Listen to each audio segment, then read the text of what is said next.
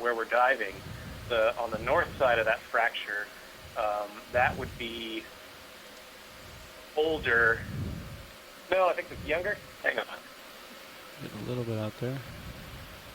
That's all right. Increasing downward thrust. Yeah, that would be the younger side. So that would be younger material, and so it should be more buoyant. But as the crust ages, it cools, and then it sinks. Good. But because of this age offset, the southern side is sinking a little slower than the northern side, so it gets bent upwards, and that's what that part of that ridge feature probably is that flexural profile. But it also looks like there might be some constructive volcanism going on there. So whatever magmas were trying to come up at that seamount, they have gone, instead of coming up underneath the seamount, run out along the fracture zone and then come out onto the seafloor via that crack. So that would be a phenomenal feature to go dive on. Unfortunately, we're depth limited on this cruise, but it's really great that we got at least the mapping done on it. Probably push back a little bit. Yeah, and we will, since we're diving on Mozart tomorrow, just to give everybody a quick preview, tomorrow's going to be a deep extended dive on this ridge arm here on Mozart Seamount. Since we'll have a little bit more time here, we'll definitely get at least another 1 or 2 swaths to extend this feature out here, and then we'll head down to Mozart and fill in a little bit down there. Just do a sneak peek at tomorrow's dive. Okay, I'm continuing down again. How deep is that ridge, Mike? The ridge coming out from Liszt here is around 45, 46, so 4,500, 4,600 meters in depth. So deeper than we're operating currently. But again, with this sort of high resolution mapping data, as Tom alluded to, we can make some informed decisions about what we'd be seeing. Copy. So we've just acquired, so for folks following along on shore, we have just acquired bottom. Looking at a lot of what looks like soft sediment, and remember we are going to start our dive today just to the side of this ridge feature on the Liszt Seamount. And John, I'm seeing a lot of soft sediment. Are we in maybe the lee side of this? Yeah, probably. I mean, it looks fairly low slope and flat here, so it's pretty negligible. Good landing spot, like bearings, but yeah, different than yesterday. Yesterday we dropped right into this massive jaggedy outcrop with all kinds of corals and sponges on it. Off on the winch. Today's a little bit different, as you can see. That's okay. Variety is the spice of life, and I'm sure our fish experts, I heard Bruce Monday on the phone, they always get very excited when they see soft sediment like this because it tends to mean some more fish. So maybe Bruce will chime in here about why that would be. I think there might be a fish in view. Already a fish in view. Fish way out there. Yeah, I think you have a fish in the just top of center in the distance. There's also a shrimp in the right side of the center of the screen, I think. So we've got some life. The reason that we expect more fish. All right, watch leads. We just got on bottom and we'll start the dive. Feed on small worms, crustaceans and other animals that live in the sediment or on the sediment, and it gives a bigger habitat for those. We're looking at a halosaur, probably in the genus Aldrovandia. And what we're seeing a moment ago before the camera shifted is a very pale halosaur with a long snout. We're not sure what this is, but it's a different species than the one that we usually see at slightly shallower depths, which are dark colored. This could be Aldrovandia affinis or Aldrovandia rostrata meaning snout. So this is an interesting sighting because I don't think we've seen one of these at the Musician Seamounts before. We've seen them at other locations over in the Marianas, in the I think in the Johnston Atoll area or islands further south. But as far as I remember, this is the first time that we've seen this species of halosaur on the dives in this region of the Musician Seamount. So it's an interesting, good observation. And it's always nice to get confirmation of our speculation that fish would be more abundant in areas. All right, see if we can find something closer. There's another two of them out there. Too. I think we have yeah, the other one's even further, right there. Yeah. This is a fish that has the mouth placed on the underside of the head. Could you so swing them out just a little more? On the bottom, Focus the light out a little farther? Referencing swing arms? Yeah. Yeah, go for... got a lot of down angle on that. Can adjust with video. Yeah. Yeah, video, you want more, where do you need more light? Yeah, kick them out farther so they're... Is it too hot right in the middle? Too close to the vehicle. Okay. Absolutely. Is that the same one in the distance pilot? Or is that a lateral? Go for zoom. No, that should be a different one. Oh, looks like we've got another one of those halosaurs. Yeah, it looks the same. Just sort of chilling. Bruce, why are they hanging so close to the bottom like that? You want to start getting it moving? Oh, sorry. A couple of reasons. As we just mentioned, that's likely where their food is. I think they're kind of searching along. They probably have sense organs for taste and chemical. I see a return to my port, but I think it's probably a local feature. I'm thinking to start maybe just 30 meters north. Probably picking up their food by those senses rather than vision, since there's no sunlight down here. And then we often see that fish at this depth are eel-like. These halosaurs have a graceful way of swimming that Megan has commented on, keeping the front part of the body relatively straight. And they're very gracefully undulating their tails. There's a long fin along the bottom of the tail. And that body shape with that fin morphology actually helps drive the fish down a little bit in a slightly head-down angle in a very energetically efficient manner. Food's very scarce in this deep-sea environment, so conserving energy is important for the animals. And that eel-like morphology with the slow undulations of the tail keeps the fish near the bottom, keeps them in that posture in a way that uses less energy than actively swimming by wagging a tail fin back and forth like we see in most shallow water fishes. Drawers, that's right. Sure, you do 30. All right, they can have, they can go pot. Yeah, drawers secure, and there's another fish coming up. Ready for. Oh, let's go for his quick zoom video. As he swims away. Yeah, 50 is great. Thanks. So I think this is, well, I can't tell what this is. This looks like another halosaur of the same species. So it's interesting in this area that has more sediment. Yeah, we're getting a good view of this now. It's definitely the same species. We're seeing so many of these in this area with the sediment. We usually don't see this many fish in such a short time when we drop down on the rocky ridges that we usually explore. These are very beautiful fish. They're ghost-like, that pale body with the large eyes. And there you can see those slow undulations of the tail in that very graceful swimming mode.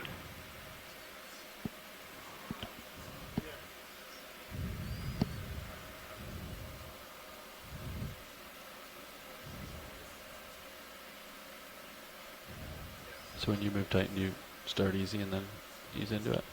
Just don't go hard on the stick right away. Sorry, say it again. You can also see in large scales along the lower part of the body with pores, those dark spots on the scales. Those are lateral line organs. They're for sensing vibration or changes in pressure or water movement. So that's another things that this fish uses in this sun environment. You can kind of get a glimpse of the position of the mouth on the middle of the underside of the snout, about halfway between the eyes and the tip of the snout. And you can see the large dark nostrils in front of the eye. So we're getting a good view of this fish with a different sense organ that it uses at this depth. They mentioned a specific spot. We're finished. Okay, great. You can get lasers, a good one. Shout out real quick. There we perfect.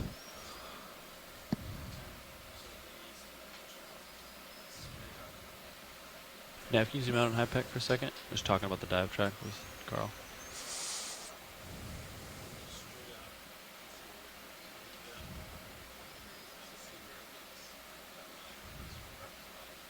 Well, John, at least this dive is different. Yes, it is.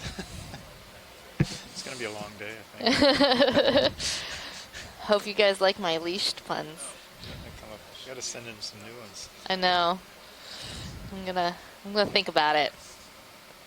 Anybody else who has a good one, please do chime in. So did you tell us anything about this composer yet? Didn't catch you. I know in your email you had something about it. Yeah, so I did have a couple things about Liszt. Well, in the email that I sent out to everyone, fun fact of the day about Liszt is that he actually spoke 3 languages. Oh, yeah.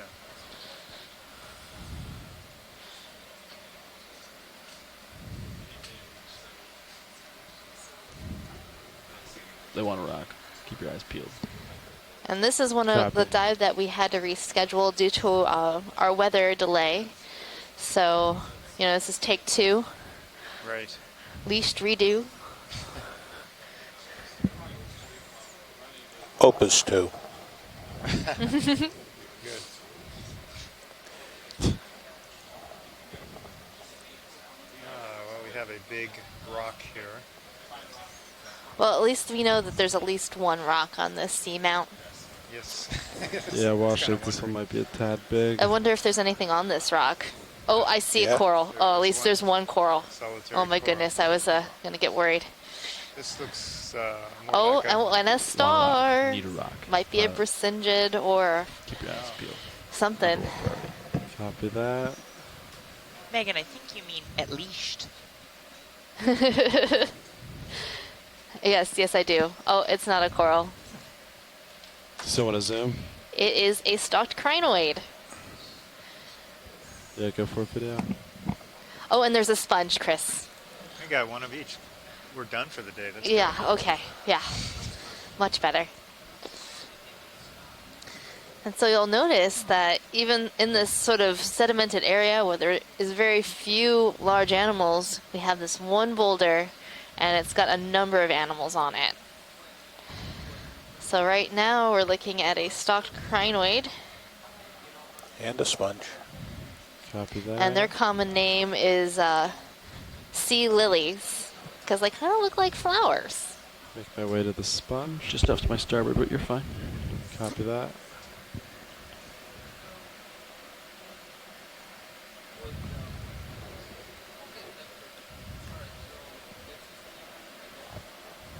One more whip coral.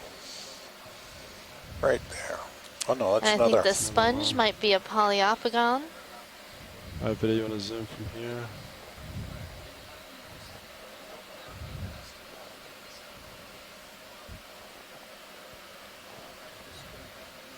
I'm going to say, yes, a Poliopogon sponge is a type of glass sponge with a lophophytus attachment, and that means that it has these sort of basilia coming out from the bottom, these little threads or spicules that are attaching to the rock.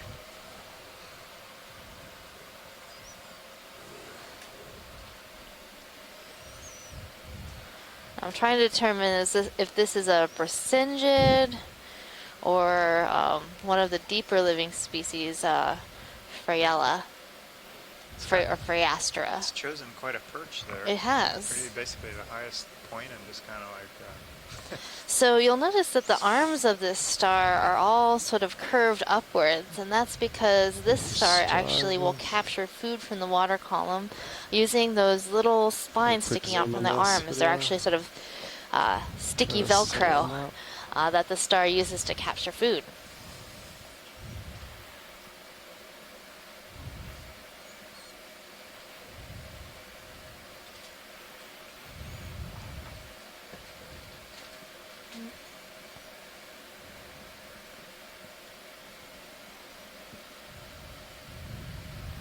Alright, video, whenever you're happy. Alright, co-pilot, I'm going to recenter with you. Copy that. I do see it. If you want to find another rock, big.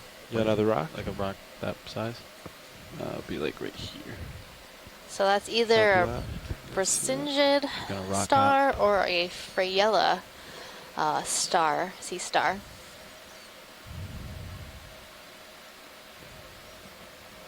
might be just out of reach, but I'm moving that way, so. Sounds good. Let's do it.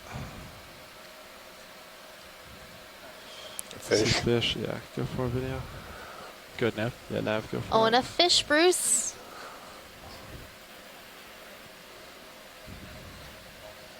Great. I'm waiting to get a better view. Okay, we can see that this is another slightly eel-like fish, but different than the pale ones that we saw before. This has a very rounded, bulbous head and a very small eye when it comes into focus. Swimming up off the bottom a little bit more. This is something that we see fairly often at these depths. It's a cusk eel in the family Ophidiidae, and it's in the genus Basozetus, which seems to be a genus that has several species. It seems to be a genus that hovers more in the water, probably taking its food out of the water column instead of directly on the bottom like the halosaurs that we saw earlier do. So a cusk eel in the genus Basozetus. There is another genus that Megan mentioned yesterday that's very similar, Eretmixes. The males in that genus have long lower lobes to their pectoral fins, fins on the side, and the females and juveniles have bilobed pectoral fins. We can't quite see that character very well here. The pectoral fins are transparent, kind of folded up along the side, and with this view from the top of the fish, we really can't tell if this has bilobed pectoral fins or not. So I get a sense, though, that it doesn't have bilobed fins. I don't know what people on the ship think. So I think it's a Basozetus. It could be Copy that. All right, video, come on. Any thoughts, Megan? Just wanna. Yeah, I can't tell just the way it's holding its fins. Congratulations, but I think Basozetus is probably the better identification for that fish. Its head seemed quite round and bulbous compared to the other Basozetus we've seen so far. Do you think this might be a different species than we've seen on other dives? Yeah, I think I'm okay. Yep, that's very possible. There are a couple of dozen species in the genus, and several have been reported from seen in the Central Pacific. So it's very likely that something is different than those that we see otherwise. And it looks like we may have another one of these pale Aldrovandia. We're in the right habitat for these, for sure. Good kill lasers for me, Copilot. That's swimming backwards. That's pretty cool. Reverse. It's pretty good with that reverse. Another one in the background. The sunfish with this elongate body shape. Oh, I see a second one way in the distance in the upper left as well. But the sunfish with this elongate body shape and the long anal fin, the fin on the bottom, can do that. The freshwater knife fishes from South America, for example, that are kept in the aquaria, can do that. People are maybe familiar with that. And some of the eels can do that as well. Yeah, we can't get both of them. No, not the same view. Just want to zoom on this one. So some fun facts about the composer Franz Liszt. He was a Hungarian composer, and he wore many hats. He was a virtuoso pianist, a conductor, a music teacher, an arranger, an organist, a philanthropist, an author, a nationalist, and a Franciscan tertiary.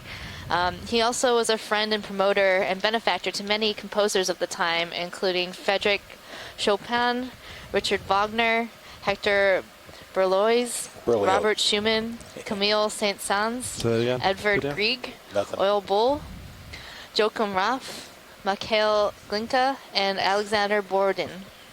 So that's a lot of things to do. So sounds like Franz Liszt really had his stuff together. Yeah. A Renaissance man. A Renaissance man. An amazing composer. So if you want to get in the mood, pull up YouTube or your other favorite music listening website and listen to some Liszt. Just keep us moving now. Did you say in there Crack the whip. Some of the ones that we might know? Oh, I didn't list that in my my little blurb that I put together. Yeah, but we can quickly Google some things. Well, while we're on a sediment-covered plane. Oh, and there's a Maybe a coral? Maybe a coral. Maybe a coral, so we should pay attention. Maybe we should pay attention. I think it might be a black coral. All right, video. That's what I'm gonna guess for now.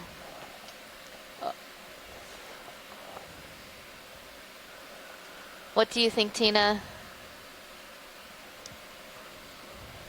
RV nav bridge move of 20 meters. Can we look from a little bit other view? Because for the moment I'm not quite sure from the fan itself. Because it may be Stavropatis and maybe another genus. Pilot, could we sort of swing around and see the front view of this coral? Yeah, we can do that. Video come partial a little bit. All right. Since there isn't so many corals to run into down here, we might as well get a nice image of this one.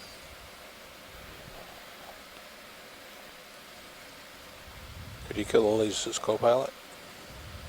Can we kill lasers? Yeah, go for it. Yes, it positively Zoom. Staropathes. Wonderful. Wording was a little off.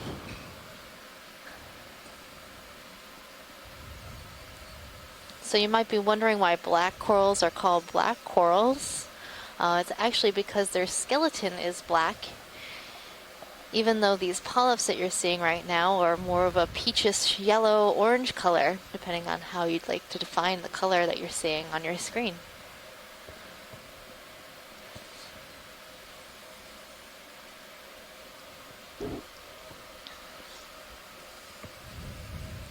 Thank you, Pilot. That was a great view. Copy that. Do you want to hold this for second video? Yep. Copy. Yeah, right. All right. So apparently, Franz Liszt was quite a performer. He was the first piano rock star, virtuoso, thrilling audiences and capturing the hearts of women with his exciting playing.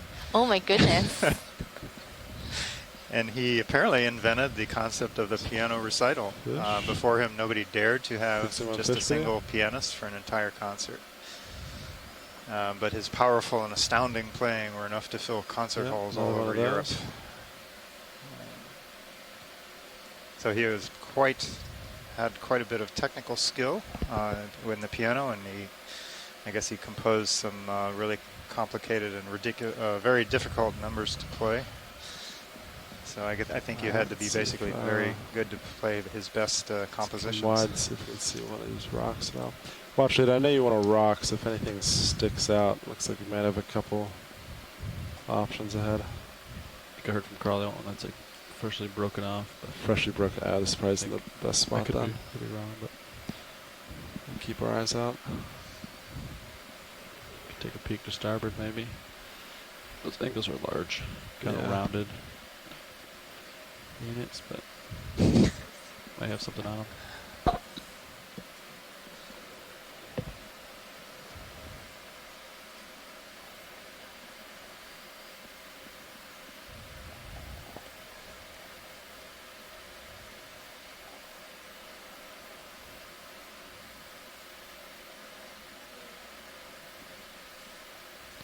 Watch it. Are you interested in another zoom? Like there might have been another center? type Maybe just saw two of them. On the bottom of the screen. Pilot, I'd like to see those two ones in the background. I think they're all crinoids, though. Copy that. I'll make my way there. And finally, we have some rocks, some random boulders of similar size, steeper. And yeah, it looks like both crinoids. Watch lead. Broken all right. talus around. We've gotten some good images of those, so. Copy that. We'll pass them up. Another fish. There's a fish, yeah. That's another one of those Aldrovandia hanging out. This must be the place for them. Zoom video. He's just holding still. Be the wall, he's Yep. saying. Just fine to starboard. So I think those stock crinoids that we're seeing are, they might be in the family Prosiocrinidae, and that's basing that based off the branches are their arms are sub-branching.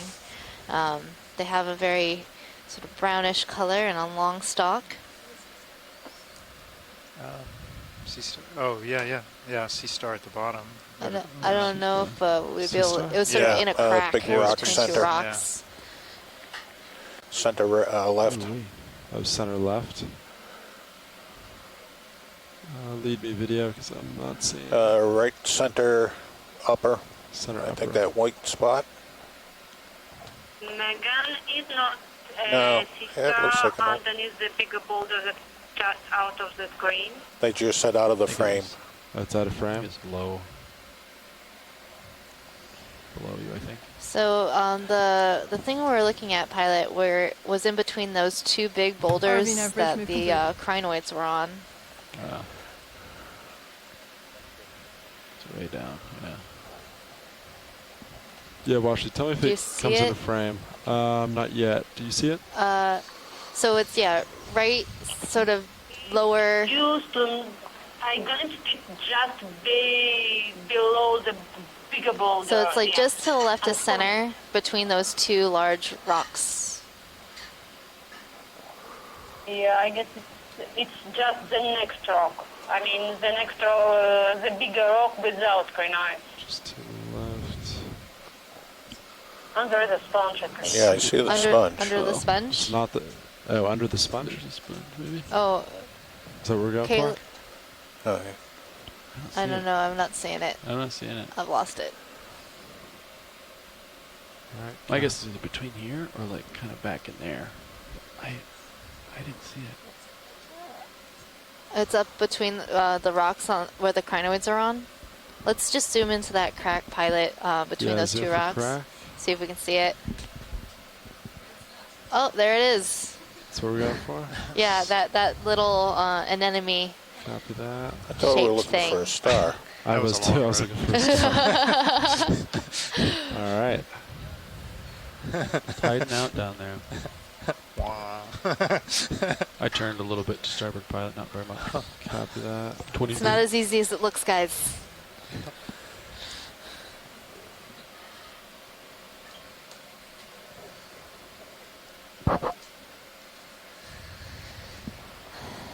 By position of tentacles, it's quite possible it may be tube anemone. But we can see the inner ring, but it's quite possible to be. On this one? Yeah, I don't think we can get below it enough to see the inner ring of tentacles. No way. That's what I had yesterday. They want to see up it. Yeah, that's not going to. So if you see another one, that's the shot they want. All right, thank you, pilot. That was great. How many layers? All right. Video come wide. Yeah, I had that yesterday too. Yeah, that's can't quite get in there. All right, I'll center up with you.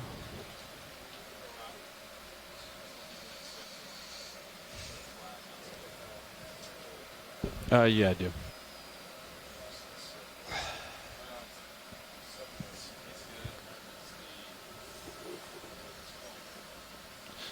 Nine minutes to copy. Another crinoid.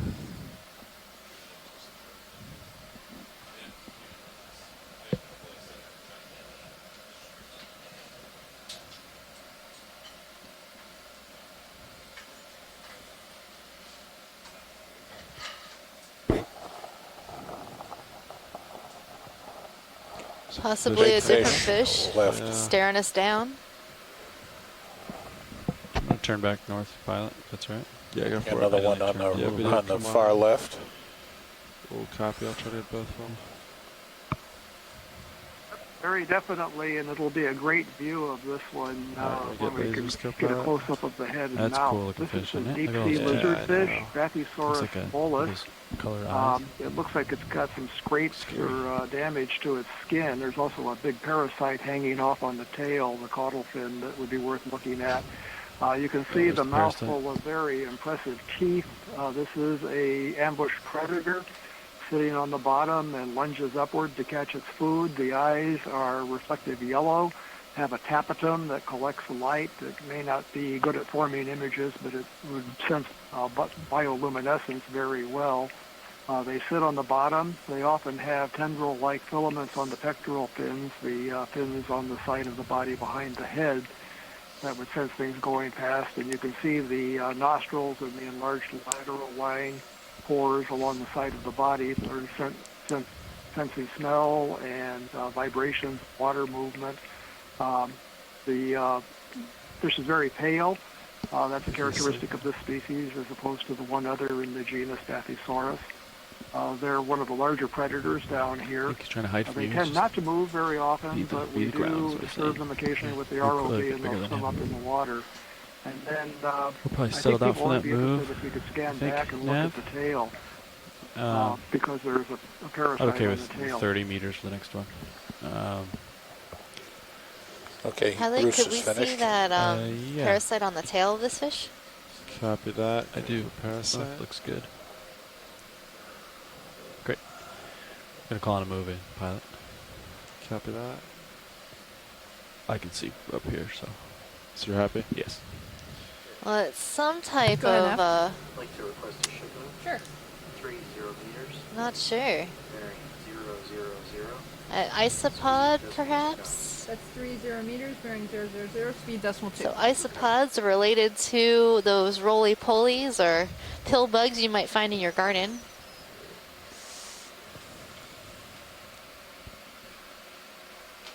That's a great image of this parasite.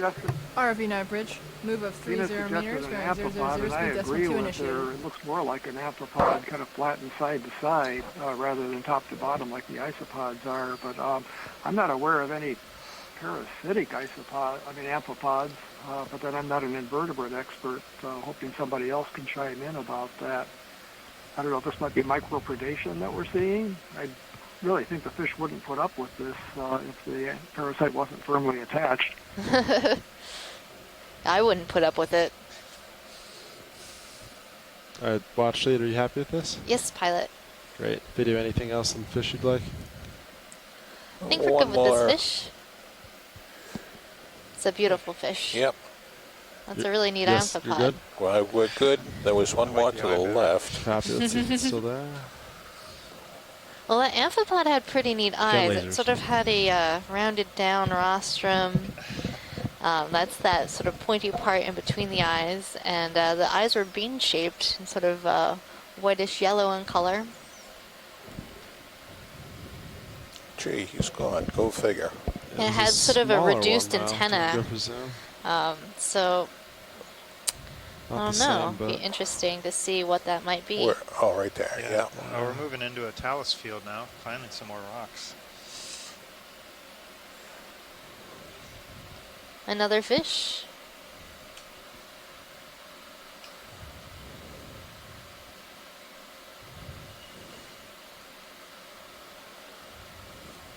come back.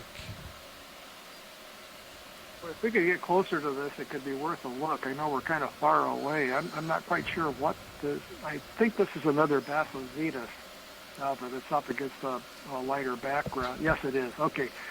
We can see, although the shape is a little funny on this with the constricted abdomen, but we can see that it has the pelvic fins, the fins on the belly reduced to filaments. That's a characteristic of the cuspios, the ophidiids. This one, now that I see it more clearly, this may not be a Basozetus, but I'm not sure what it is. There are some other genera, Abyssobrachula, for example, All right, go ahead that and have come wide. this sort of appearance, but the head shape didn't seem right, and certainly that kind of constricted abdomen See is if we're a getting into different that shape slope. than we see. 10-4. The illustrations that I've seen of Abyssobrachula degrees. look like that, but those are also illustrations of very John's damaged getting happy specimens back that there. have come up in bottom trawls. So we'll probably have to send the Yeah, a lot pictures more of that rocks out to now. some experts to get a better idea of what it is.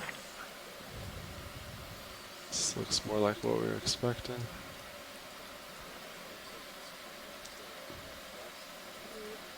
Yeah, see, Yeah. on my sonar you can see that. I think that just because it's a harder return, it's that rock field maybe. Maybe it's a better Or it's a reflection. local. Maybe it's a local, like a Oh, there's a rock stock. slide type deal. Videos in for stock.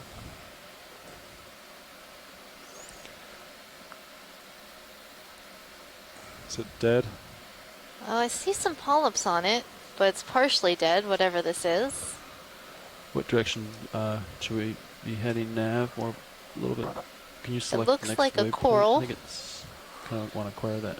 The bottom part is Yeah. dead, and the top part is dead. Small bump. And there's some Okay. sort of Soft target. mollusk In the on the background. rocks Kinda behind that. More port uphill, or would you like north? If you go back down towards the base, and right on the top of the rock on the I left. see. Yeah, stand by one. Oh, the shiny caught my eye. Okay. Great. That's max zoom. I'll cheat like 10 degrees to port then. Balance real quick. Video come partial. Let me readjust. Video come partial real quick. Let me turn and look at it.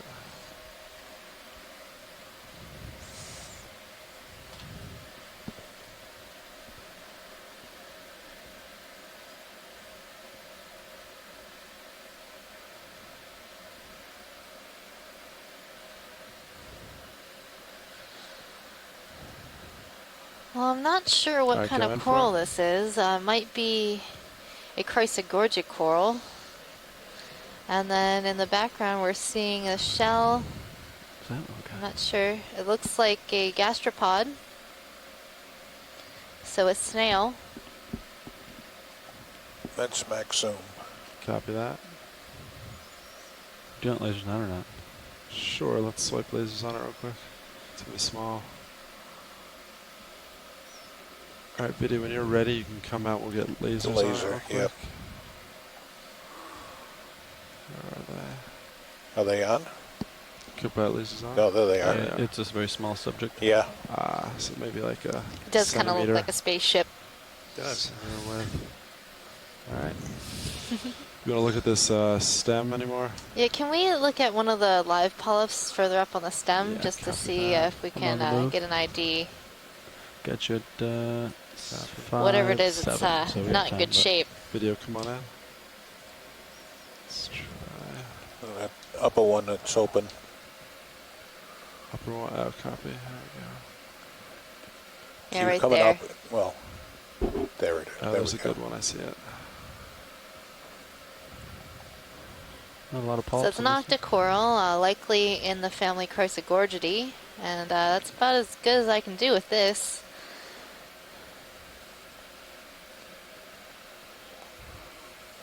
This coral's had a rough life. Thank you, pilot. Copy that. Video. Alright, I got you. Alright, I'll start pushing a little bit. Copy. Not in a huge rush, but coming up with you. Look, rocks! Yes, as far as the eye can see. One solid. Yeah, nice and steep. All right, geologists. I don't. It's kind of either solid or talus. There's There's an interface. like a whole lot in between, but Maybe there's something broken off of that getting, interface there. getting picky. We're getting greedy. Oh, it's like, well, we found better rocks, or got to Yeah, get a we good did. one. I want to look at it from this side. Yeah, maybe there's one that's like nice broken contact off. though. It's very well defined Yeah. between the two types of. Yeah, watch it. If you see morphological anything you units. want to poke, just let me know. Roger that. Yeah, Thomas, if you see The anything fish on the bottom. you want rock-wise, let us know. Rotate your starboard pretty hard. Yeah. Yeah, copy. There's a few of these blackfish. It's a lot of fish. That's a different one there. I think there might One that might coming be a center? halosaur, and then some No, okidiids. Oh, one I saw swimming to the left. yeah, Look, sorry, I went for yeah. the wrong one. he's There's gone. a different It's gone. All halosaur. right, we'll get him next time. There's a quick zoom on this guy to Oh. never mind. He's still there. Yeah, alright. Quick zoom. Firm.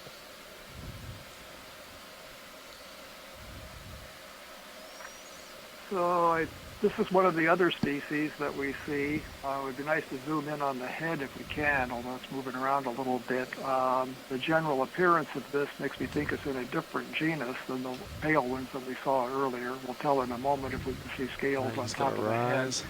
rise. If it has Kinda scales watch on me go top up. of the head, it would be in the genus Halosaurus. If not, it's another species of Aldrobandia. I'm not getting a clearer view from here, so I don't know if anybody on the ship can When see you better. run out of zoom, let them The go. darker species of Aldrovandia is Aldrovandia phalacra. I'll stop there. And the genus of scales on the head, top of the head on the snout is Halosaurus.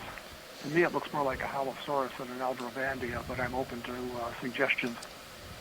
Yeah, Bruce, I think I saw scales on the top of the head, so I would go with Halosaurus on this one.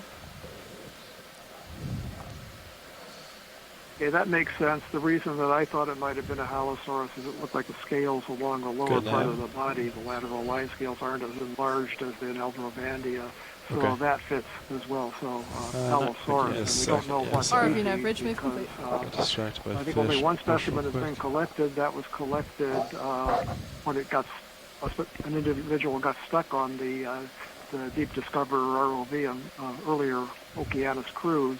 And that specimen went to the Smithsonian. I don't think anybody's examined it yet to determine what species it is. How steep it is. And that's the only specimen collected. What is that guy? There's a different Straight type down of center? Yep. Go for it. Sure.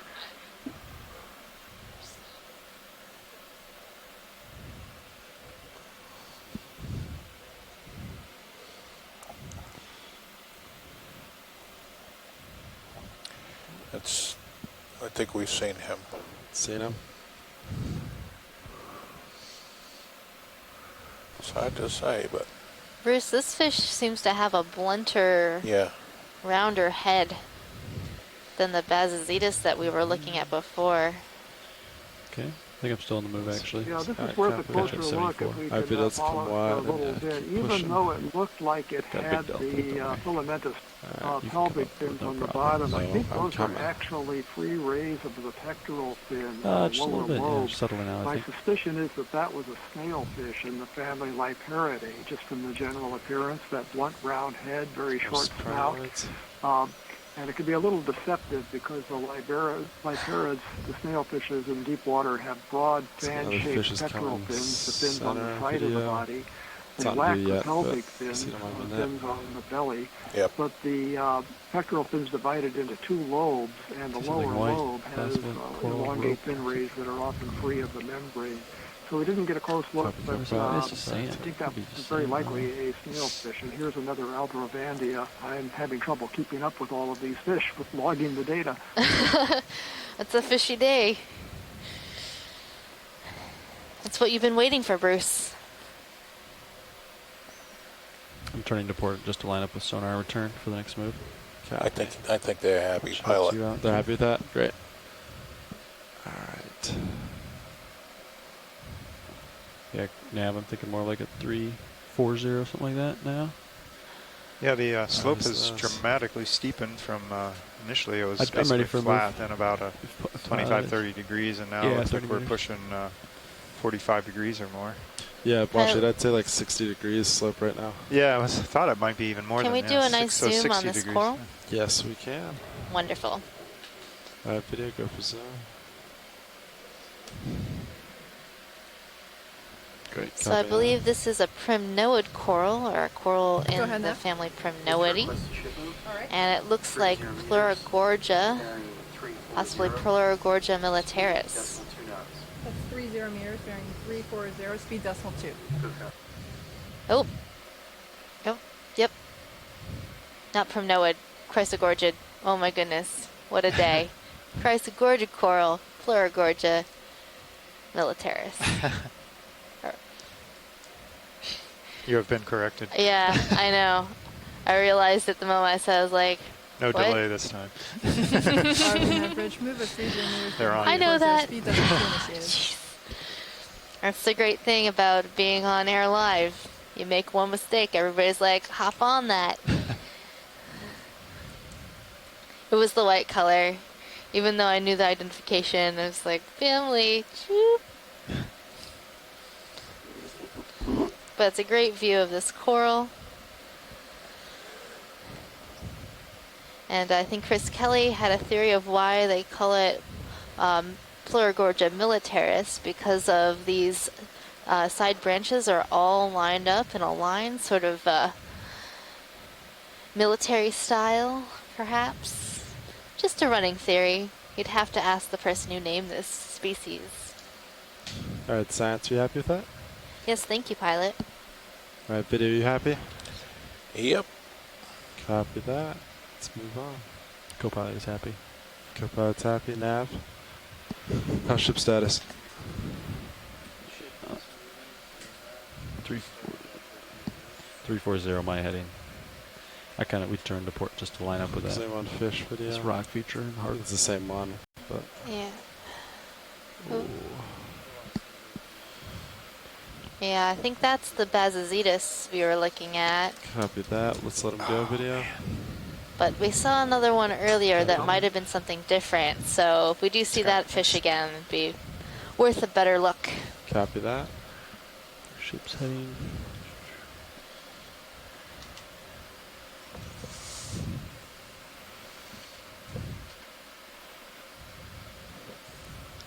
So any good rocks around here? Can you describe what makes a good rock versus a not as good rock? Well, we're ideally looking for, there are plenty of rocks here. Some of them are too big and too cemented and too locked into the outcrop. The others are rubble that has broken up and rolled or slid or landslid down slope. So those aren't ideal because you don't know where they come from, especially when you're at the beginning of the dive. So we're actually looking for something that's not more like tether to in go that place, way, or that it's obviously at the base of something that has fallen out of that particular outcrop. So we actually start out a little bit more picky, and then as time decreases in the dive, we'll decide that we need to pick up something. And also, and as you get closer to the summit, you know with more certainty it came from a smaller area, so you can pick something up there a little more with confidence.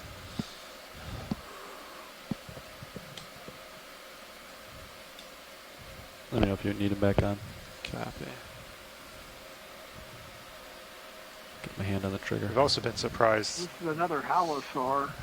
Go ahead. Again, I can't see as well here as you probably can on the ship, so I couldn't tell if it had scales on the head or not. The general appearance looks like another halosaurus, although I don't see the I'll leave my scales rotator on here and let the you know. head. But I think it's probably another halosaurus. Megan, thoughts? Yeah, I think I'm seeing scales on the head on this monitor. We go tight on head video. So halosaurus. I do too now. So it's a halosaurus, and the ventral scales are smaller than Aldrobandia, so I think we'll stick with halosaurus. So I think I came up with an identification for that amphipod that was on the Bathysaurus mollis. I'm thinking it is a type of amphipod in the family Lysosanidae. It's a type of scavenging crustacean that's known to feed on the flesh of other animals. And you might be familiar with the Facebook story I saw, a story I saw on Facebook of a boy in Australia that was bitten by a bunch of amphipods while swimming in a lake, and they thought that this particular amphipod was the culprit, so amphipod in this family. That would make sense if that particular fish was not doing so hot. Perhaps this amphipod found a nice, easy meal. Barely, yeah. The circle of life, guys.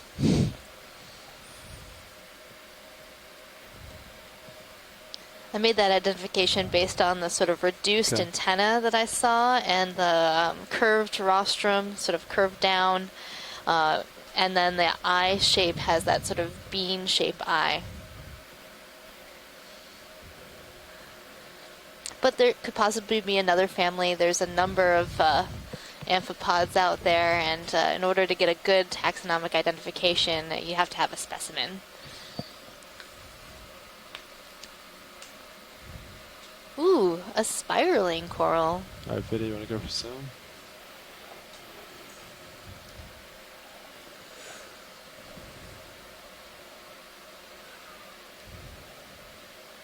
Oh, not a coral anymore. So what we're seeing is a stalk of something, possibly an Iridogorgia, which is a chrysogorgic coral known to have a spiraling skeleton. and it's been overgrown by hydroids. So these hydrozoans have overgrown that skeleton and made its own home here. And then a little further up, I saw an associate. Maybe a polychaete. Polychaete worms are often associated with different corals and sponges.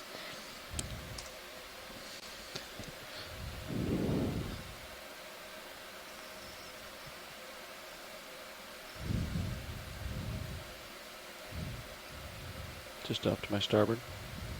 Copy that. I'll come back center after this. Sounds good. Alright, video. Anything else from this you'd like? Nope. Copy that. Alright. Listen up.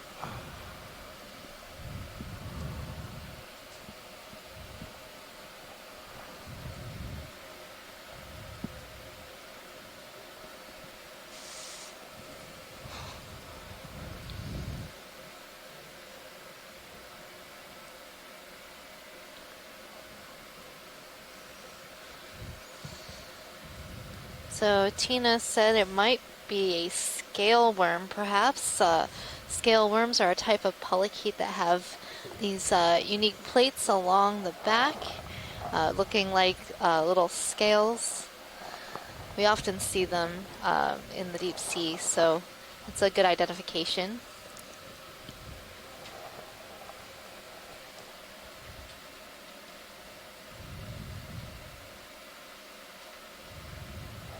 Is that a star center? The small white star. Yeah. Oh, yeah.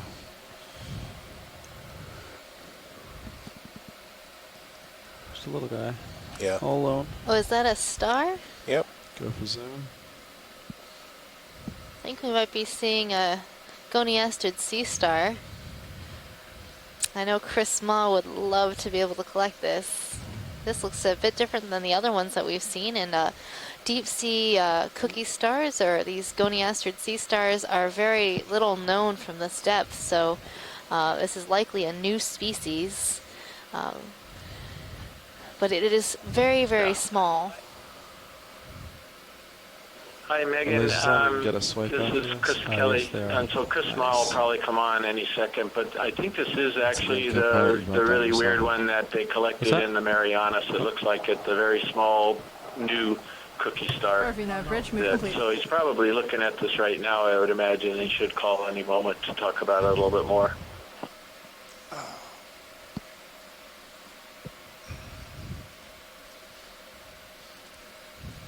This is the Telepathic Sea Star. Yep. It summons Chris Ma. It does.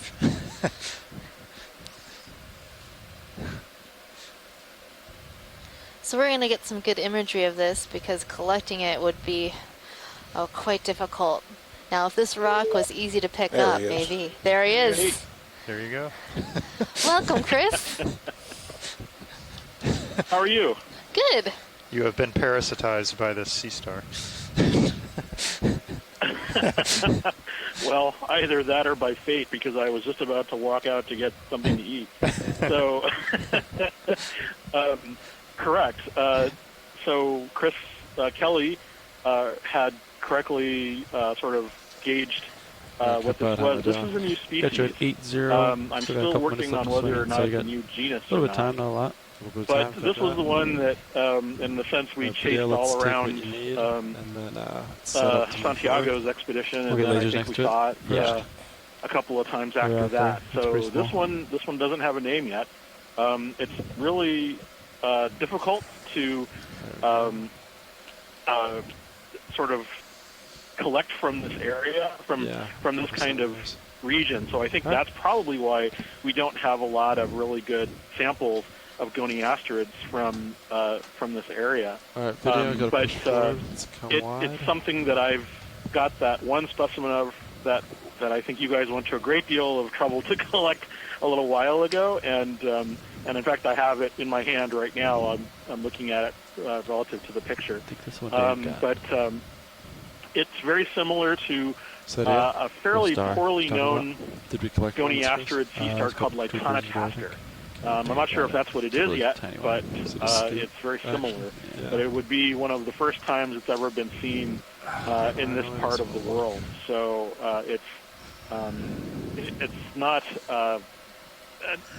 it's not an easy animal to sort of put a name on right away, but it's definitely a new record, and there's a lot of interesting questions as to what they do down here, because we never see them around any of the usual prey items. So maybe they're detritivores. The discs swell up, as far as I can tell, and the ones that we have are a little more sunken. So every time we see one that's alive, there's more data on sort of the explanation of why some of these characters exist, and if it's indeed something we can relate to other species, it may actually explain how some taxa are defined, because there are a lot of characters that are created artifactually. That is, people have the specimens collected by dredge hauls or some other artificial means that affects the condition of the specimen. And so when we see them alive, that tells us a great deal about whether or not that particular, strange characteristic is actually real, or if it's something which might have just been caused because we caught the animal, drinking milk at the wrong time or something. So, thank you. But yeah, that's that new animal, the new goniaster that we saw a little while ago. Awesome. Go ahead. It's great hearing from you. Something in the... It's always a pleasure, and you guys are doing a splendid job. I wish we had all of this musician Seamount stuff to play with when we were out. The puns are seemingly unending. Well, it's the least we could do. Yeah. Keep up the good work. I'll catch up with you guys. Continue the refrains. Yeah, and Megan, after the coral, there's an unusual holothuroidian that's to the lower right of the coral, just before they leave, if they could get that too. Okay, sounds good. John. Yeah, I saw it. Okay. So right now we're looking at a bamboo coral. It looks like some of the polyps are unusually enlarged compared to the others. Let's see what's going on here. Scott, do you know? Are they just like overfed? Or maybe being reproductive? From starboard to port. This one has a number of little spines along its body. Not bad. Okay.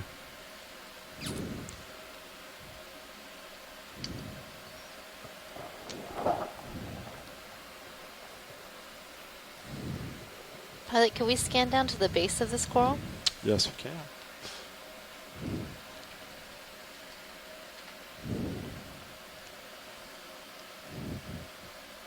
Coming back. So I am seeing two sort of short internodes, and I remember that's a character for one of the clades, but I can't remember which. Part of me is thinking sea clade, but I could be totally off on that. Neither Tina or I can remember either, Megan, so we're all in the same boat. I know, I have to like make a spreadsheet or something for these.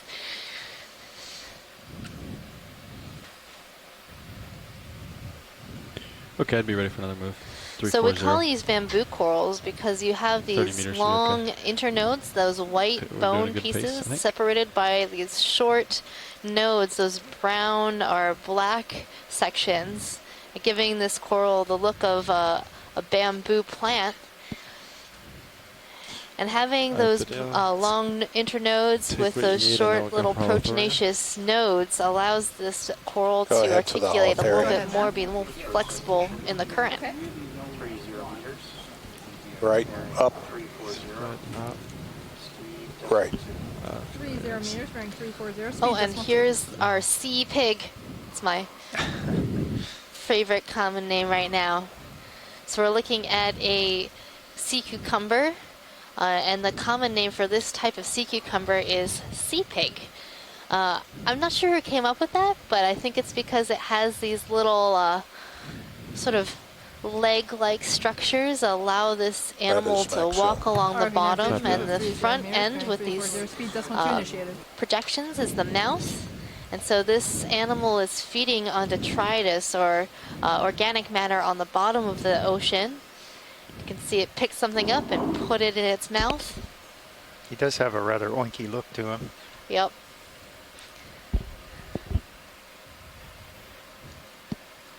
So this sea cucumber or sea pig is in the family Elliptidae.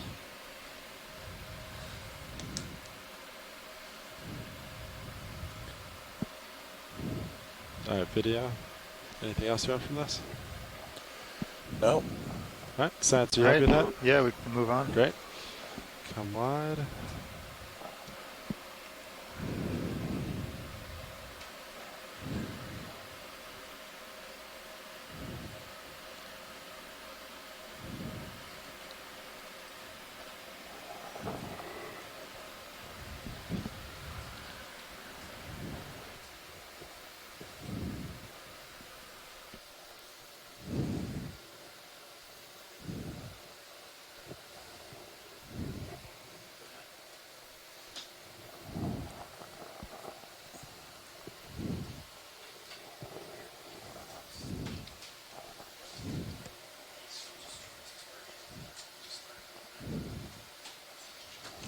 Alright, so we're going to just be floating here for just a little bit during our pilot change.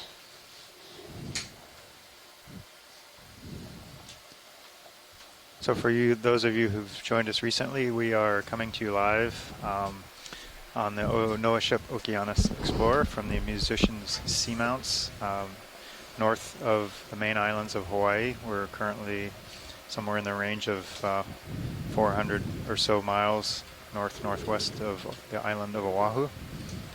In a group of seamounts, about 25 seamounts called the musician seamounts.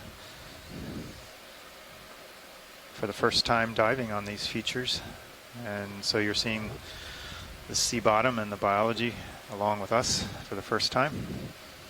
That's really exciting. So this is your biology lead, Megan Putz. And your geology lead, John Smith. We're both from the University of Hawaii. Smells like. And we're joined here today by a number of people on shore and also our great ROV team. If they would like to introduce themselves. Yeah, this is Levi Yinema, sitting pilot. And to my left, Sean Kennison, sitting navigator. And Andy O'Brien, sitting co-pilot. Bob not on video. We're all with GFOE. And in the back row is Caitlin Bailey making clips from the video.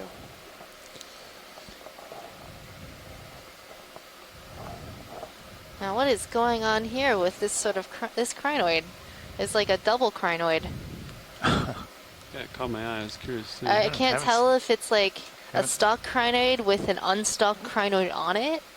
Yeah, I think it looks like it's all, well, I guess we need a little closer view. Looks like we might be grasping. I think it's got yeah. Siri wrapped around So we have it. two different types of crinoid in one. Coming down. We have this stocked style crinoid and then an unstocked crinoid.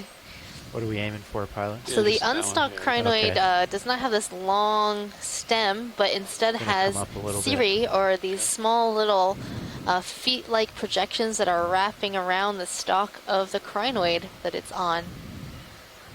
Look at that. Now you understand exactly what we mean by stocked and unstocked. Yes. Thank you, crinoids. Yeah, video when you're clear. Perfect example.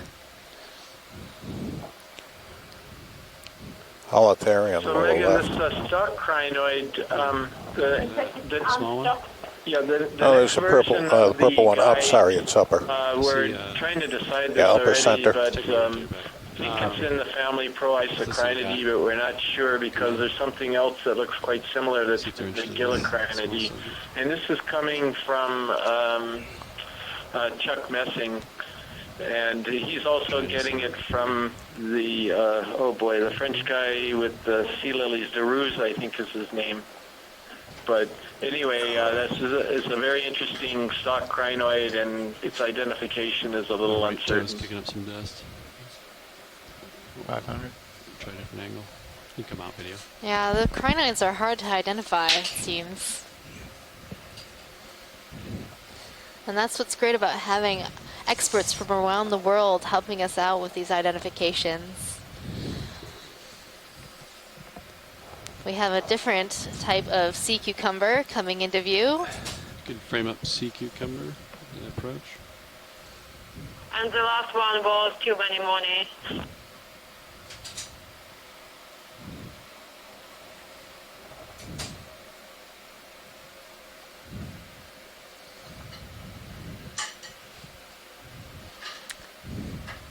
So this is a sea cucumber in the family Synallactidae.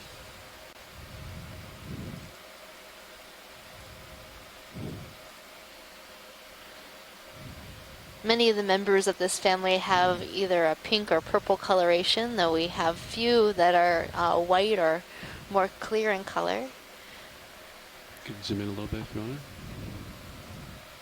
Rotating down, pilot, to look at you a little bit. I'm starting to get a little bit on top, but you get a lot of time.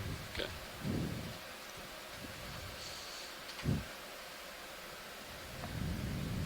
Okay, video when you're clear, I think we can move on. All right.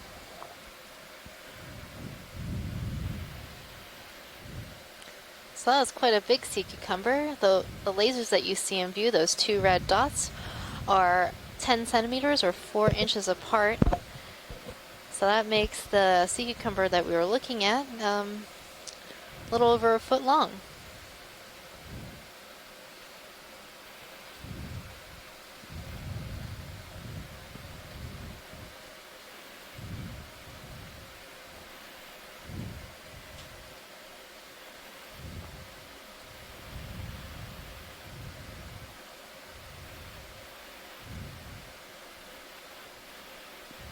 Fish off in the distance. We can try to get it, but he's pretty far away. You can come in video, partial. Seeing another sea star on the rock. Stocked crinoid with an unstocked crinoid on it. And we have a fish that is now hiding. Looks like an eel. Come in video a little bit. Hold there. He's got a few scars on him.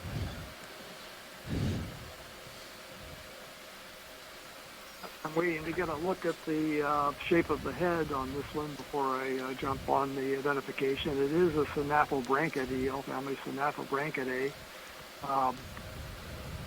Couldn't quite tell if it had a rounded snout or a pointed snout. And come in.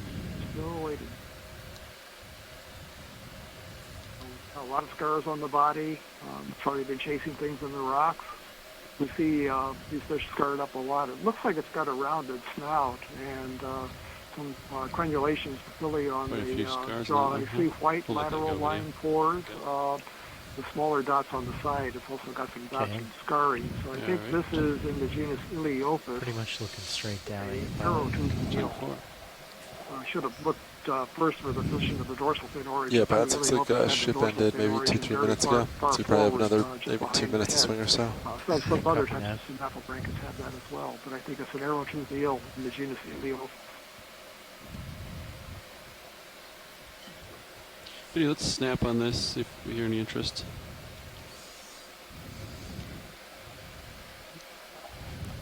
So we're seeing a Chrysogorgia coral, and in its branches a squat lobster, and maybe a mysid shrimp hanging on to one of the polyps. So a nice place for associates. So there are a number of scientists looking at the associated organisms with corals and sponges.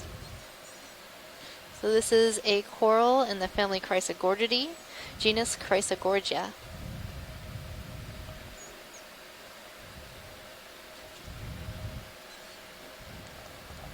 Okay, video. Yep. When you're clear. All right, moving on. Yeah, Copa, maybe just keep an eye on sonar. It's getting a little close to you. Yep, I was just hauling in right then, pilot. Copy that. I'm coming up, pilot. Or, yeah, sorry.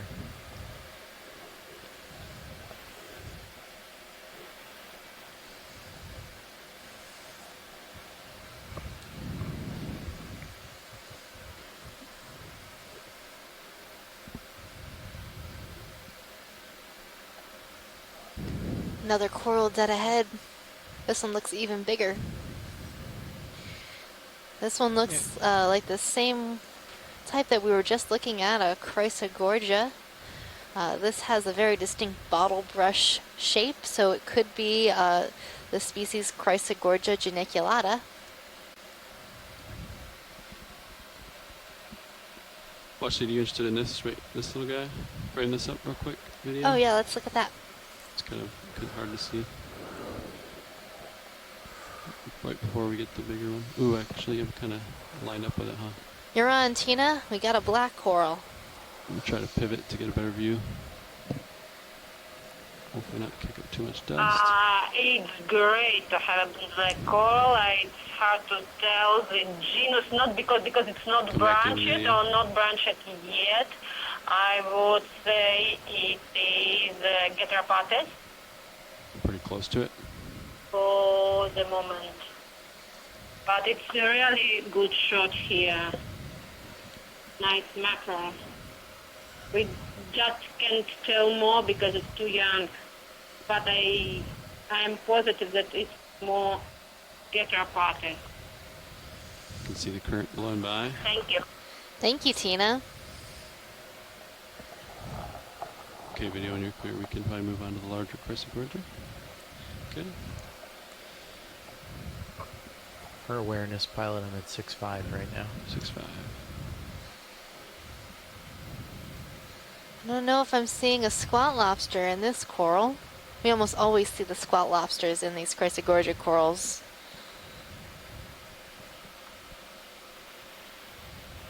Oh, yep, I see one. There he is. It's in the top half. Come in, video. I was going to get worried if we didn't have one.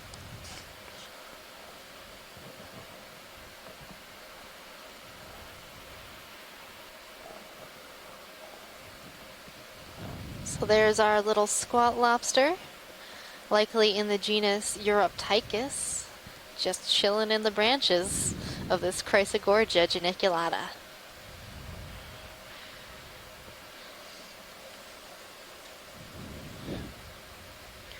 It's a good place to be if you're a squat lobster. What a beautiful home. So what are they eating when they're up there? They looks like they're just hanging out. What do they go for? They're going for any sort of large particles that might swim by, maybe some smaller invertebrates that might land on the branches as well. Do they try to steal from the polyps? They might. I'm not sure if we've ever seen that behavior. Okay, video when you're clear. I would. Right? I cracked in pretty close. If I were him. Yeah, right. I'm sure the squat lobster gets dibs on the best pieces. Back away Yeah, they always look like they're just hanging on in the breeze there. Maybe that's something to do with our thruster blast or something. Yeah, they just hang out with their arms wide like that. That's pretty much the posture we always see them in. All right. Continue on.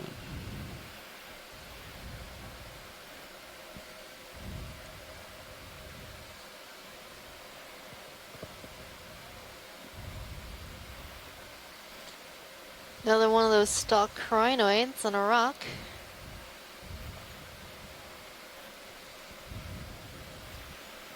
So if you were tuning in yesterday to yesterday's dive, you probably noticed that this dive isn't nearly as packed with organisms. 345. And one explanation could be that we are a lot deeper than we were yesterday. Sounds good. And we're on a different type of feature than we were diving on yesterday. So it's still a ridge, but this ridge is deeper and a little bit rounder than the one we were on yesterday. So you're not seeing as much acceleration of current, and the deeper you go, we're sort of in this lull zone for high density communities. At 345.2 knots. Also, the further deep you get in the deeper you get in the ocean, the less food that gets down here. So less food means less organisms. It's generally the correlation there. But that's in general. I'm not saying all places in the ocean are like this. We've always been surprised. So you never know. We could find a high-density coral community.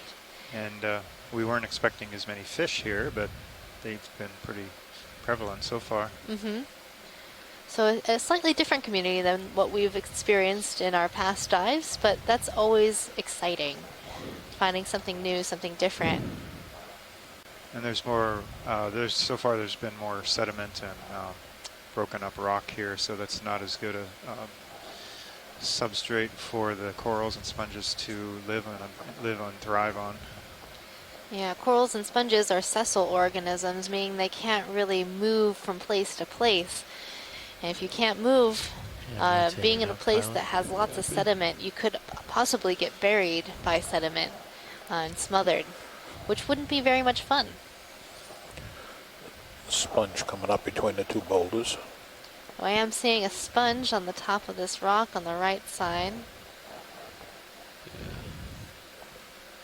Possibly another Poliopogon glass sponge. Okay.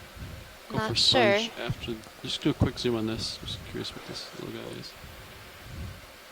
Do you want a close up of this video? Or, watch Oh it or yes, not? we haven't seen one of these in a little while. Okay. Come in video. So this is a type of hydrozoan, commonly called a dandelion, or is it dandelion or siphonophore? Get a little closer. I think you've mentioned that before. He's got the these Copilot, webs. can you take my rotator? Yeah, it has and all track these the little anchor hold position lines. All right, Sort of up. anchored itself to this rock, and it can detach itself and then float on to a new area and anchor itself. Great. Do you got any more zoom? Max. Copy. Bump Max it up. zoom. He's got quite a few anchors.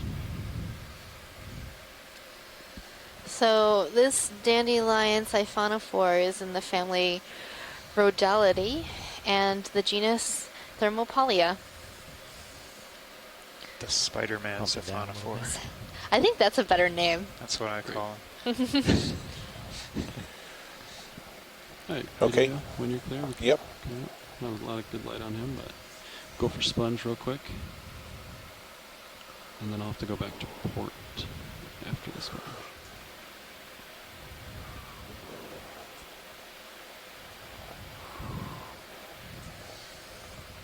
Possibly another one of Chris Kelly's stars to the left on the top of the same rock. Okay. So this does look like Poliopogon, and then right behind it, we're seeing a very young Chrysogorgid coral.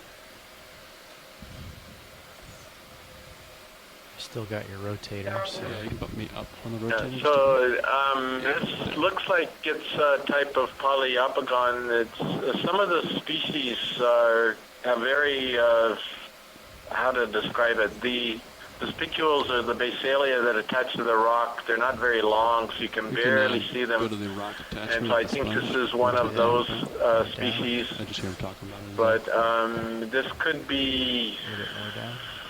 Yeah.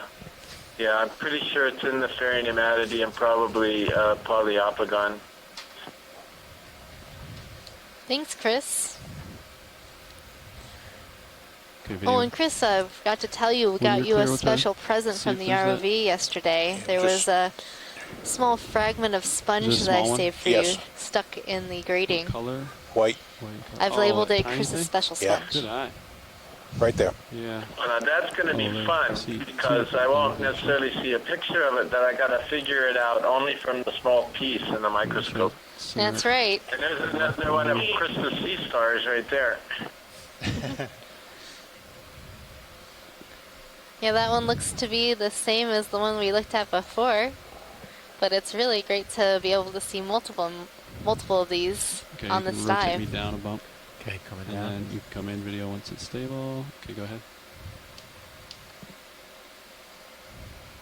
Sorry, I'm drifting off this rock.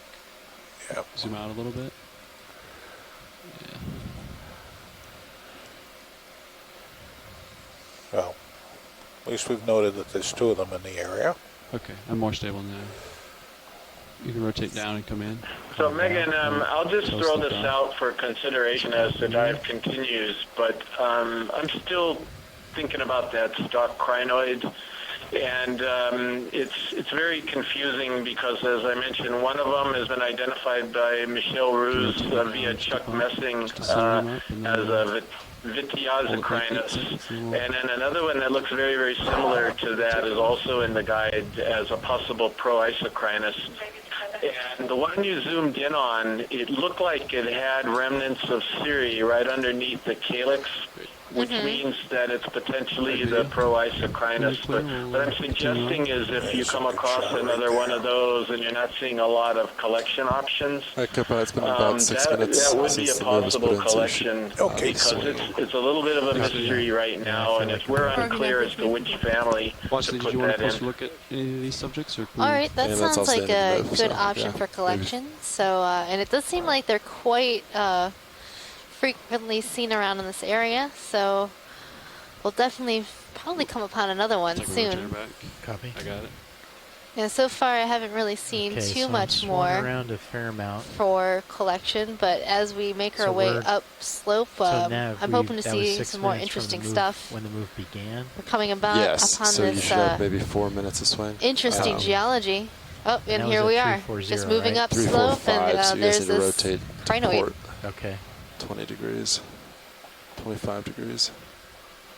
Yeah, and it's one of these cases where you've also got a feather star that keeps showing up on the stem of a stalk crinoid, which is pretty unusual.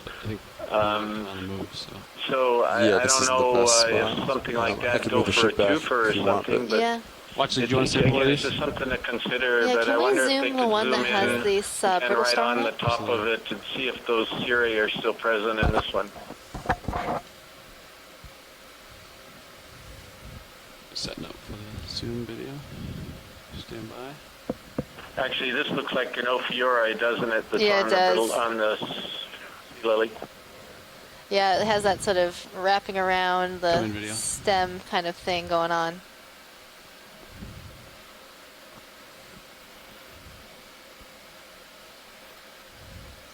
So this is a brittle star that we've been calling Ophiacanthidae. And then, Pilot, can we sort of look at the top of this stem where the feathers are? We're trying to see if it has these rudimentary cirri. Is this what you mean, Chris? Yeah, and to the right there, you see those little stubs that are coming out right below the calyx there where it attaches to all of the arms? Yeah. That's what I was talking about. So the Proisocrinus ruberimus, which is one of the species that we have in the guide that's a bright red one, it has these remnant cirri right underneath the calyx like that. They're a little bit longer. This one has them too, and then you see they stop as you go further down the stalk. Mm-hmm. So that's why I think we've got at least some of these in as possible Proisocrinus. Yeah, and I'm sweating pretty far over. Yeah, it's just a suggestion. Maybe you can put it to the group to see whether they would support a collection of this. All right, so anybody listening and on the chat, would we like to collect something like this? We could move away from this one right now and hopefully find another one. Perfect. But we want to put this on the board as a possible collection. Yeah, let's get you guys rotated to north 345 and center out. Okay, I'm gonna track you around, Pilot. We have about 40 degrees to go. And here's a sponge for you, Chris. I guess 60 degrees.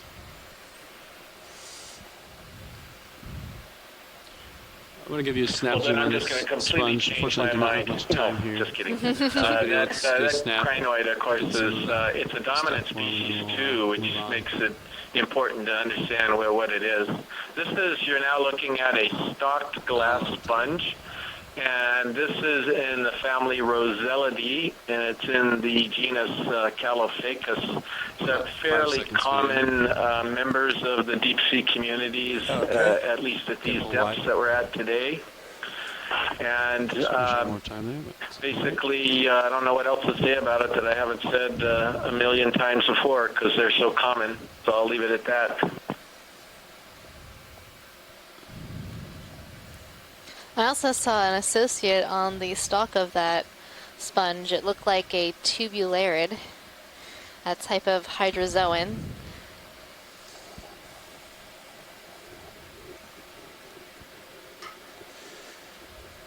Any rocks at the bottom of that ridge? Yeah, Kopaz, you're looking north now. That actually looks pretty good. Or when you were looking north. Oh, okay. Do you want me to try and center back up on a return? How are the rocks Maybe. looking, John? If you want to go quick to north, here between looks like the slope's going more starboard now. And in place, based on your sonar.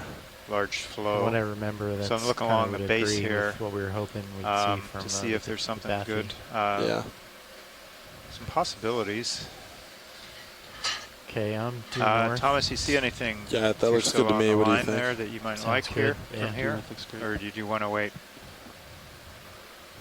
I think maybe it's probably a good time to go ahead and grab one. Maybe And right then, here on the right you side should of be the screen, about done or with any of swing. I can get another move in.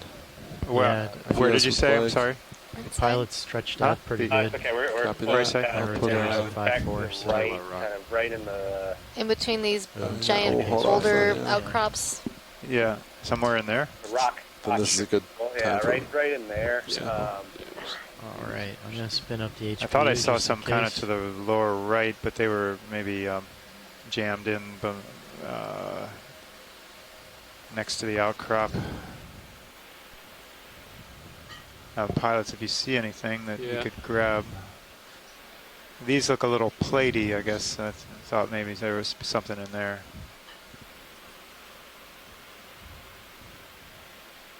Yeah, we'll keep our eyes peeled. There's kind of an angular piece right in there. Kind of not sure though where it's coming from.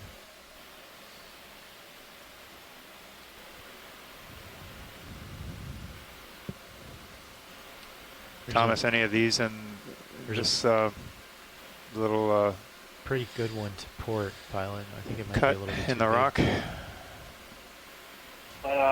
Up to the right of the lasers right now. Right. I don't know if those are too big. They look pretty good sized. I don't know. This one's too big. Right there. Yeah, it's Yeah. How do those look to you? Might be a little big. Yeah, the one I have lasers on now is too big. Yeah. How about the ones to the any of those smaller ones to the right? Are Yeah, those those are doable. too small or? Just to the right of the one the laser's on right now? Well, there's like a half a dozen rocks. There's this one coming up right to the right of the lasers is kind of a larger one to the that one. Yeah, right there. Good. That's doable size if it's not attached, obviously. Size is good according to the pilots. Yeah. Is that? Can you frame this up just a second? I think Yeah, might it be works for me attached if to it's the- loose. Okay, pilot, we can take a nudge of it if you like. Oh, it's actually one rock. I thought it was maybe two rocks. That might be. One is a little cleaner of sediment. Might be two. One side of it. I can't tell. It looks almost Oh, connected actually, it though. might That be might two be rocks. cemented in. I don't know. Yeah, it looks... If you want to spend some time and give it a poke, I can, but else I can move on for other subject too. Whatever you'd like. Watch lead. Go ahead and give this one a poke. Great. It's too far out there, isn't it? It's too far away. I think it's too far out there. I don't know if I can reach that far. No, I think you can poke it. I think it's fine. I can rotate to port heading. Yeah, if it doesn't. I think you'll be okay. Copilot, can I get hydraulics out? Hydraulics are up, pilot. Great.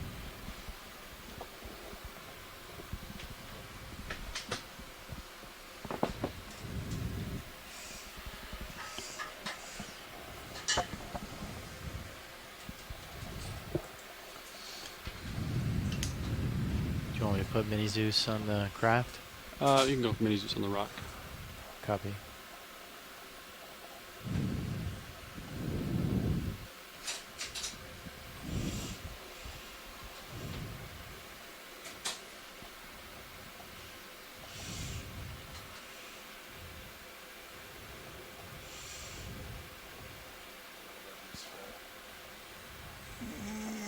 Not quite.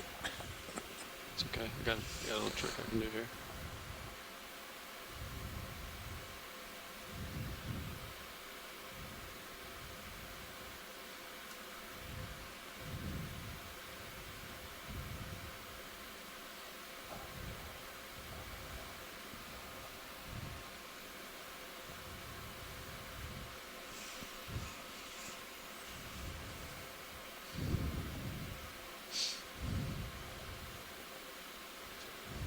Nav, if you see me moving, let me know. Copy.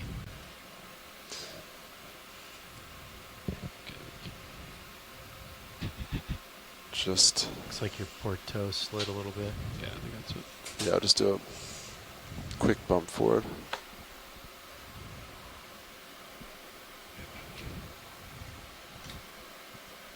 That was my fault. I thought you were close enough. I had a hunch. That's right.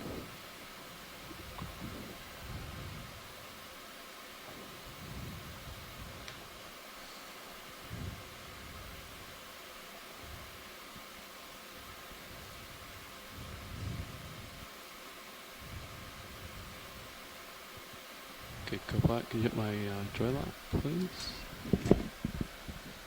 Engaged.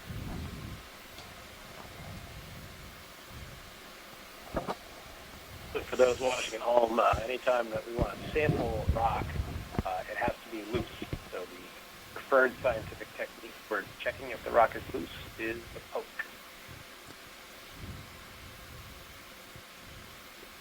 Yeah, that one's frozen in. Yeah, looks like that one's cemented. Yep. Might as well give. Yeah, I think those are cemented in. Okay, I guess we'll need to move on then. Thanks for trying. Yeah. Yeah, keep our eyes open. Thanks, pilot. Do you want me to put Mini Zeus on the craft for stow? No, I can see it with Mini. Okay. I'm going to center it up. So for anyone on shore watching, it's not sure why we rejected those rocks. They rejected us. They there's this precipitate that comes out of the seawater. It turns into a polymetallic crust that encrusts all the bare surfaces here. So basically makes the black basalt lava rocks blacker, and it precipitates slowly, millimeters per million years, and it forms this hard crust and actually cements these pieces together that actually look like they're loose. At one time they were just loose rocks, and it actually over time will lock them together. It's very hard. Sounds good. And since the ROV is basically neutrally buoyant, slightly positive, it once you push on it, it pushes back, so you don't really actually have a lot of leverage. Yeah. If the rocks are stuck to the seafloor. Give another poke. Give it a toe nudge, maybe.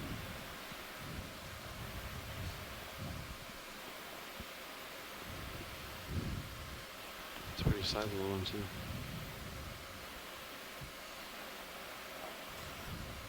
Watch lead, would you be interested in the rock to my right toe? I might give it a bump if you'd like me to.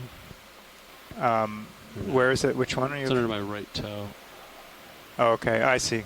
All right, so we're bumping one that's loose? It is loose. Thomas, how does this one look?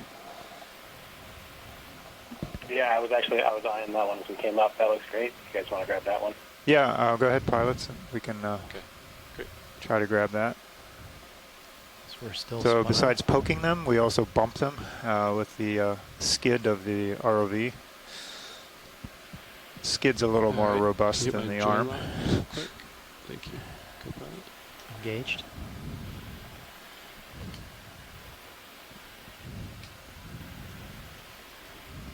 Probably go starboard, rock box. This is a pretty big one. I could wing in. Yeah, I'll have you wing in. Okay, hydraulics coming on.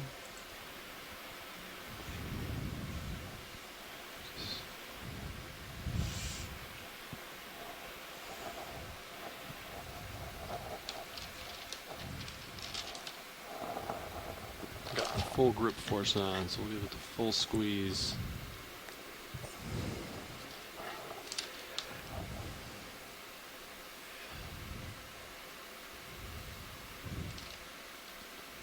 That is a big rock.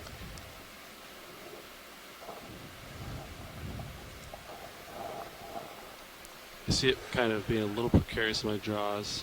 Yeah. Rotate up. So I think I'm going to... That is a big rock. Have to adjust my... You can wing in, but not quite all the way in. I don't... Because it's so heavy, I don't want too much weight on that.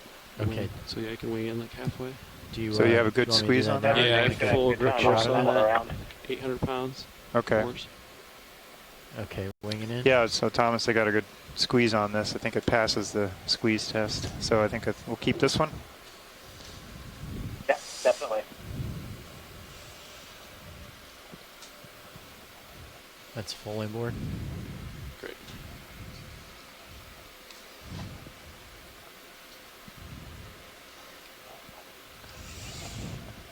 You like the mini Zeus view? Yeah.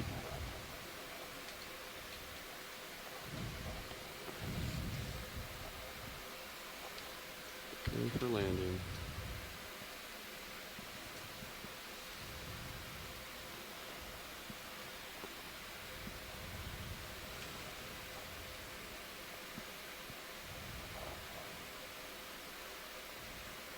Okay, here we go.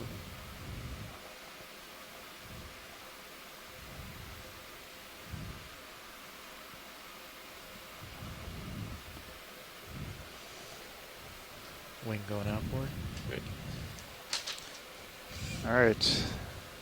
Specimen 1, rock, collected at 2131 UTC, a depth of 2478 meters. All right, Pat, I'm going to call that move in now. Yeah. Copy. Sure. Go ahead, Nav. Are you ready for shipment? Sure. 30 meters at 000 degrees, 0.2 knots. 30 meters at 000.2. Good job. So we also squeeze those rocks, as you might have heard. We can often be fooled by rocks that are not what they seem. We think they look like a lava rock, solid rock. Sometimes they're consolidated mush, some kind of sediment and stuff, or pyroclastic material sometimes. You squeeze them and they disintegrate. 000 speed decimal 2 initiated. Generally not very useful for what we're interested in doing with them. So this one passed. Looks rather heavy.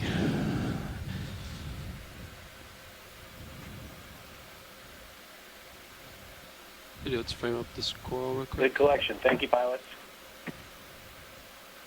Let's see if we've seen this one before or not. Not sure.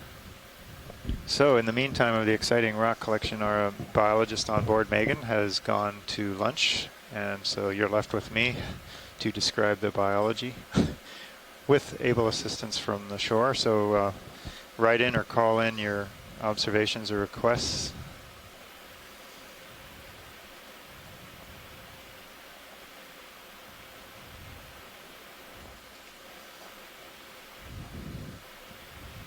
You can zoom in as I center it up if you like.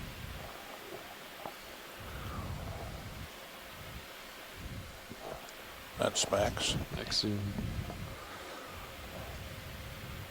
Okay. I think we can keep looking once you're clear, video. Thanks.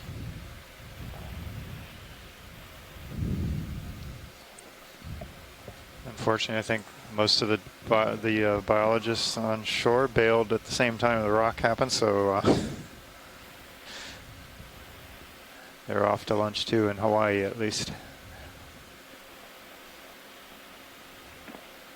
Sorry, John, I do have to admit that Is that another cookie star on we the top often of use the that? rock sample times to take breaks here. Yeah, I keep hoping I'll alternate Megan with Chris and the gang there, but of course, rock sampling time is a good time for them to go take a break. Understood. There's that cookie star again on the rock right in front of us. Right. Another one.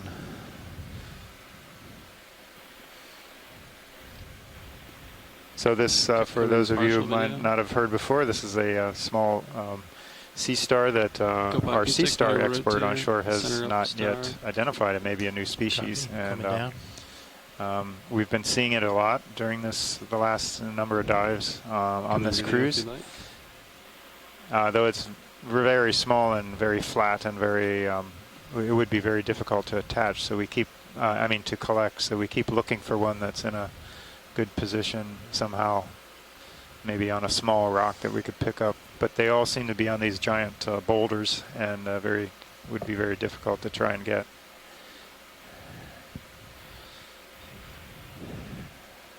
All right, pilots, I think that's good for science. Yep. Move on. When you're clear, we'll continue upslope. A couple times. Oh, I had your rotator. Sorry about that.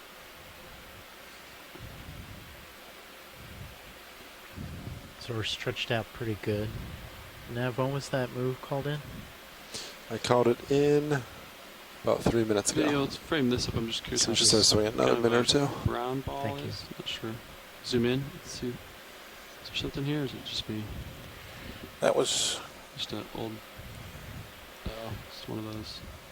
Yeah, there's... It's like a cast that around now. Hey, John. This is Chris Ma. Hey, Chris. So we've seen 2 more of those sea stars. Wide video, I think. Yes, I'm very happy that you have. That gives me more data to sort of log where they occur. The initial ones were seen, like I said, down near American Samoa when Santiago was doing his biology co-lead duties a few months ago, and now we're seeing them across this entire area, and it turns out it's a fairly widespread species. I would also just clarify just some of the terminology. I have actually identified it, and that is in the sense that I know what it is. It's a new species. It's a new undescribed species. It just doesn't have a name yet. So essentially, this is new. Oh, is this another sea star we're coming up on this rock? Wow, all over. I'm not sure from this distance. Come in video. From where I'm standing, there's a rock with a little white discoloration on the center. Right, yeah. I think that's something else. We're zooming in now. There's an enemy. Urchin to one side. And yeah, we can. No, that's nothing. That's a hold fast, yeah, I believe. Let's look at the one on the right. Okay, we're rotating down. I think this is what he was talking about. I think it's a hold fast. Oh, yeah. Okay, that's old hold fast. Yeah, we can go back to the urchin here. Yeah. Is that what you're interested in, Chris? Yeah, no, that's a really weird looking urchin. Come in. You got it. Spines are down. Or is those his, that's interesting. They're flexible. Oh, wow, what is that thing? That is crazy. I don't know. Yeah, so I think this is, it's definitely a sea urchin. There's spines on the lower surface. Oh, wow, that's weird. It might be some kind of a regular urchin with bizarre lower spination. That's really small, too, isn't it? Yeah. Is it between the resolution? Would it be a juvenile? I think we saw one of these. Well, that's always a trick with looking at these animals. Is it a juvenile, or is it just a small adult? I think we saw one of these before, and it was just too small to pick up. Nicely. And I think this is the same sort of a deal. Right. I'm going to really have to figure out what this is. That's a really crazy-looking thing, though. A lot of these urchins in the deep can be really fragile as well. They can literally, holding them with your hand can literally break them apart. They're even more fragile than eggs are. Wow, that is just crazy looking. Anyway, yeah, all I was just trying to make out, make the point of was, thank you for getting the new occurrences, the new places where these things occur. They're really widespread, as it turns out. But we're still basically just waiting to give it the name. I just have to write the paper up and kind of compare it to what's known. So I appreciate every time you guys spot one. And I think I hear Bob doing the video annotation in the background. I notice he picks up on a lot of them. So thank you, Bob. Yeah, he's there. They're just swapping out now with Roland. But thanks for setting the record straight.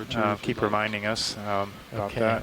I'm going to swing the that's fine. I'm just trying to. It's a lull, otherwise it's a minor issue. So, But I'll let you get back to. Looks like you have a stock crinoid coming up here. Yeah, With stock that interesting crinoid, and you can tell there's another star coming up. If he's a couple of them, 2 of them. I see on the same rock. On the stock. Video. Yeah. In a lot of ways, these animals are very reminiscent of fossil organisms. You know, they're. Oh, here's another sea star. Yeah, we the guys knew you would like to see that, so they zoomed in immediately.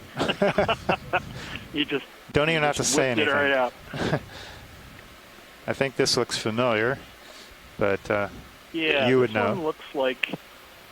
Yeah, this one is another goniasterid. This one looks like it.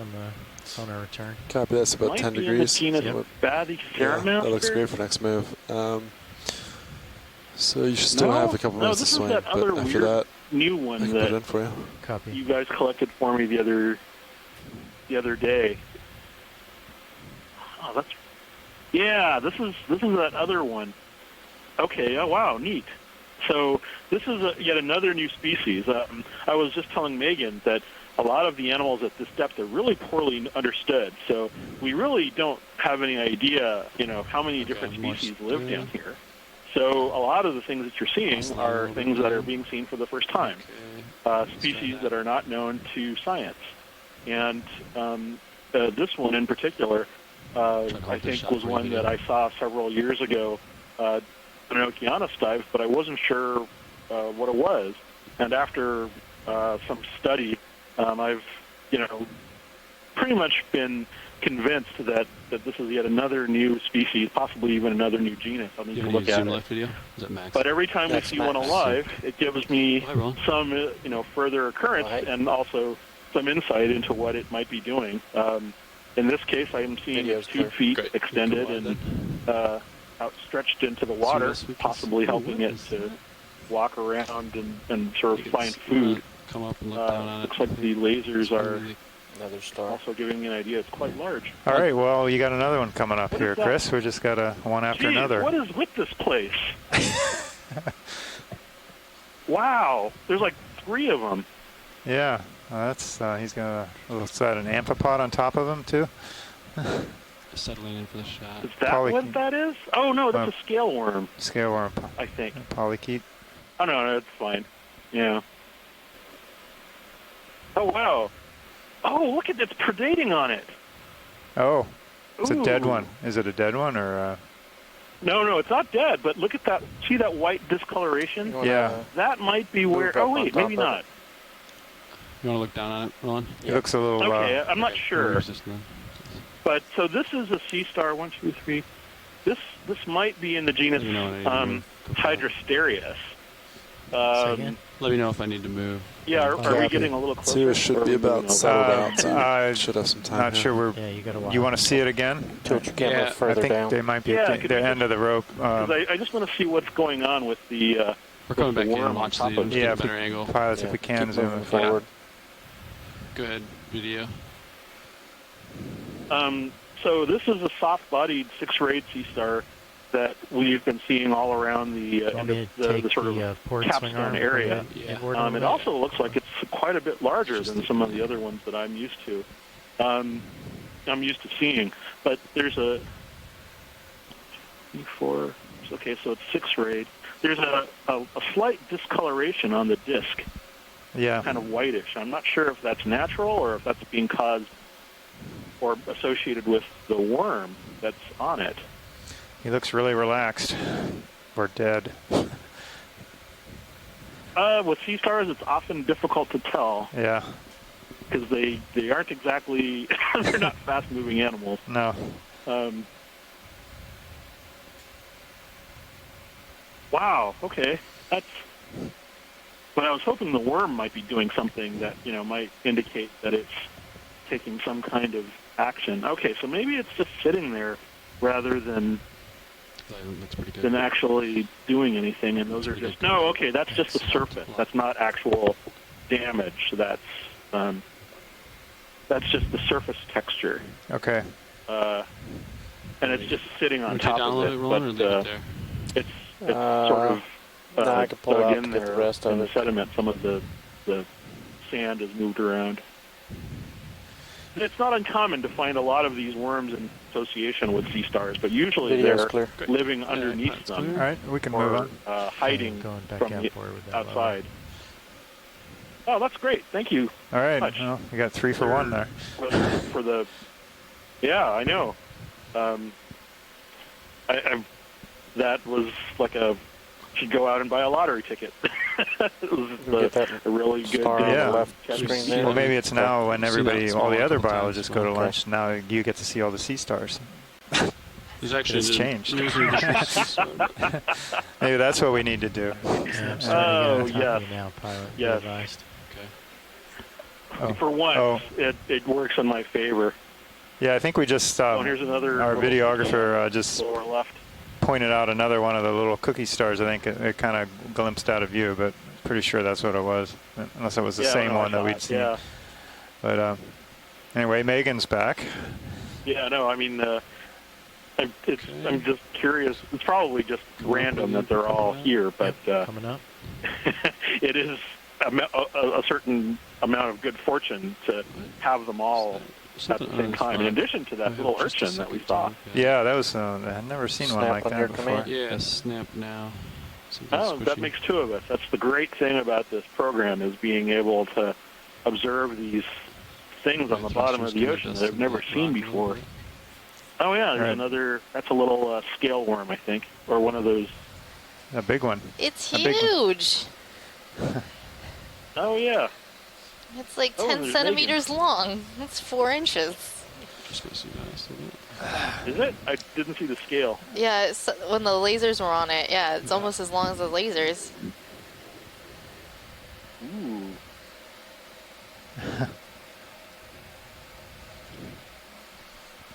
Was there something on the rock just above it? Don't know. Do you want me to come in? I think we have time. I think it might be settled, actually. That is a beautiful polychaete. Yeah, based on my math, so it should be pretty much settled. Yeah, you can play with string arms if you like. Watch, do you need a closer look at this or not? I think we're good with this view. You're good with it? Okay. Yeah. I was going to say, we can bring additional lighting. Be able to identify this to a species. You'd have to see the little hooks on the... Can you zoom out to so I can see it? Cheety. I can't pronounce things after lunch, apparently. Some type of tube worm. C-Day? Okay, C-Day, I'll definitely bring it in for that one. Yeah. A different polychaete, perhaps? That lives inside a tube.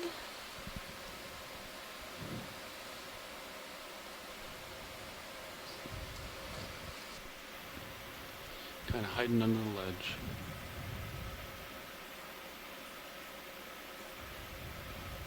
Do you want to see if we can see the other one any better, Roland? It is very interesting. Oh, it's over there. There's a number of them on this rock. There's a lot of projections coming off of the little tentacles. Could it be an idarian of some kind? I don't know. You can zoom in, yeah. I thought this was more typical of possibly sabellids that create tubes like this. Kind of like the left one better. Me too. Okay. I think we can go up yeah, to you're the probably right. object on the that top. One definitely looks... Oh, yeah, no, okay. Coral. I see the sediment now. Where is it? On the top tube. left a little bit. Oh. Huh. Something growing Very on a neat. stalk. So much cool Maybe stuff. hydroids. Yes. Well, see if Ivana's close up. Just had a dead stock with a run of good starfish luck. Look at the and creature at the bottom. 3 of them, all within... Come in if you got it. Within like max eye. 30 seconds of each of one another, so that hold was a good day. So, yeah, that is great. Pilot, can we zoom this caprellid amphipod that's hanging out here? That's small. pretty unique. Currently max zoom. Okay, we are. I can get closer if you'd like. It would be a cool Oh shot. yeah, let's get a good look at that. That's really interesting.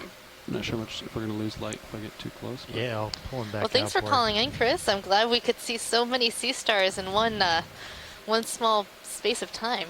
That's pretty neat. Oh, I'm almost reluctant to hang up now because I'm wondering if there's going to be another one, but probably. But no, I'm really That's the sort of 6-rayed orange sea star that we saw was especially unusual. That's one that I haven't seen too often, and it's different from request that you what I slide thought it further was in, before. put it actually So, between your the things skates. in this area are so poorly known. Seeing them I'm worried that we're going to lose light. He's on top of it, so pleasure. Anyway, but you're right. Thank you. I'll catch up with you later. All right. Look forward to hearing your voice again Have soon. a good one. You too. Yes, undoubtedly. What was just out of curiosity? What was for lunch today? Oh, there were sandwiches and the dessert was cinnamon rolls, and they were delicious. Copy that. Oh, I missed those. Those so were good. I remember the dessert chef. Rotate That down. was a wonderful part of every meal. Anyway, I'll let you go. I'll talk to you later. I'm trying to send it up here. So what we're looking at is a really interesting type of amphipod in the family Caprellidae. So you'll notice that this amphipod looks a lot different than the other amphipods we've seen before, in that the back end of the abdomen is reduced and the legs are reduced as well, and it has this very long, sort of skinny back end, and it's holding on with these sort of hook-like back legs. And these amphipods have a sort of brood pouch that's that sort of round pot belly that you're seeing on this amphipod, and the two front legs have these really sort of hook-like or scythe-like arms. So that's really, really cool. And this one is actually quite large, so I'm really glad we can get this good imagery of this amphipod. It's quite unique, and we've seen a couple in the deep sea, but this is definitely not a species that I think anybody has studied yet. So it's really nice to get this imagery, and this might be something completely new to science, so really neat. Oh, yeah, if we collected this, it would probably swim away. Okay, video. But that was a caprellid amphipod. Really unique amphipod. Really cool. Oh, I had your oh wow. I was wondering what that was. That's my bad. It's like third time on that too. So our videographer Art is back from lunch, and he said wow. Okay, I'm going to bring the lowers back outboard. Sounds great. We're seeing this Poliopogon sponge with the reduced attachment. Just snap video. So we've seen a few of these today. I've seen a couple of them. So you'll notice that the little Basalia holding onto the rock are quite a bit smaller than the ones that we were seeing on other sponges. Say yesterday during our dive, those attachment spicules were quite large, and this one has a much smaller attachment spicule. This is a different species than what we were seeing yesterday. But we've seen the Copy. And a crinoid to the right. Alright, video when you're clear, we'll keep moving. Coming up, go pilot. Copy. I'm not seeing it. Pink corals stocked behind the rock. You can snap in, see if they want to zoom in this or not. Oh, and we're seeing a sea pen. It's a type of coral that this one is living in the sediment, so it likely has a peduncle that, if you were to pull it out of the sediment, would give this the look of a feathered writing pen from back in the old days where they had dipped pens into ink. Yep. That's where we got the name sea pen. So this one has a number of polyps along a main stem. Did you need a closer look watch lead or? I think we're good on this. Okay, video when you're clear. Keep moving here. Alright. Okay, I'm pretty much right on top of you, pilot. So it's likely that that sea pen is in the family Protoptilidae, genus Protoptilum.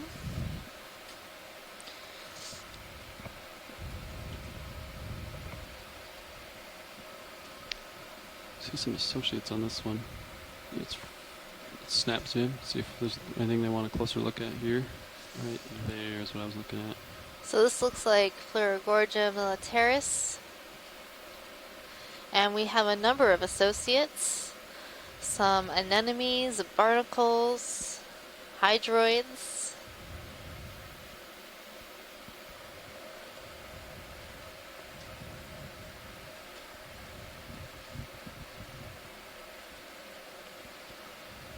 Well, actually, do you need a closer look at any of these I think we're good. associates or not? Okay.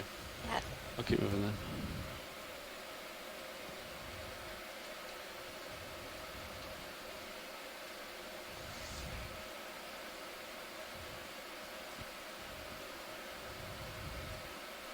Looks like you're coming up to a pretty steep section.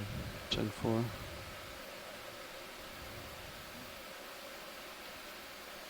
Big rocks. So pilot, while I was away, did we collect a rock sample? Yes, you got a very big one. Starboard rock box. Did not see any associates on it for you though. So on the top of this rock, we have a Chrysogorgia coral. And also a stalked crinoid, possibly Proisocrinus. This one has much more red coloration than the ones that we were seeing earlier in the dive, which is typical of Proisocrinus.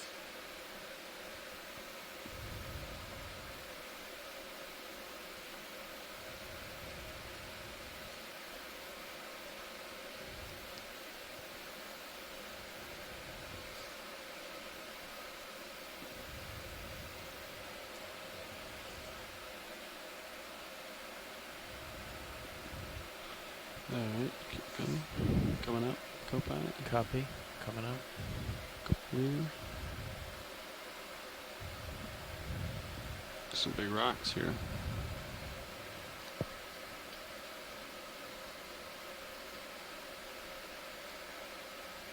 It looks like we're stretching out a bit better.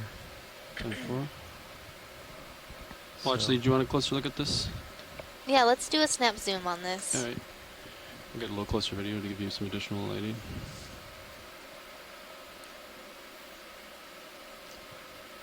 Lasers are clear. So this could be Okay, go ahead a and kill lasers, Brasingid video, Sea snap. Star or possibly a Frayella.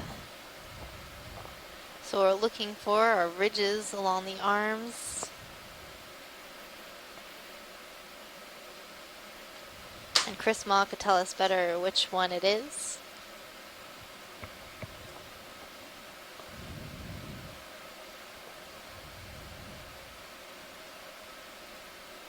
Thank you, pilot. Yeah. Okay, video. Yeah, that's a tough one, Megan. That's probably Frayella would be the best guess, but that's a kind of almost intermediate. Yeah, it's like Lasers right in back, between, like, Missed I the don't full know. screen. It's one or the Lasers other. back. Did you need an additional shot video? Yeah, we've already left it. I can get you that one. Could come in if you want a video. Sorry about that, Roland.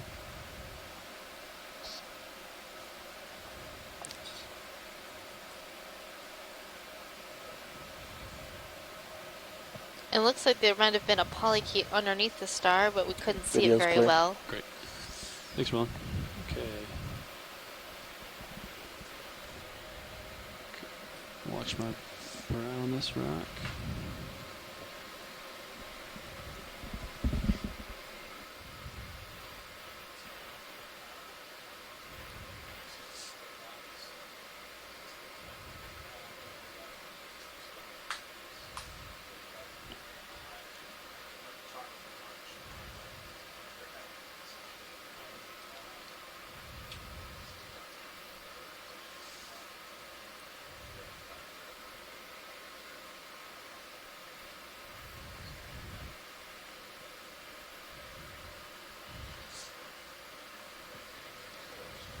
So coming into view now, on the left side is a Chrysogorgia coral, and then there's a yellow crinoid that looks a bit different than what we've seen before. Could we do a zoom on that? We're doing a quick pilot change watch lead. Just stand Okay. by 1 second.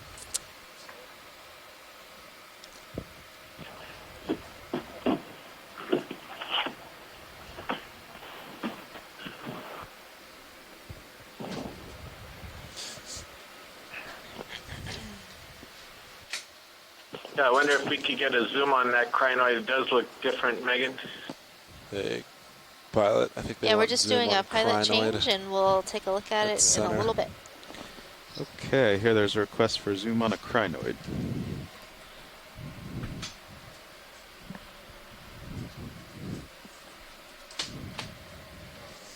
From this distance, I would hazard a guess of hyocrinity.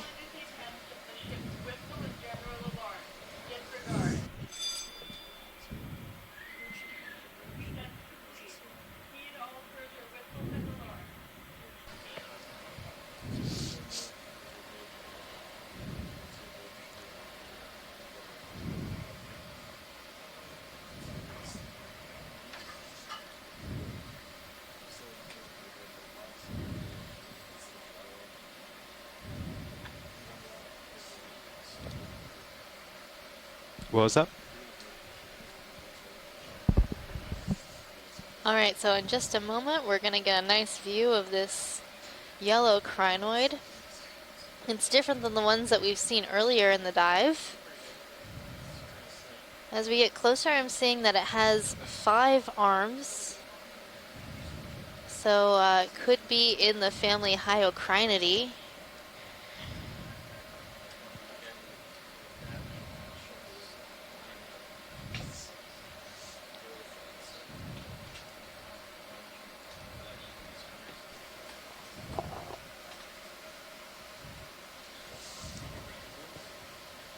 Okay, So Megan, this is a different Hyacrinus than at least I've ever seen before.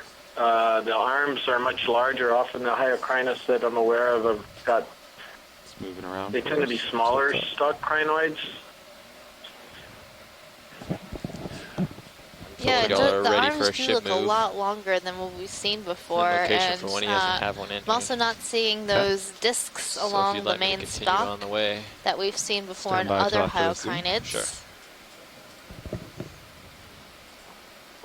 Still drifting in? Yeah, I'm going to lift off here, back up a little. Is this something we might want to collect? I'll just do this drifting video. Possibly. Yeah, like that. You know, we'll discuss for a bit here, and then we'll get back to you just so we don't keep the line open. Okay. Can I get the full specimen video? Yes, please. Okay. Also want to look just behind the attachment point on the arms. Looks like there may be something wrapped around it. Well, we were wondering about that other species as well. All right, so, we can take lasers off. This is probably the first time you've seen this one. Is that correct on this dive? Yes, this is the first time we've seen this. Go ahead and tilt to the top connection point. Yeah, I'll rise up there. So, co-pilot, they're talking about specimens to make sure you have. I think it's everything different ready. enough that it might be worth. Check that the shilling isn't it might resting be on worth the drawer, collecting this stuff like one. that. Copy that. Okay, then let's collect it. So pilot, when you're ready, get set up for a collection of this stock crinoid. So just a few inches down the base. Or sorry, a few inches down from the top. Maybe 8 inches down from the top. Yeah, let's get as much as the stock as we can. Could be okay, you can go wide characteristic. video. I'm going to ramp up the HP for you. Yep.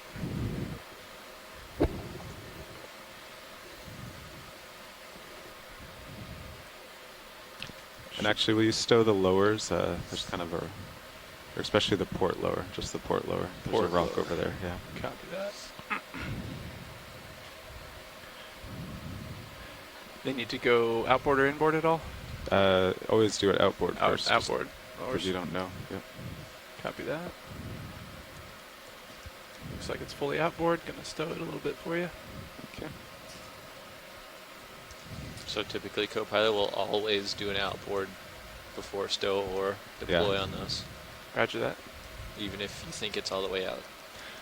Stored for you. Ready when you are. Thank you. Will you bring your heading around to face me? Sure thing. What's the state of the ship right now? You are not moving and have not been moving for 30 minutes. Copy that. Thank you.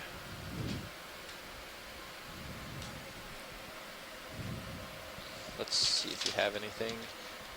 You have a geosample only. Copy that.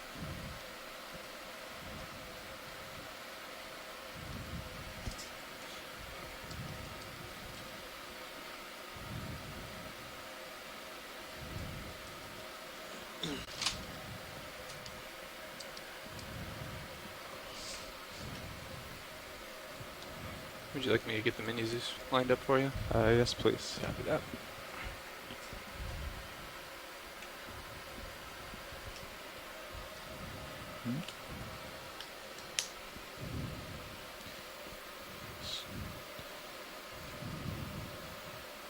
Trying to get my skid on here. It's all a little slick. If you don't mind helping me keep an eye from above, Nav? Absolutely. Thank you.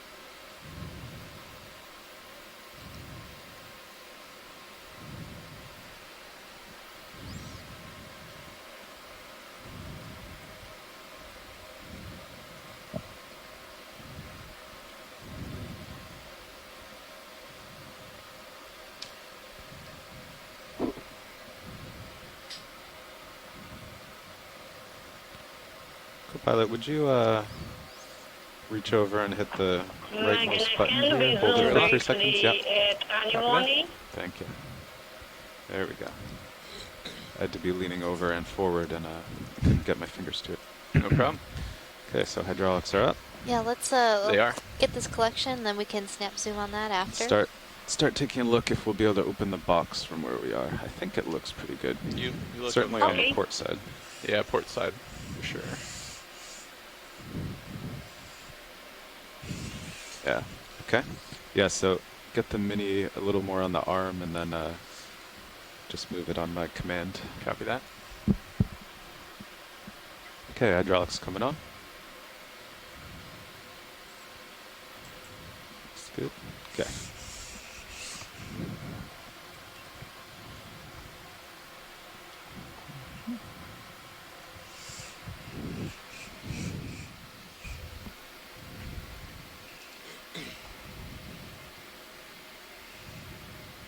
Oh, so yeah, don't move it till I ask, because then I use it as a reference. Copy that. That was the right move, but...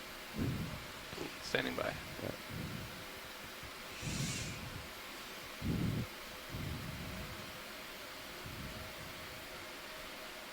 Okay. Yeah, you can move it up a little more. Get Copy the that. jaw a little more centered. Perfect. Is that good? Yeah. Watch lead, how does about that much look if you look at the mini Zeus? Could we get just a little bit more? Sure, can try. Keep an eye on my back jaws there.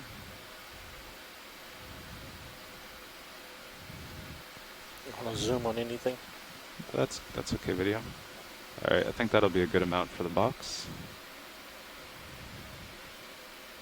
It looks good to me. Okay.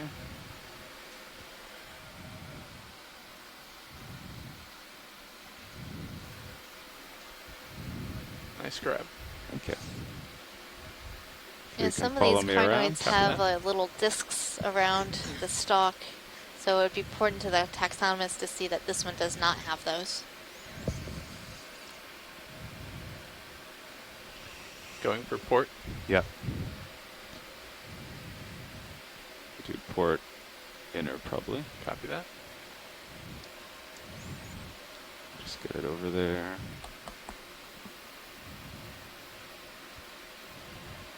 Okay. You can open the drawer. Copy that. Keep an eye on the starboard side.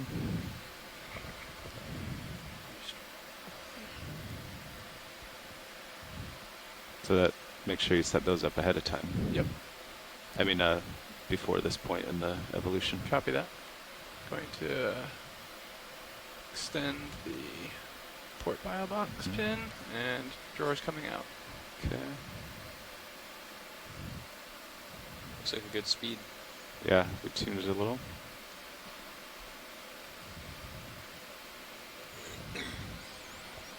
Okay, that looks good. Copy.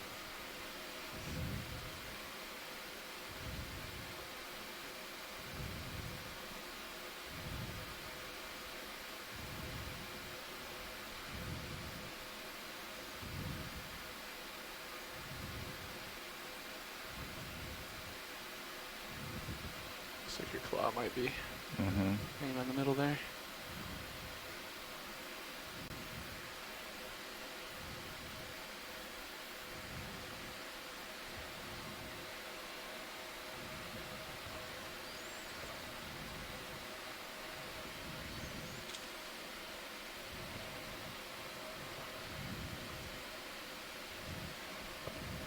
There you go. You can Nice close job. the drawer. Copy that. Retracting drawer.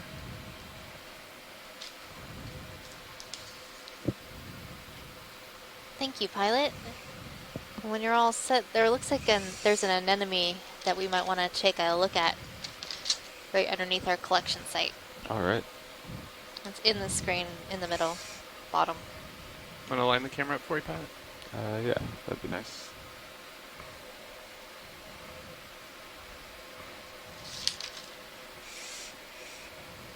Looks pretty good. Yeah. Okay. Arm coming off. Copy that. Spinning down hydraulics. And we'll remember to put that port lower back out in once we take off. I'll just leave them. I'll leave them powered on then for now. Okay, watch lead back with you. So is it down lower screen there? Yeah, lower middle screen. All right. It actually is perfectly centered. You're free to zoom video.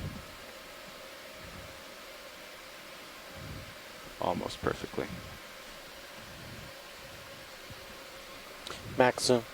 Oh, that's good. So we're looking to see if there is a center ring of smaller tentacles around the oral disc or the mouth of this anemone. Well, that'll tell us if it's a tube anemone. Pilot? It's just an anemone. I have a recovery time of 4 o'clock here. Is that correct, or is it should be 4? Okay. Great. All right, so there's no tentacles around the mouth. So the best ID we have for this right now is anemone.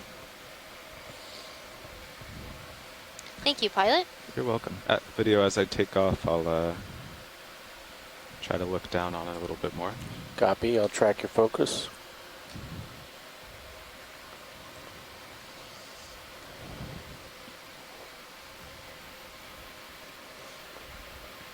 So anemones can be particularly difficult to identify just using our camera view.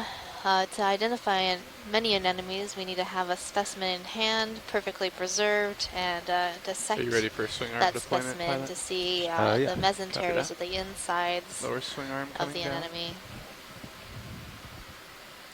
Yeah, no oral tentacles that I can see. Okay. Copilot, we also got lasers on. Copy that. Lasers coming on. Lasers on.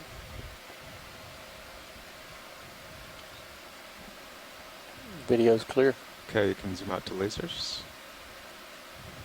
There they are.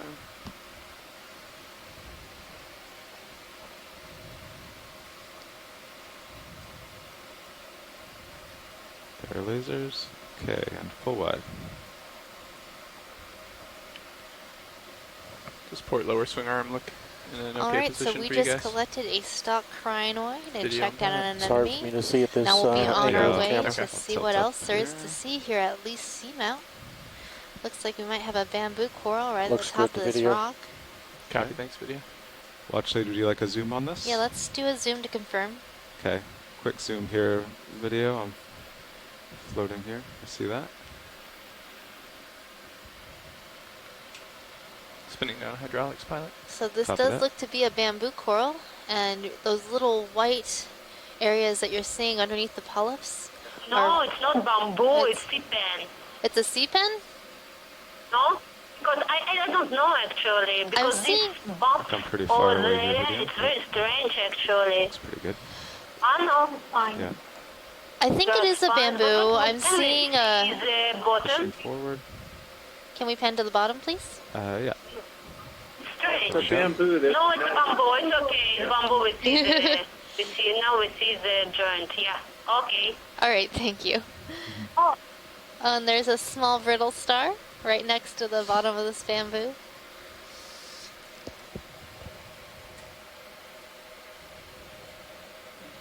Go for it. Just full screen with lasers. It looked like there was a predatory tunicate over to the left too. Okay, whenever you're done. I'm sorry, to the right. I always Okay, get I'll that just wrong. you can keep to the zoom. the I'll right, cycle it. just outside of the field of view. Oh, there it is, coming into the right side of the screen. Sort of clear, gelatinous, squishy crater.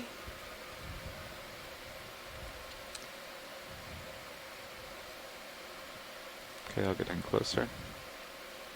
Is crater spelled with 2 E's? Crater, yeah, it's with 2 E's. Well, see, I was told that I can't say critter, so it's crater.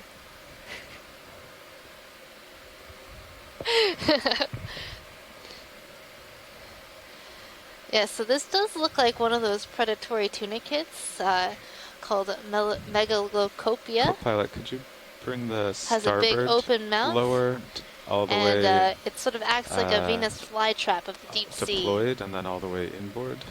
Copy that. Stand by. See if we can get the lighting better. It's a partial zoom. Yeah. Can go in full video. That's good. Hydraulics coming on. Starboard. So right now lower. you're seeing that big opening of the mouth of the tunicate. Things might get swim in there for safety and then get just bring caught. it inboard. inboard. It might light this better, this underhang. Is that any better video? Yeah, it's getting better. You want me to keep it coming? Yeah, I think it'll go a little more. Okay, copy that. See that line in the back You can also coming put out? the camera on it too if you want to see. Make sure you're not hitting anything. Yeah. Interesting thing about tunicates is that they're in the phylum Chordata, so the same phylum that we are in. And that's and you wouldn't think that given this adult form, but their larval form actually has a notochord similar to our spinal cord. So it's a little bit more advanced, but then sort of reverts to this less advanced sessile state. All set. Go wide video. All right. So now, Copilot, you would go all the way back outboard, yeah, before you ever stow. Because at this place, it could actually hit the craft. Copy that. Lower starboard swing arm fully outboard. Possibly a different type of sponge on the rock coming into the middle. Into the other. Copy that.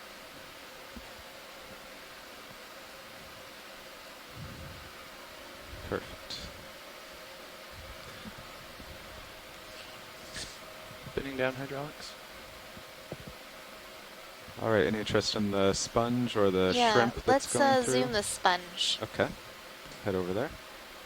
Since it doesn't look like Poliopogon. Would you like a hot forward this for serious? Sponge has more of a yeah, why don't we do stand by, Chris. I guess, I don't know, 20 meters at this heading? Oh, Actually, yeah. I'm panting here. 010 or 015? One of those two, I think will work. Yeah, I'll put it in for 010.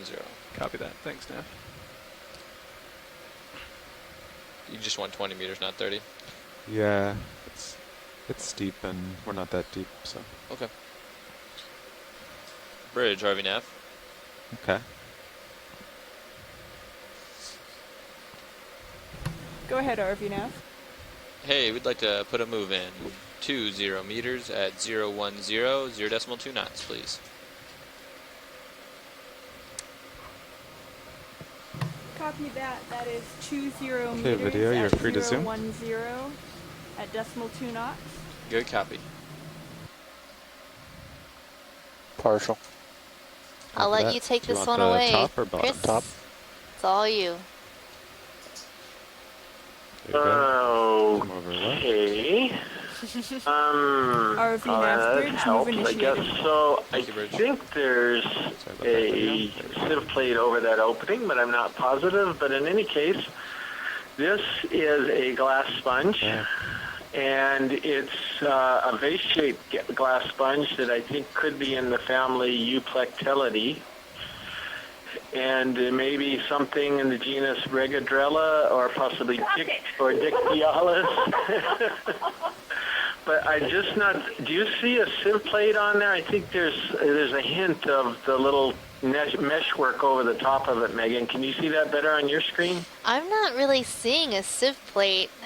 I think what we're seeing is the inside of the sponge. The texture here is a little bit different than I'm used to seeing for a Regadrella or Dictyalis. The texture of the side. Yeah, so I'm wondering if it's a different genus. I still think it's a Euplectellid vase, and it's got a lot of anemones growing through it, or hydrozoans. You see all those tentacles on either side of it. You don't see them as well on the wall facing us just because they're transparent. But really, really interesting. It's an unusual type of vase glass sponge. Thank you very much for that. Chris, this is Roland. I'm not so certain those are anemone tentacles. It sort of seems like it's coming from the sponge spicules. Oh, is that right? Yeah, which could be also because a number of these vases have those lateral processes that stick out. Yeah, I saw these kind of little white dots along the body wall there that look like it could be hydrozoan or something, but you may be right there, Roland. So having spicules like that, Chris, is that really unique for this type of vase sponge, or what would you expect here? Well, there are some members of the Regadrella, the genus, that have the lateral spicules coming out of the vase, so it's not unusual. Get the sieve plate from here. So that's not it. Just the actual shape of the sponge is kind of unusual. Closer now, right? And should be. I expect they're probably a 5-minute delay today. The spicules, they look thicker if that's what they were. That's why I thought they could be anemone tentacles. Those are a little bit different. A lot of times the sponge spicules are very, very thin and needle-like. Those look a little thicker. But our video is frozen, so I'm not really... Oh, okay, I see over in the quad screen. I can still see it a little bit. Yeah, so it looks like instead of a full sieve plate, there are some long spicules sort of coming partially into the opening of the sponge, and then there's this frill around the outside, but it's not a full closed sieve plate. And all of the spicules along the outside are curving upwards, and they're quite thick. Let's pan down to the side. Okay, the image just came back, so I can see what you're looking at. Oh, Christmas. Yeah, okay. I would tend to agree that they look like they're coming from the sponge. There's spicules. No, the main camera when he said he couldn't see it. So again, I think this is most likely in the family Euplectellidae, and it's a vase in that family, and it's just something that we haven't seen before, a bit different. RV nav, move complete. So, would you like this specimen, Chris? Very interesting. Copy that. Thank you, Bridge. What was that? Would you like this as a collected specimen? Well, yeah, sure, but I don't want to appear greedy. Well, if it's unique enough, it might be worth collecting. Okay, we stow the lowers, co-pilot. Copy that. Well, I haven't seen a sponge that looks quite like that before, but Copy that. That doesn't mean, obviously there are a lot of glass sponges. Sure thing. This is in Hawaii, and it's not one that we've documented in Hawaii, I'm pretty certain, because I've worked with Henry Rice a lot on the Hawaiian sponges, and we're very close to Hawaii, obviously. So, yeah, if you're a little lean on collections here, I'd love it. But again, if you prefer to wait, that's okay, too. I think we should collect it. I think it looks pretty neat, and I think we saw this on another dive, but I passed over collecting it. And we didn't collect any sponges yesterday. Lower arm stored. Excellent. Prepping Well, the bio box. except for the accidental sponge. Will you turn to follow me? Yeah, too? well, the incomplete sieve plate is, I've got to do some reference searching, which I'll do right now, but that's kind of unique because usually it covers the whole opening. My head wandered a little bit. Again, these lateral processes, the way they curve upward is very different. They're shorter and different than other vase sponges that I'm aware of. So terrific. I think we may have something new. Excellent. Yeah, just keep your keep an eye on your delta there. Sure thing. Oh, I see. I'm sitting down on this rock that's under me now. That's interesting. Balanced precariously on that round rock. Looks interesting. Yeah, I was trying to get a little lower so I could reach across to it, but I don't think that's going to happen. And we'll be using the port bio box again? Yeah. Copy that. Prepped and ready. Backing up here. Okay, we'll try this.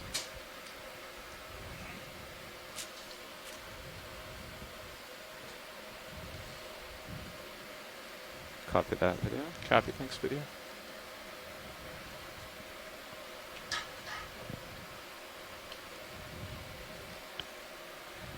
I'm going to bring my camera angle down as we move closer to you, pilot. Sounds good. Currently at roughly 40 degrees. There's quite a good setup there. Watch, they're just getting set up here. There's a kind of a boulder in the way where I want to set down, so I'm trying to get a good stable spot. Okay, pilot. Let's see.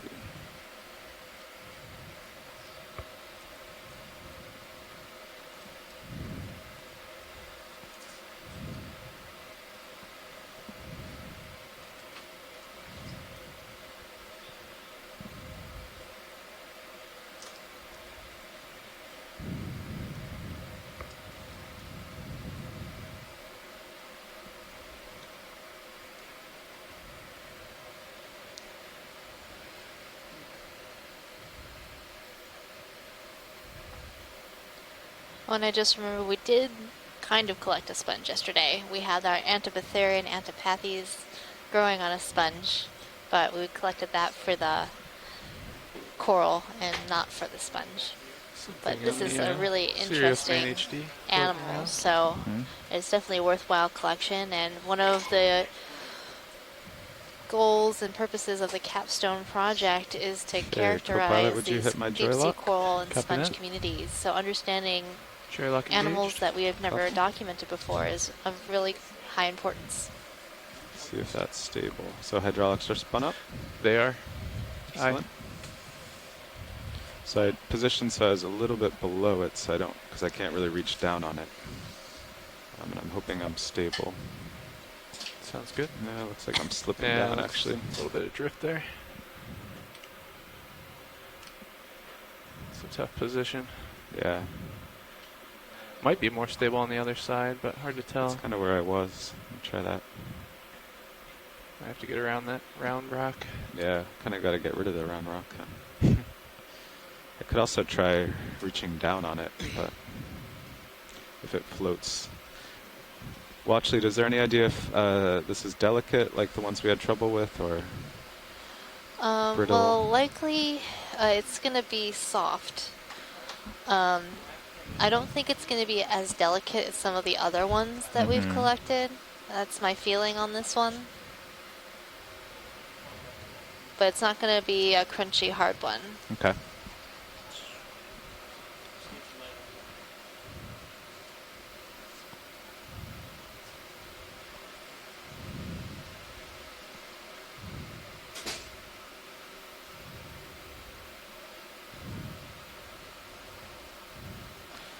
Looks like I will just have to reach down on it and try to pluck it.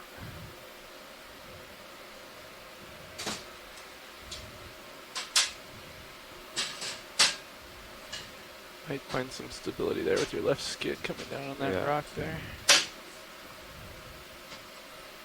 Everything looks clear. And from this angle, it looks like there might be some associates on it. Nav co-pilot, has that ship move stopped? Oh, the ship move has stopped, and you should be stopped as well. Okay, I think I'm starting to settle out. Okay. Thanks. Definitely a better vantage point. Yeah.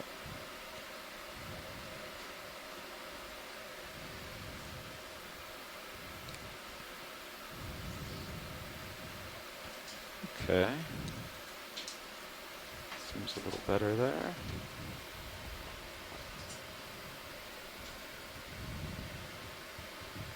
Alright, let's try that. Okay, you can bring up the mini Zeus. Just keep an eye on Copy the that. other camera. If you could help me out, Nav, appreciate it. Copy that. Thanks. And bringing the camera over. Looks like we'll be able to open the box too, I would guess. I think so. Alright, that's good on that. Copy.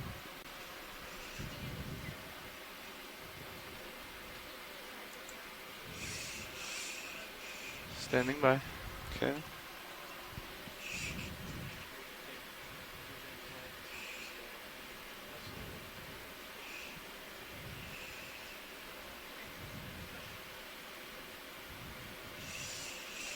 Okay, you can move the camera over center of the sponge. Copy that.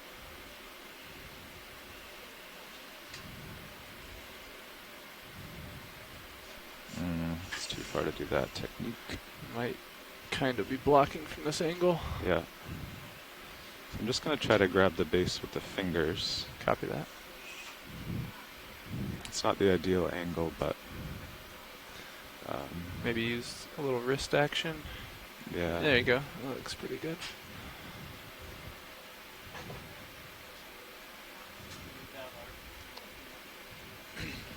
Sure. Grip force. Good for it. Yeah. Okay.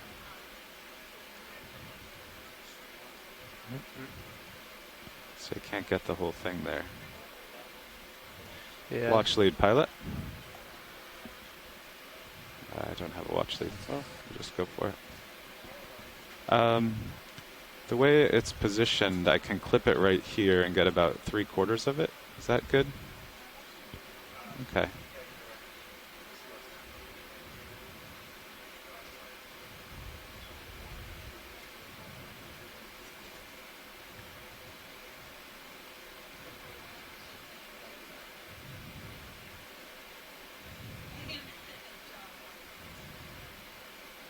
There we go. Nice grab.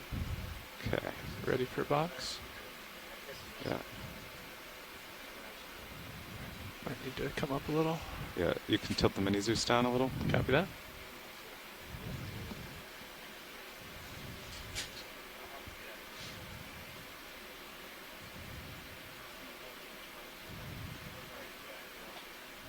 That looks sufficient.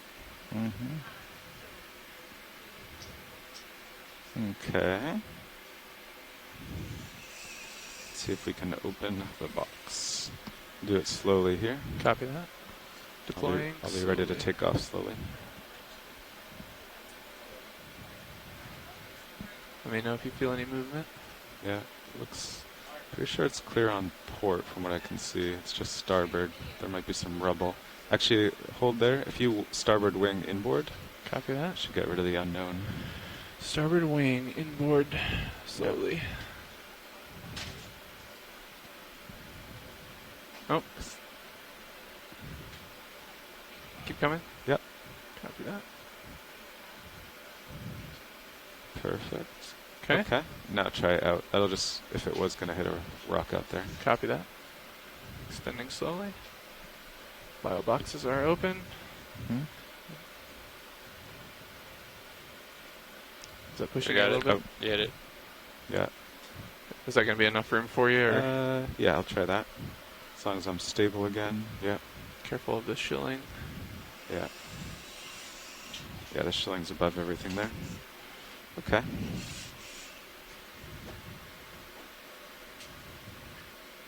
Yeah, it's not open very much, but...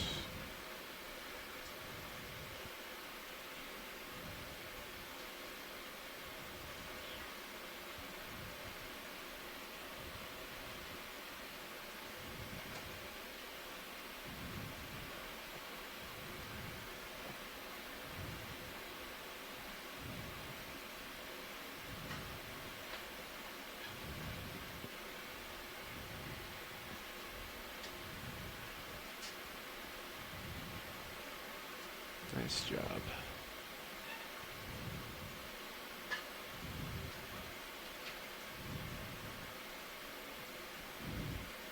Okay, you can close that. Copy that. Retracting drawer.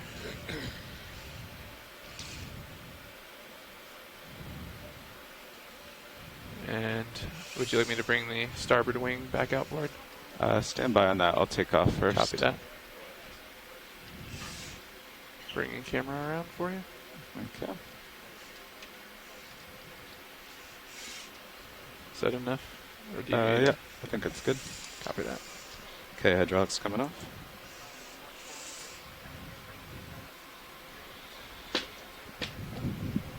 All right. Nice job. You too. Good grab. Took a little while to set up. But How did the drawer feel upon extension, pilot? the drawer was perfect. Amazing.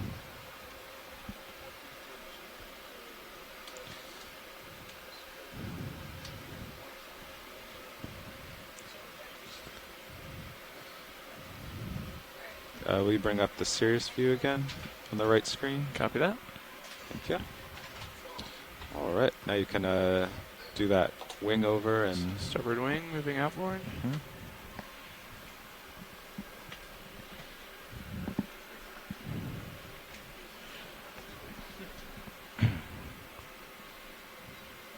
Okay. How you feeling starboard there, wing pilot? fully outboard.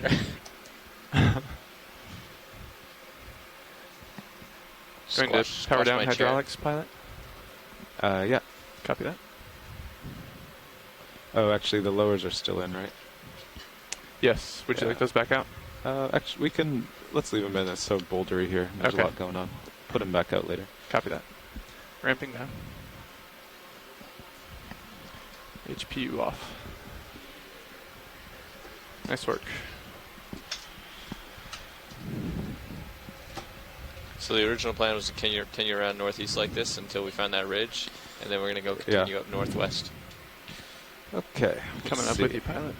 So your sonar looks pretty much straight uphill there. Mm-hmm. Which is a big boulder that I'm on. That's looking 15 to 17, so about 15 degrees, I would say. I'd agree. Is that okay with you, pilot?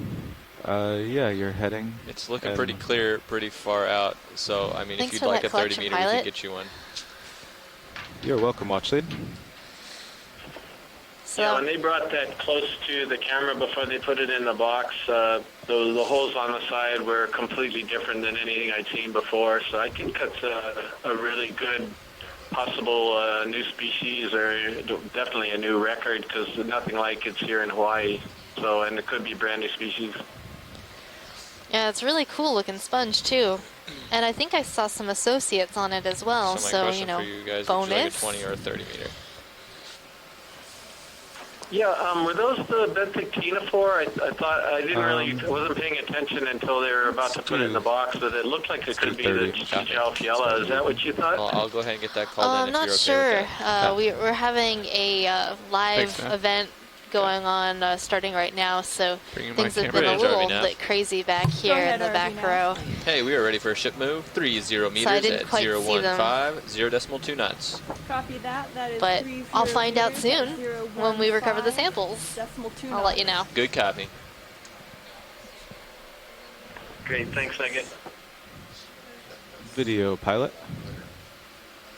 Can you lighten up my screen a little with those bright lights in it? I can't see the top half. I don't want to hear them.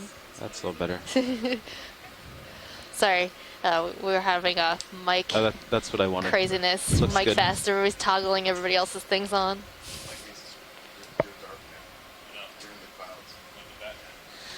Get closer like you like each other. So right now we are coming into view a Pleurogorgia militaris, a type of Chrysogorgia coral. RV nav bridge move initiated. Copy. Watch Lead, would you like zoom on this? I think we've seen this one a number of times today, so Okay. I'm good with this view. All right. Well, we have a 30-meter ship move in. Just slowly moving uphill. And Sounds good. We are close to waypoint 2, or at least the depth of waypoint 2, where we may decide to start turning to the west to follow the sharper relief. So we'll let you know how everything looks on sonar as we go. That sounds like a good plan.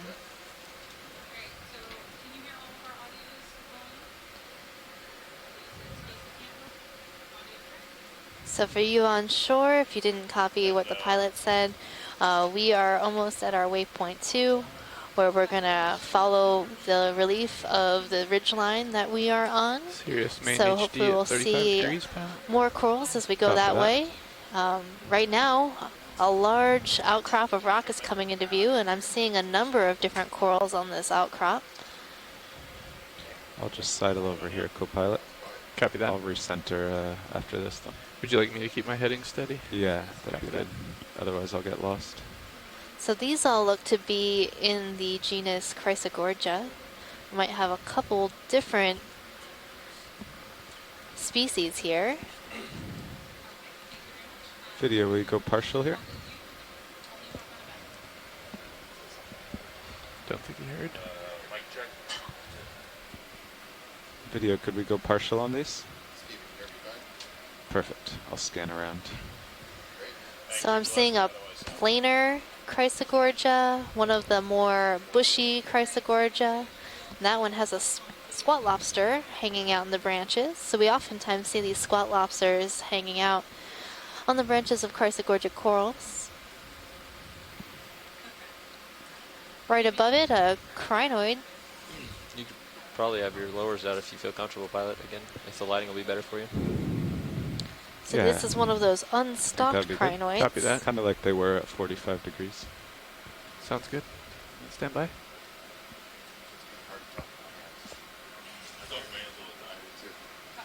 Turning on HPU.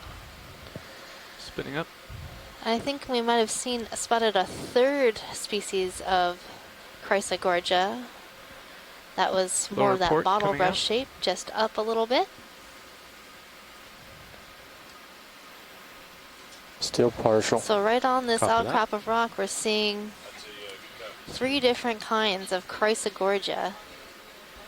Very interesting. Starboard coming out.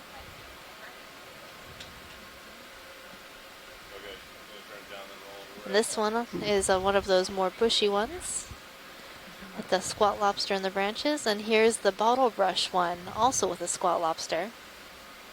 Video, want to go in tight as I pass this? Try to get the squat lobster.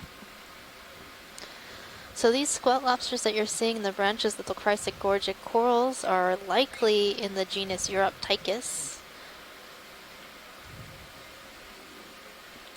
making that identification based on the that look okay, reduced rostrum and long arms. Good, thank you. No problem. Disabling HPU. Can you get lasers off too? Sure thing. Lasers off.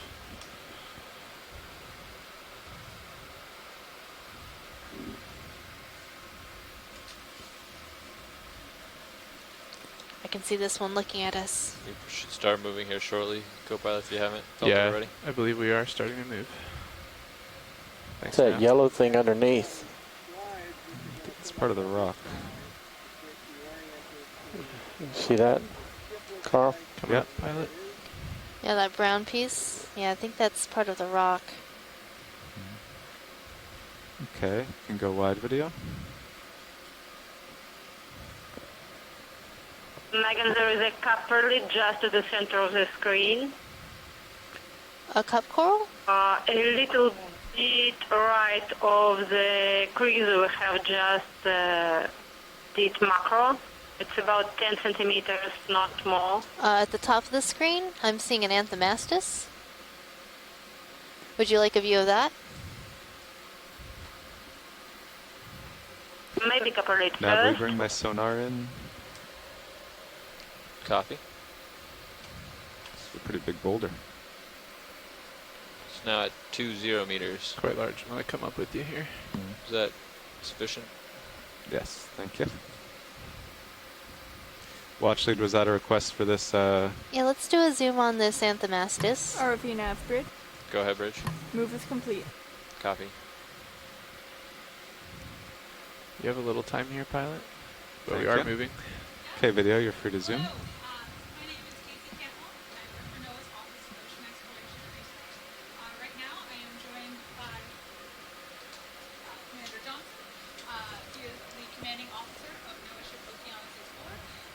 Okay, I'm pretty stable video. You can go in.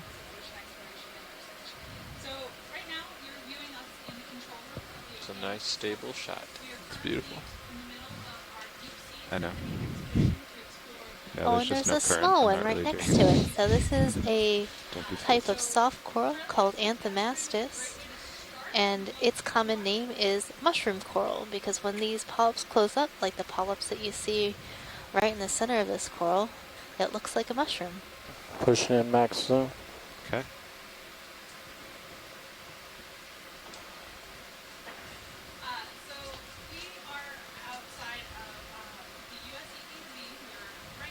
Going up.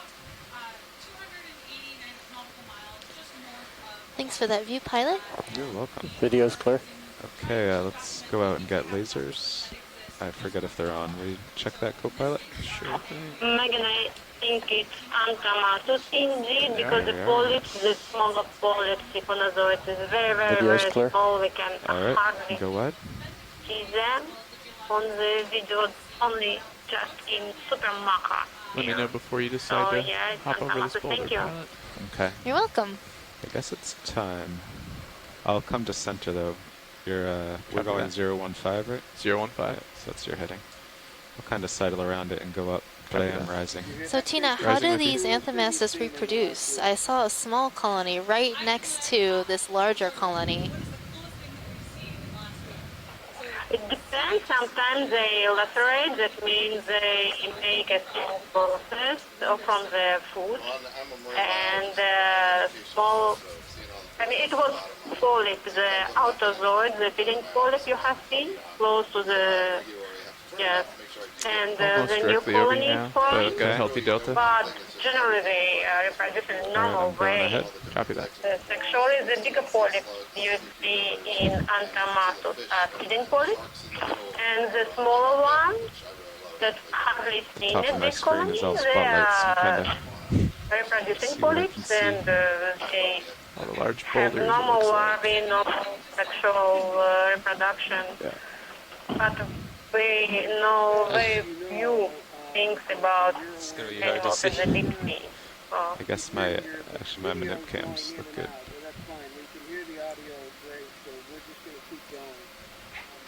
Look good from over here. Excellent. So I'm up and over that big one. I don't see much large my manip cams. Your Just rubbly sonar's pretty slope. clean too. Yeah. Good.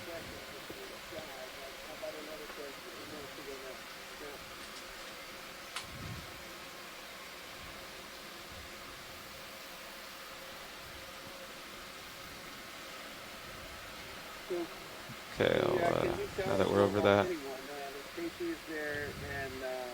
get a little closer to the bottom and see if we see anything. Copy that. The people you've been talking to, the other audiences that you're using telepresence to engage with. So this area doesn't seem to have that many corals or other animals. And oftentimes when we find areas that interesting don't rock. have Yeah. corals and animals, that's just as telling as areas that do. So that's where Got a scientists potential study black presence and coral, absence. very fuzzy, diagonal up So from I'm the seeing rock. some corals coming into view right Yes, now. so. There is sort of a fuzzy looking greenish gray colony that's coming just above the lasers. Can we Watch. zoom that? Yes, of course. So you should be I have a coming to feeling a it might halt be a here black pretty coral. soon, co-pilot. Copy that now. Standby video. I'll set down here.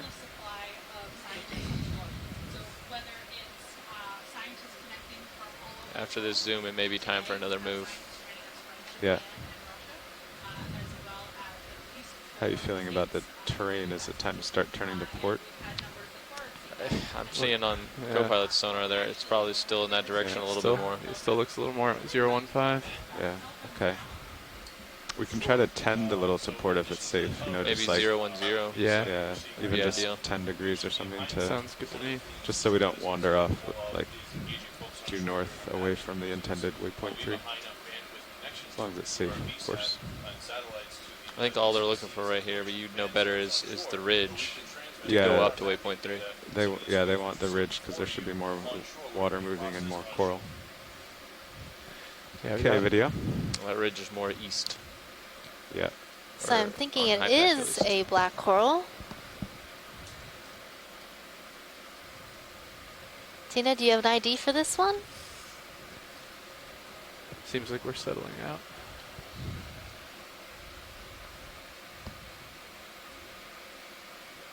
There's a fish coming in. Thank you, Megan. Light Very pool. nice zoom. Right in front of you. Very nice macro. Go for it after this. I think it to be Triceratops. So you can see the small branchlets at the top. Do you want me to go down to the base video? Now they branchlets themselves, so it's the feature that how you can tell them apart generally. Thank you, Tina.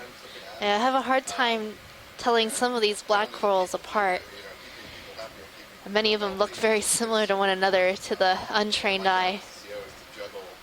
All of these things, along with the wealth and the intent of the mission that we're out here to do, keeping people safe and still getting the scientific data that we're trying to find. So we have. Is that a associate ready for there full with you? screen? Are you full zoom? That is full zoom. Okay. I think there's also an amphipod perched on one of the branches, maybe a polychaete, not sure. Okay, ready for full screen?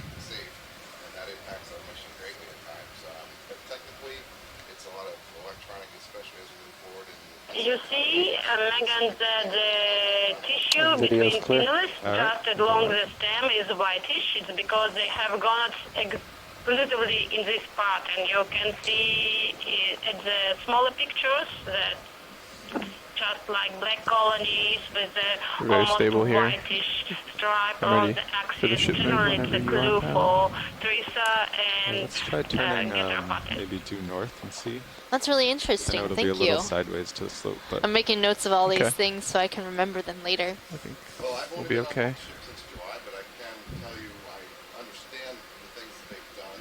The foreign ports they've been to, working all over the Pacific Basin, from Indonesia to Samoa, and all the Northwest Hawaiian Islands. It's a really wide area with a lot of different things you have to do in different places, whether it's customs. yeah, you can bring your heading over due north. Copy that. Or politics you have to deal with as you go through these different seas to do the work that we're doing, to repairing the ship in a foreign port that's 3,000 miles away from any place. Due north. So your sonar are still. Maybe we can go even like I don't know, 5 more over. It's always easier to get bearings too if you don't have to say 000. So we'll try 355. 355. Aye. Okay. 30 meters. Yeah. Bridge, RV nav. Go ahead, RV nav. We are ready for another move. Go ahead. 30 meters, 355, 0.2 knots. Copy that. That is 30 meters, bearing 355. Video, will you at zoom on decimal this 2 knots. crinoid? Good copy.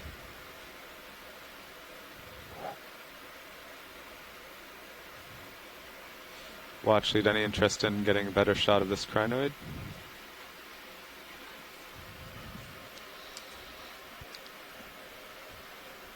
I'm not hearing you, watch lead. Oh, sorry, Oh, there we pilot. go. I think we're good on this one. Okay. Did we sample? We didn't sample the one we're interested in, though, right? There's a different one. We sampled a different RV one, so we were nav also bridge, interested move in that one, initiated, 30 but we meters, sampled a bearing different 355 crinoid at earlier. decimal 2 I see. knots. So depending on what we see near the end of our track, we might sample one of those. Makes sense.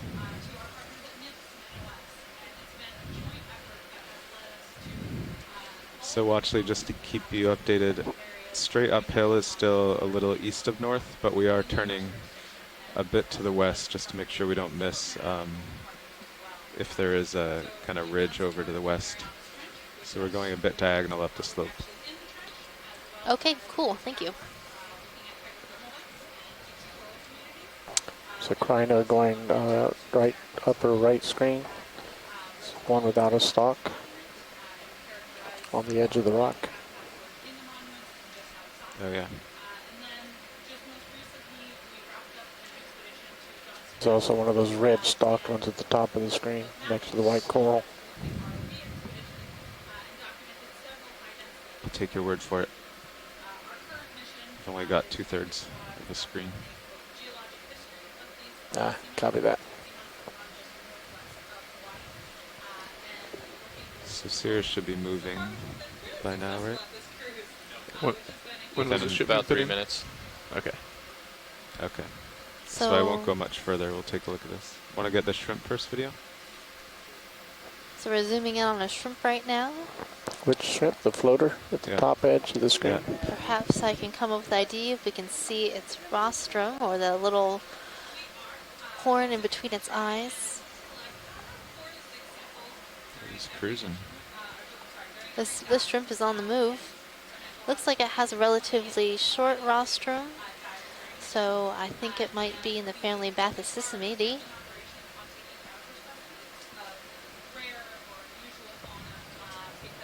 I wasn't expecting him to be so aggressive. I don't think he's the aggressive one. I think he's just enjoying the current. Yeah. Doing a drift dive.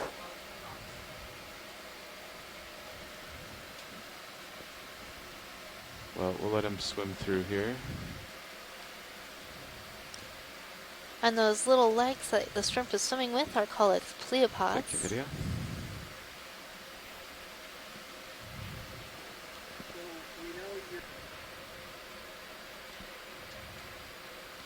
So watch lead, we saw a couple of crinoids over here. I'm waiting on Sirius for a little more tether, so I'll take a look and see what they are. Okay, so we're going to zoom some crinoids as we wait for Sirius. So one of the things we do when we're out here, and of course as the only publicly funded and solely dedicated ship to ocean exploration, all of our data becomes publicly available. The mapping data, the ROV video data, any data that we collect on the ship becomes publicly available. Another black coral below that crinoid. Yeah, I'll get both. Oh yeah, let's get that coral. I think it might be another type of black coral. Okay. And a fish. And a fish. There's just everything here. The fish is hiding. I'll sit down and look for that black coral.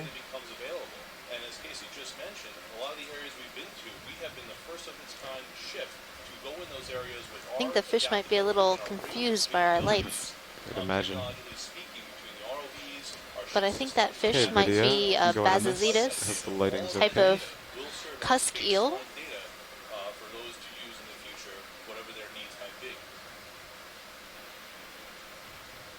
Looks like there might be an associate along this main stalk of this black coral.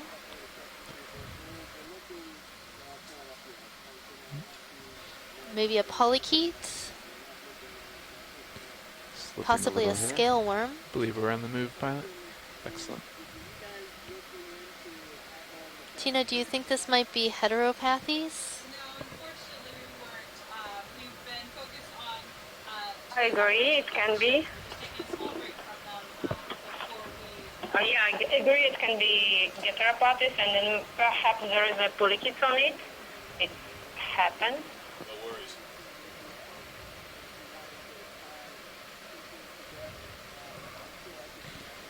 Okay, whenever you're happy, video. Try to get lasers on it. And there's another polychaete in the background. That might be a sabellid type polychaete that are known to create these tubes to live in. In on the polychaete in the back.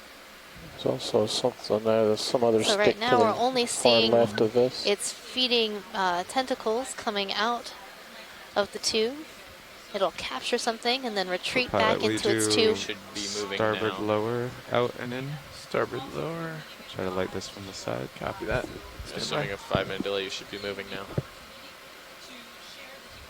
I think you might even be able to see the very top of this polychaete's head just poking out of the tube. Thank you. Should you stand by for some light? Starboard lower? Yep. Copy that. Stand by. See what we can do. You wanted this to be fully outboard? Deploy first and then inboard. Okay. Don't forget to use the camera. Right. Attention all hands. There will be a nutrition committee meeting held in the forward lounge. Okay, it's fully deployed. Bringing in board. Thank you, pilot. We're just trying to get light on it. There we go. Oh, that's good. All right, how's that video? Much improved. When I mentioned the camera, I'm talking about this one. The pilot. Yeah, the pilot cam. You can actually move it around over there and see that it's not going to hit anything. Copy that. Which cam? 01. 0. Right here. Gotcha. Copy that. Thanks. Okay, video is clear. Because right now it's on the port one. You can go live video. Joined effort with the University of Hawaii, the Schmidt Institute, Ocean Institute, and the EX1708 Let's zoom that star. I think it might be, I don't know if it's a crinoid or a sea star. It is a crinoid. Spinning to starboard. It might be in the family Atelocrinidae. And the pinnules, or those little feather-like structures near the center of this crinoid, are a little inflated, and those are reproductive in nature. I love telling the public about what we do because our job's pretty awesome. I agree.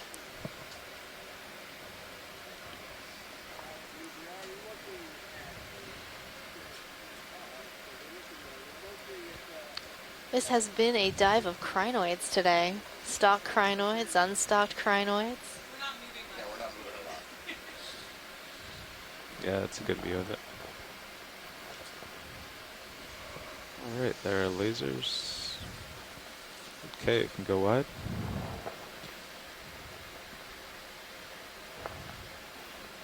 Alright. This looks like you're moving. Yes. While you have everything ramped up in the camera there, why don't you put that one back to normal? Copy that. Swing to outboard. So in the background, we're seeing another Pleurogorgia militaris and another one of those back large to stock 45 crinoids, Proisocrinus.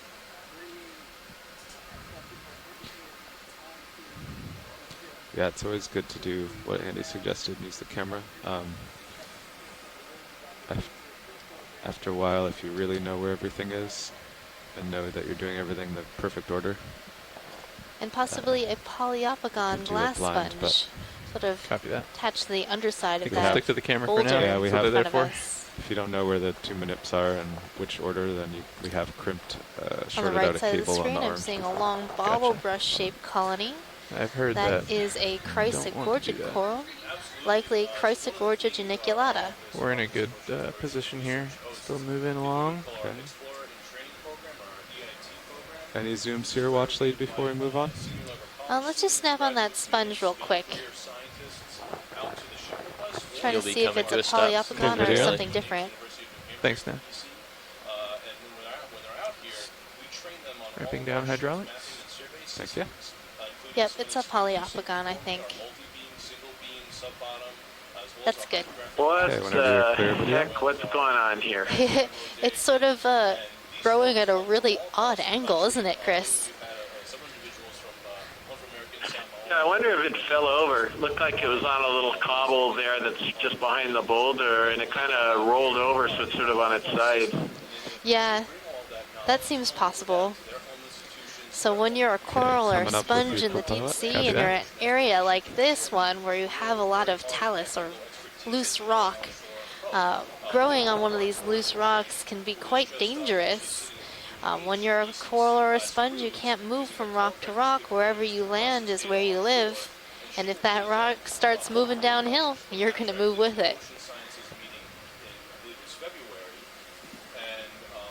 Yeah, Megan, Tom here. I was looking at the bathymetry from the... Yeah, co-pilot, when did that ship move stop? And there's kind of that sea about 5.5, 6 minutes ago. Copy that. and that's pretty indicative of a So we should be settling out here pretty quick.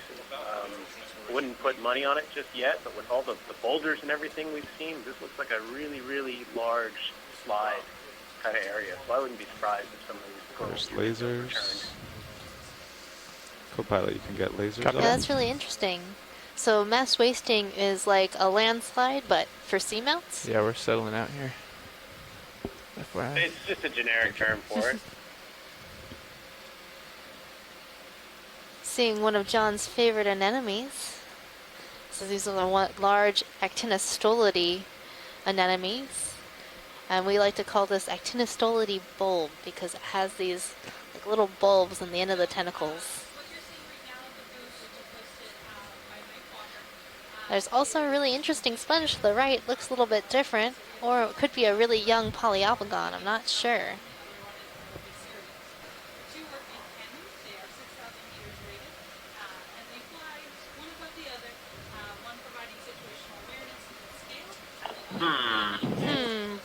It's a mystery, Chris. Let's solve it. Any interest in the anemone or right to the sponge? Yeah, we need let's to do the solve it. sponge. We gotta Okay. solve the sponge mystery, pilot. That's what we're here for.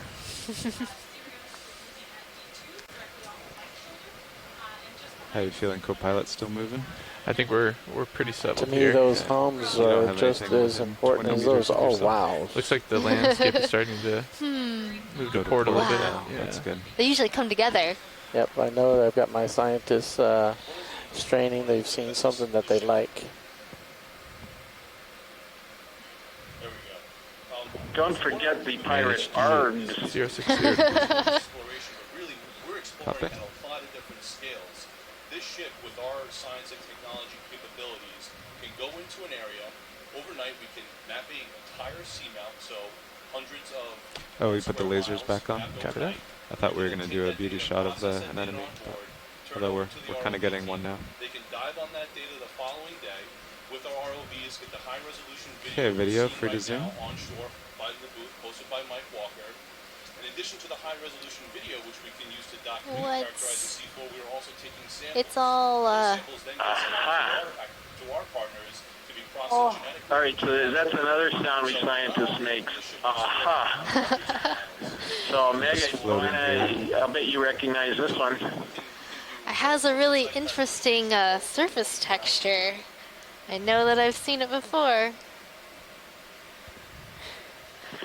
Yeah, so this is something that it's a euplectellid. It's in the it's a family of glass sponge, so it's a glass sponge. In the family Euplectellidae, and it's in the subfamily Corbitellinae, which has the vase-shaped members. And this is something that's a new genus. We call it Corbitellinae new genus. We have collected members of this before, and that's why we know it's going to be a new genus, but it has not been described. But anyway, first one we saw at the site, so that was great. Thank you. I know the texture on the outside made me think more like Fragella-ish. We got lasers off, co-pilot? Copy that. Lasers off. Yeah, I think this is soft. The Perifragella is kind of a hard, brittle sponge, and yeah, it's got these protuberances also on the outside, but this one I'm pretty sure is soft. Okay, video. It does look a little bit soft, doesn't it? It has a number of associates. Saw some polychaetes, a brittle star or crinoid, some hydroids. Oh yeah, now I'm seeing the framework as we zoom in again. So I think you're right, it's soft. Thanks for that awesome zoom.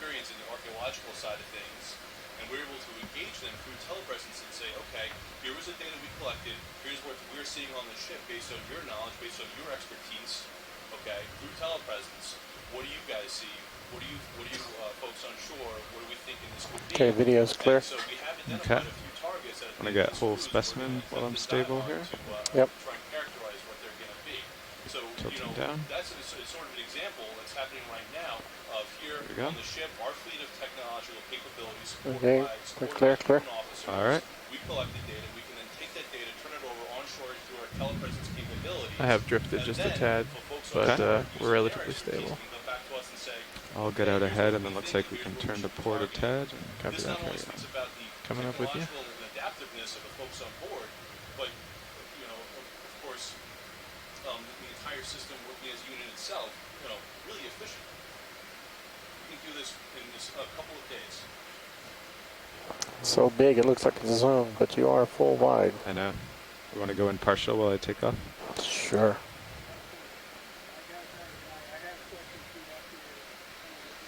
This is a very beautiful anemone. So photogenic.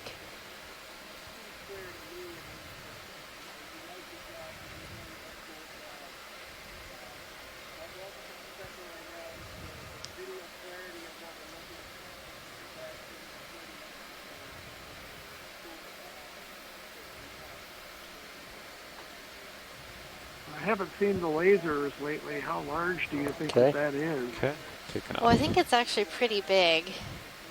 Maybe laser one last time. Yeah, I want to get the lasers no, once foot more. on, Sure thing. foot across. There they go.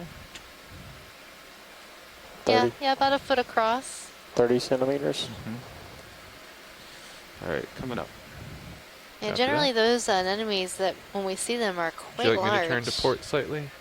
Get any hold this for, oh yeah, actually I've I am seen to them your in a port. number Yeah. of color morphs, Why don't you so center like up the that slope? peach that we Copy just looked at, and I've also Maybe seen them bright 5 or 10 white. to port. So we're not sure if heading these are of different 3, species 4, 5 or approximately. what the species is of that anemone. Looks like that So is definitely better. Our best identification is to family. I think 3, 4, 5 might work for our next move. That's good. Start bringing us along the ridge. Another Pleurogorgia militaris off to the right. Type of octocoral in the family Chrysogorgidae. 340 or 345 would work. And I'm ready whenever you are, pilot. I'll get out, let me get centered. Copy that. So right now, seeing a really interesting geologic formation. Tom, could you tell us a little bit about the geology of this area and why it's so interesting and what we're looking at right now? Sure, Megan. I think what You we're ready for looking that at move? is It's about a 5-minute delay. It's definitely got some rubble on top of it. I think 340 would be good, actually. 340, okay. Where it's just the top of a lava flow. 340. And that would be kind of Bridge, RV nav. Pillow. Go ahead, RV nav. Hey, I would like to put another ship move. Go ahead. That's going to be 30 meters at 340, 0.2 knots. Copy, that is 30 meters at 340, decimal 2 knots. Good copy. Quick zoom here, video. And build Can't quite tell what's going on. shape, and that's why we keep seeing these bulbous shapes. Eventually, it can't fill that pillow anymore, and so it breaks out and builds a new one. Then you get all these little toes, is what we call them, that kind of advance. RV nav, bridge, move initiated. Copy, thank you. So that's a lot of the morphology we're seeing.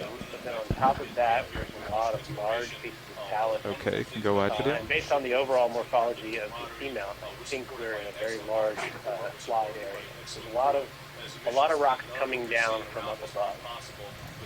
And I would imagine this isn't the most stable environment for things to cling on.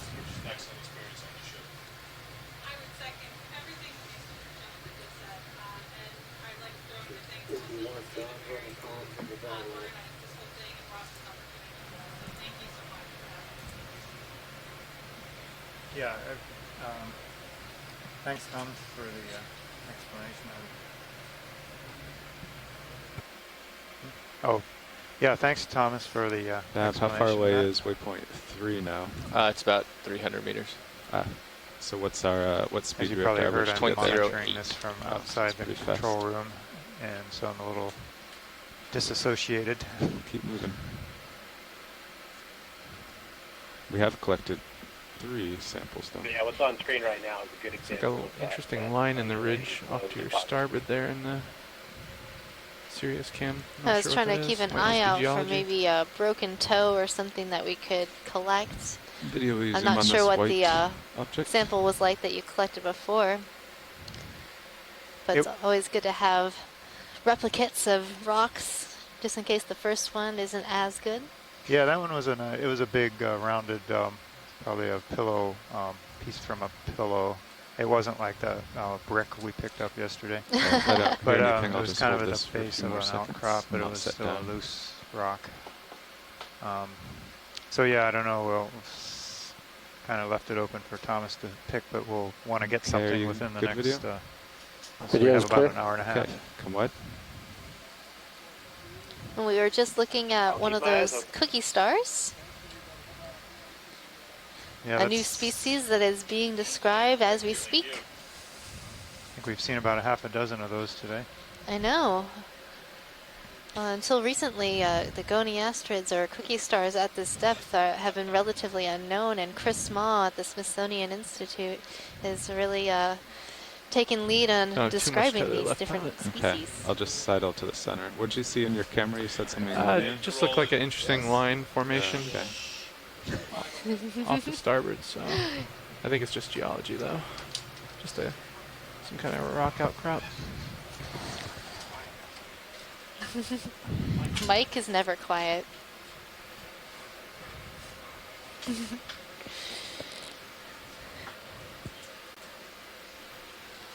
You should start feeling that move in the next minute All here. right, so right now we're looking at another sea star on this rock. It's either in the family Phragalidae or in the family Bracyngidae. And it's one of these in-betweeners that I have really hard time telling which family it belongs to. We're looking for a certain character on the arm, whether it has smooth plates or ridges, and this one looks like smooth ridges, so I haven't been able to make a positive ID on that particular star, but it is an amazing star. It has these long arms that usually curve up into the water column to capture food.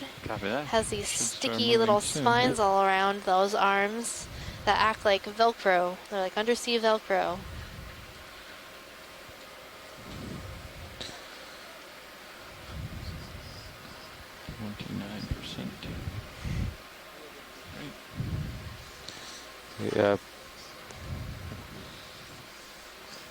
Yeah, I tried to keep it a minimum, request to a minimum. So pilot, I was pretty far out. Copy that. So I would they can look over here. Wait a couple minutes. I can come down a little bit and see if there's something right here. So pilot, I'm thinking I'm seeing a different type of coral that just went off screen on the upper side of the screen. Upper side? Yeah, so if we pan up, it's off screen. Yeah, that whip in the background. Ah, over there, okay. We are trying to get some tether right now, so I'll be able to get you a better view here shortly, but in the meantime... In the meantime, crinoids. Aha! Well, let's go ahead and take a zoom in here, video. All right, this is John, your geology guy. I'm back in the bat cave now. I think we're moving, pilot. I was so lonely without you. You're just looking for extra body heat around here to yeah, it's so kind of warm the chilly. general area. Go ahead, Bridge. Move is complete. We're wearing the same hoodie today. We're like a team. All right, move is complete. It started at 23:12, so Sears should be moving. Copy. That's all the awesome operations go on. What's that? That's where all the awesome operations go on. Video, can you come on? Thank you. Well, now that you're back, we can introduce ourselves for those who are just joining us. This is your biology lead, Megan Putz, and John Smith, your geological oceanographer. We're both from the University of Hawaii. Let's see what those white things are on the edge of the rock. And right now, we are diving on Liszt Seamount in the Musician Seamounts. Can you tell us a little bit more about the Musician Seamounts? How did they get their name? So these seamounts, it's a group or a province or a trace of seamounts, about 25 individual seamounts and associated volcanic ridges that are in the north of the main islands of Hawaii. And these were named, the name was proposed by Dr. William Menard, a well-known marine geologist at Scripps Institution of Oceanography in California.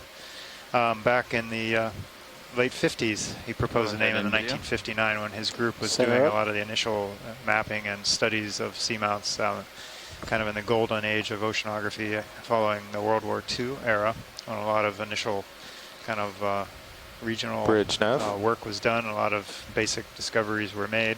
Go ahead, Nav. They were using. I'm just checking in on the early bailout direction. sonars and other We've kind of come around a corner here, and we'd like the bailout to be at the ship's heading So of these 120. seamounts are located in what we would define as the high seas, which are open ocean areas that fall outside any country's maritime jurisdiction. So in other words, marine areas beyond a country's internal waters, territorial sea, or exclusive economic zone. And so more than half, or approximately 64% of the ocean is classified as high seas, and they cover 45% of the Earth's surface. And since these high seas areas belong to no one, countries do not often prioritize exploring these areas to gain a better understanding of the unique features there. And so right now we are exploring in the high seas and trying to characterize the communities here. And we're hoping to see if there is any connectivity between the areas that we're exploring right now and areas that fall within our national monuments, like the Papahanaumokuakea Marine National Monument, inside our country's waters, such as the Hawaiian Islands waters. And also, our open ocean provides a number of ecosystem services, which are of high social and economic value. These services could include providing products such as seafood, raw materials like manganese crust, medicinal resources from marine natural products, and ornamental services like precious corals, providing beautiful jewelry and items for people to enjoy. They also provide regulating services by regulating climate, and also habitat services by providing lots of new habitats and gene pool areas for corals and sponges and other animals, as well as cultural services. These areas can be used in recreation or for, as we're doing right now, aesthetic appreciation. Okay, Sirius is definitely on the move now. Seeing another possible black coral on this rock. Here in another minute or two, right? Come on in. Yeah, it should be. Just float by it for a second. This one has long branches. But yeah, we're definitely moving up the hill right now. And the direction to waypoint 3 is 330. Like our double animals. We're aimed 340. Around here. So it's pretty good.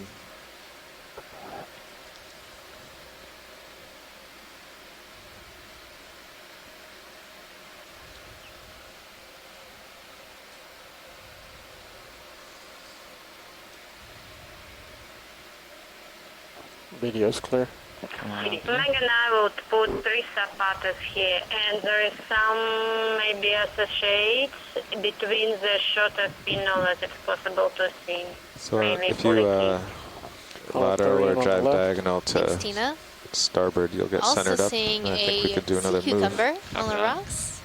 Looks a bit different than the other ones that we've seen. Of course, the sea cucumbers during to the this port, dive. as usual. Okay. Go ahead and but after we'll that. do it.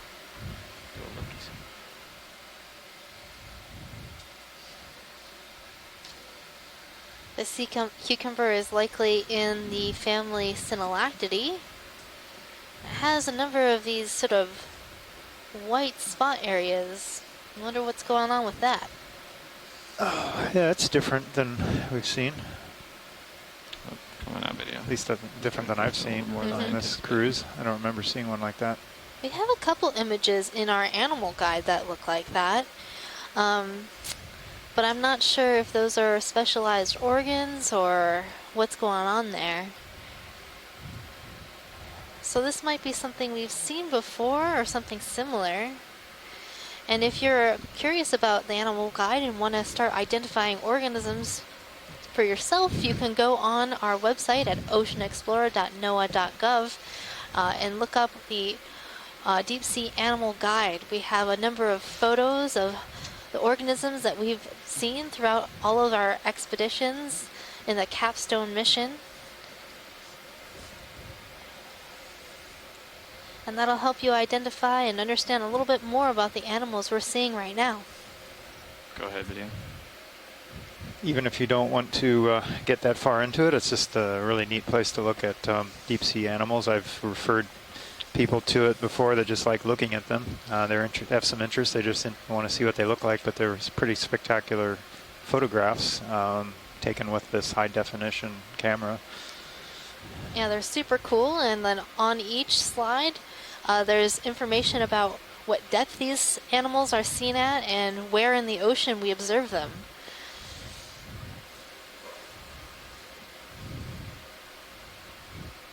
Is there a scale bar on those photos so you know how big they are at all? Or do you just...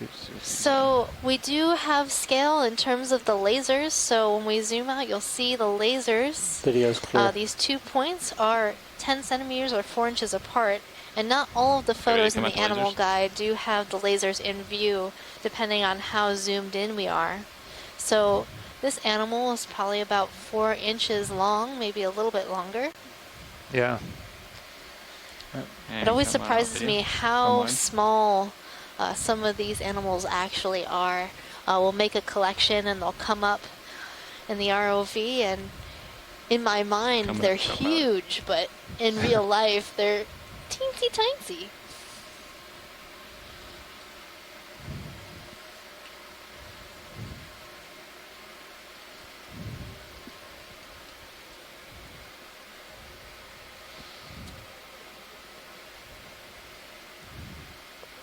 Okay, ready for that move?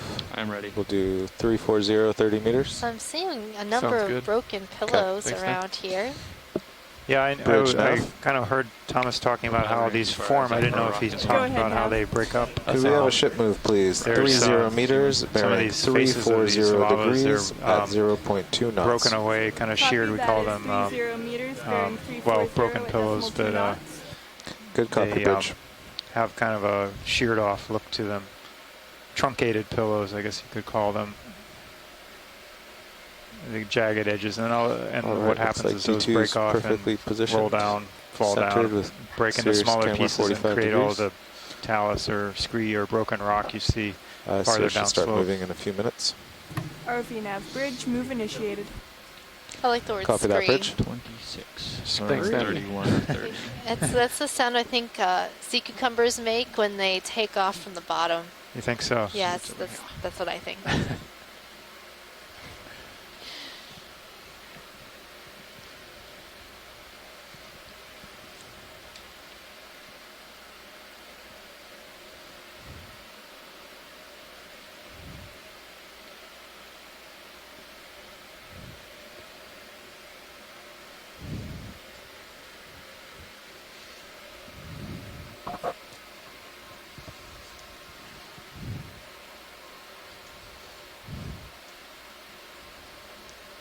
A white dot coming on a rock at the top of the screen. I think everybody's going to be fighting over annotating this video.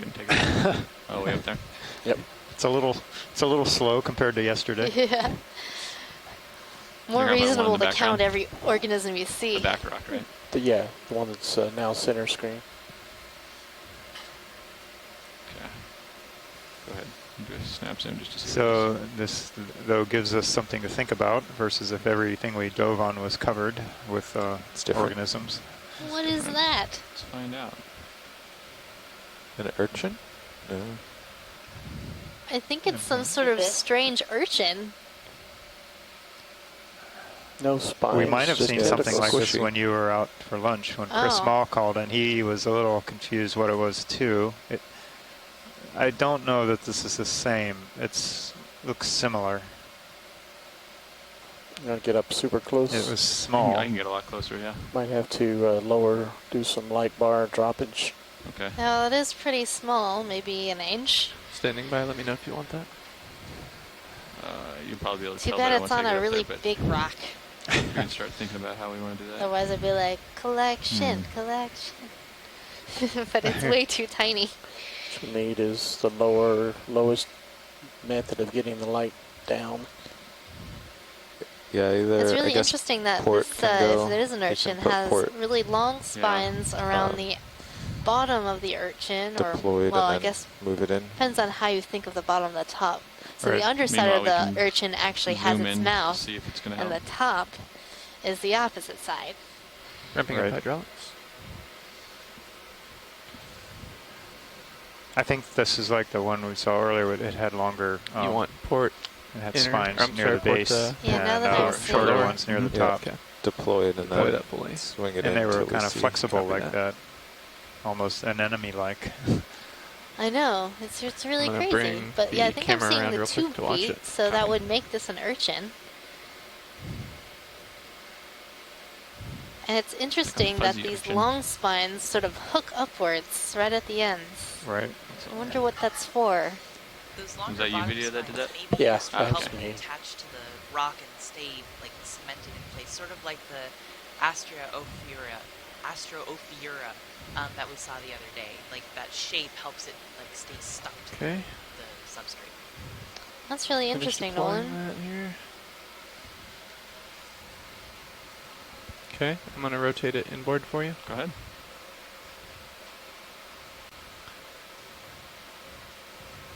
Oh, nice. That's what I needed. Is that enough? I think Maybe so. bump it one more Copy. time. One more time. Copy. Okay. So now you get a little bit more under there. Perfect. So now I'm getting more details in the arms. If you have any more zoom, I can center it up. If It's we do. max zoom. Okay.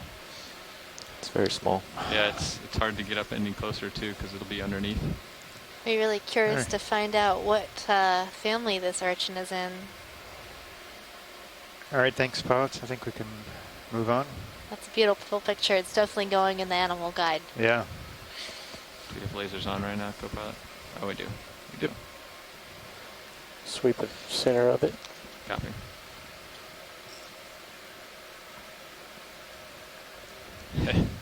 Tiny. Maybe take it on the rock above it. A little more. I don't think we're gonna get it. Let's see. There you go. There you go. All right, Copilot, you can put that port lower back to normal. Full wide. Copy that. Swinging outboard. Thank you. Video. And Sirius is on the move. And I am moving as well.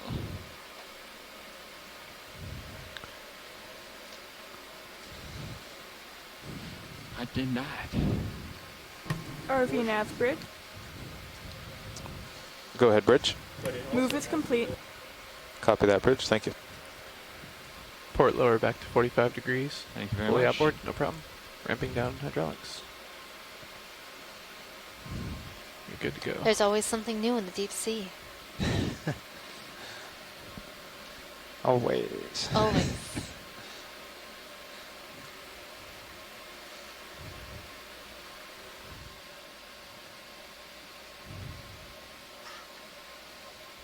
I mean, in terms of exploration, we know so little, and we explored so little of this area. So every time we dive, it's really likely we'll find something new. It's surprising from the, what we see in high Yeah, and you figure we're only doing one dive on each of these seamounts, which is a very limited You're supposed area. to be at so 23, imagine if you did 25 dives on this one seamount. 60 meters deeper. Well, you'd be able to really characterize it quite Seriously, well. got some strong returns up Yeah. there too. They're actually going off Can to we starboard just a tad. zoom on that white spot on that rock there? We absolutely can. Let me try to get stable here. It's a very tiny one as well. So who knows, on the next ridge over, it could Let's be do a snap zoom in video just to see Something something completely of interest. different. Coral garden like yesterday. I know, probably. Or just a little bit further up, given our depth. Right. That's another one of those cookie stars. That one looks quite round and plump. I wonder what's been eating.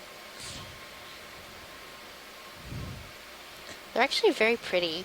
I like coming them. in and landing here video. Yep, following focus. And rotating back. Nav, Copilot, when did that move complete? About 2 minutes ago. Okay, thank you. With a little bit more. I think he could stay put and you'd be pretty So safe. we've seen this a number of times today. The same little sea star. Looks to be one of the looks a little bloated. Yeah, he looks a little bloated, doesn't he? Well, if we've imaged this, I can come on out if we'd like. I think we're good on that one. Okay. He looks Got happy a to number me. of good images of that star today.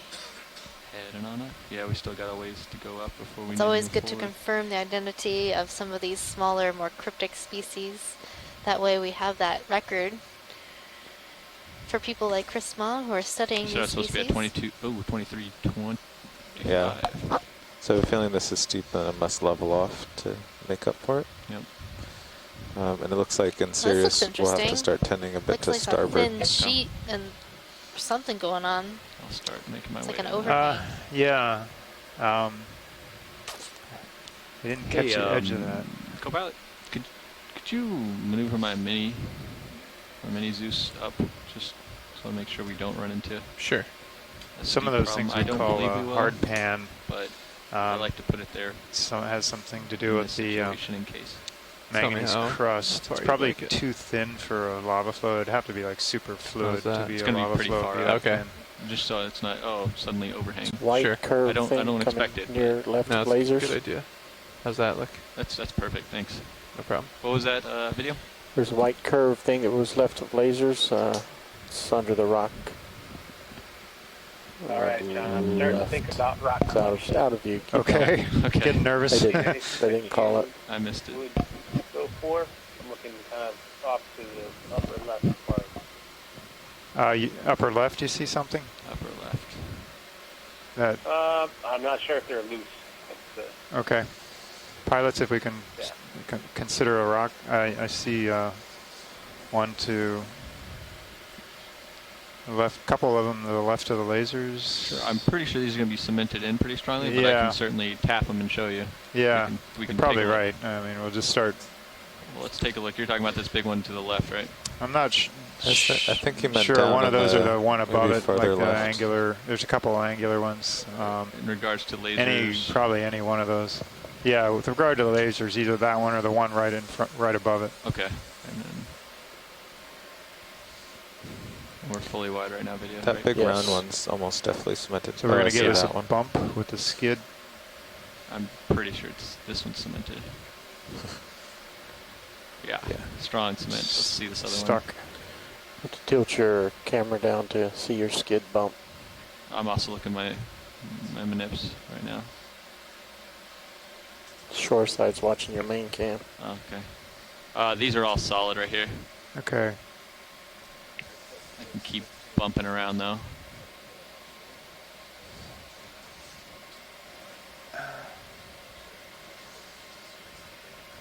Nope, solid there. These are all going to be pretty solid. Okay. But we yes. Can we look at that anemone just off to the It was up and left? to the left. Yeah. It's right next to your left skid. Oh, okay. So far, everyone, these rocks are all, they're not moving as we bump them with the I am not seeing it rolling. Past your left skid. ROV skid. Up though? Oh, there it is. Oh, I think it closed. It did close. We scared it. Do you still want to take a zoom on him? Sure, let's just look at it real quick, but Okay. without the tentacles open, we can't really get an ID. Yeah, sorry about that. See how close your Protecting himself. bump came. Hey, I mean, you good broke for a the piece of the slate anemone, off. as Video. it should. It's a cool double shot here. It's like a little donut. Donut anemone. Oh, yeah. It's a really It is interesting quite texture on that donut-ish. anemone. With some Hungry. sprinkles on there. Yeah. Max, Thanks, video. I think that's a good enough zoom. Actually, Okay. you often can Can I see see this this? texture, but it's only on the base of the column. And the most of animal is inside. zoom It is video. a pinkish part, so it may be the same actinostelida So we I have think we're seen stabling before. out here a little bit, pilot. Okay. probably want to look at With the me. broken rock here when we're finished. You found a broken rock? Where your skid touched down, left of it. Okay. Now we're you looking at a broke purple the polyhedron. ledge. Come on out. My left skid. I love that alliteration. Let's see. See that piece right next This to one your that the skid? lasers are right next to? No, left. Left of the lasers, I Right mean? next to the yellow line. A rock? We are looking. We Yeah. were told it might have moved. Yeah, that rectangular one would be. Oh, the one the lasers just passed? Right above the laser. That's the one I just thought okay. you were talking about. But give it a... You could poke it with the craft on it. You can't get the skid in there. That'll be a lot easier. You see the crack line on the left? I'm going to poke him with the manipulator. I'm going to go ahead and land here. Do you see the inside of this rock that's broken? It looks like that weird conglomerate that we've been seeing. Yeah, so I think that's... hydraulics. Oh yeah, go ahead and get him ready. Yep. The manganese crust cementing, like HPU sediment. enabled, hydraulics ramped up. That's flowed downslope. And I think we're pretty stable here. Yeah, it should be stopped. I'll keep an eye on it. I think we bumped that, broke it with the skid. Can you hand me the book? It's fairly brittle when it's thin, but when it's on top of volcanic you said I am rocks, ramped it's up, really correct? tough stuff. You are ramped up, ready to go. Great, let's just I think take there's a a quick look rind at of it here. Would you like me to bring Yeah. my camera down, or are you gonna? You're Mini Zeus. You're good? We'll have to make sure to do a crush test on our rock before we take it. Yeah, the last one survived the crush test. Yeah, it looks like the left skid might have broken that piece off to the left. I will set this up for a good That's the one I was talking about. crush test. John, this is Nev. So John, that's almost certainly manganese crust, because at least at first glance, I would Go ahead, Nev. wonder if it was... Just checking. So you definitely don't want the manganese crust, right? Right. You only want it if we can squeeze it. Roger that. Okay. Well, it is movable. Aha. Let's do a quick crush test. Are you on grip we force got a 8 or couple something? worms I'm on under it. 7 currently. Should I go that's good. higher? No, that's good. Okay. It didn't looks solid. Are you going to open the lid with the rock? I just was doing a grip test first. It's a Dave Wright move. So this is this has about this is our grip force 7. So this is 800 pounds. About. Yeah, it's a lot. It's a lot. It's a lot. This is a lot. Okay. So Yeah. are we happy?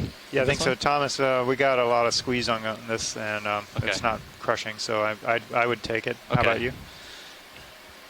Sounds good to me. Okay, we'll keep this one. Now, if you want to bring the mini down to the rock box. Co-pilot? Will do. Co-pilot, will you also winch up a little and tilt your camera down? Copy Just that. keep an eye on I'll get things. this ready.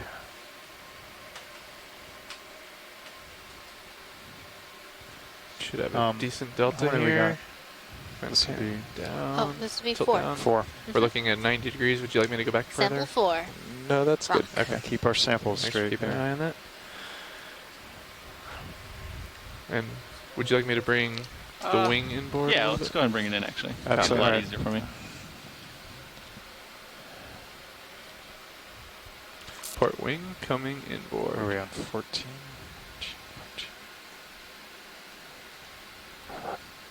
How's that? That looks great.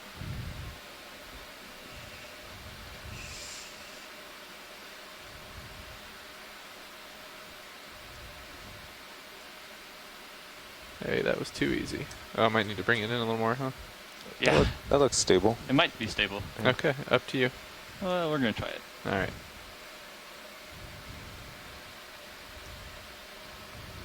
If you brought it in more, you might cover up the rock. That's what I was worried about.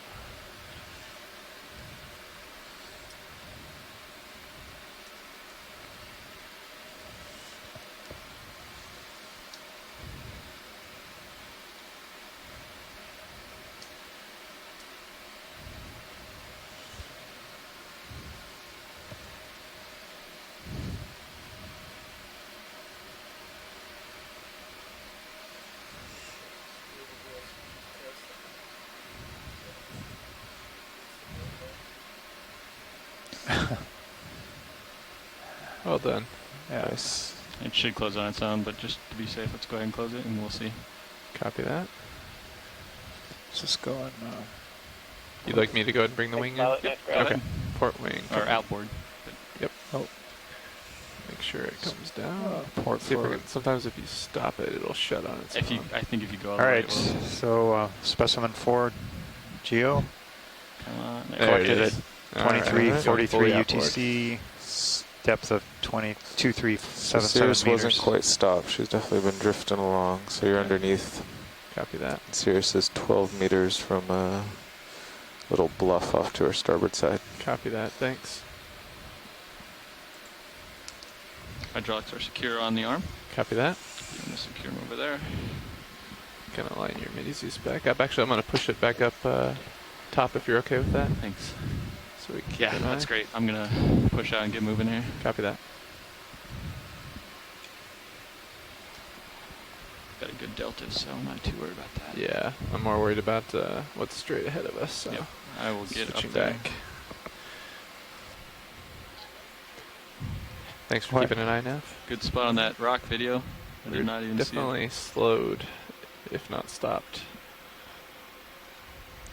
So yeah, it should be pretty John, steep. all these little collapse features that we're just seeing, like 30 where degrees the to crust Sirius is starboard. broken, Copy that's that. just the There's a big manganese crust, boulder not to your a starboard. bomb Maybe feature. Sirius can swing heading that way, and you guys can rise together. Copy that.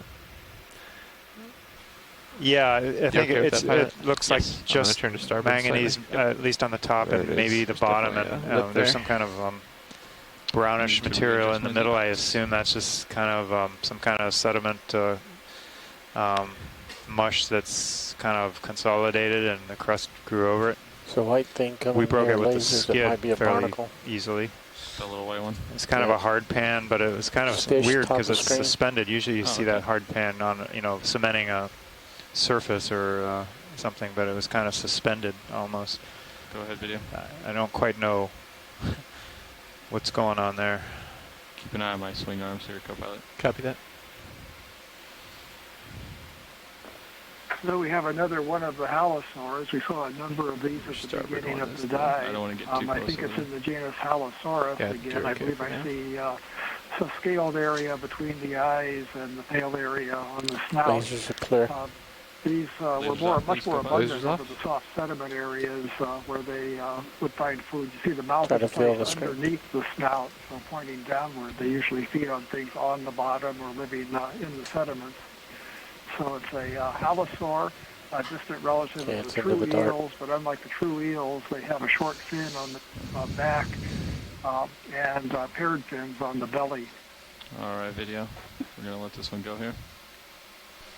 Yeah, Bruce, I really like these halosaurs. They kind of look like tiny ocean dragons.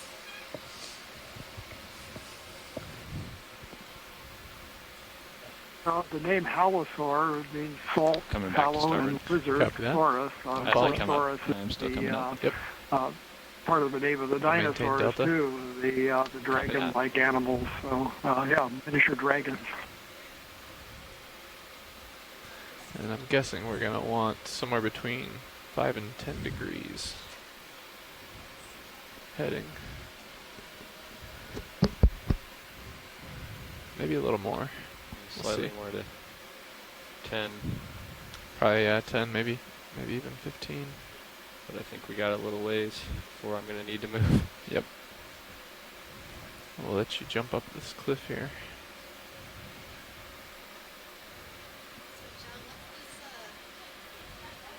John, what's this long tube? It's a tube of lava. Oh, is it? Yeah, that's quite impressive. That's like a really big pillow of lava. Can you look with around the bottom edge Looks of like the downslope front end of it is fractured off. And then there's another one down below it to the slightly steep. to the left of it. So that's how this lava Look at that. mobilizes downslope.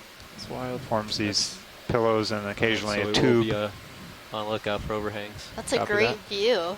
Yeah, it is a pretty big. Underwater wave. So all these other little bumps, rounded things, are smaller versions of that that you see, and occasionally you see some really big Looks ones. like it might start to level off a little higher up. I don't know. Not level off, but it's not a cliff anymore. Yeah, definitely. So Sirius is, about 1.5. That looks pretty good. There's a big boulder 37 meters out that might have some interesting stuff on it. Okay. Maybe we should head for that. That is, yeah, That would work for do me. you want to go maybe 020 and line up on that? Might Yeah, be some biology on it.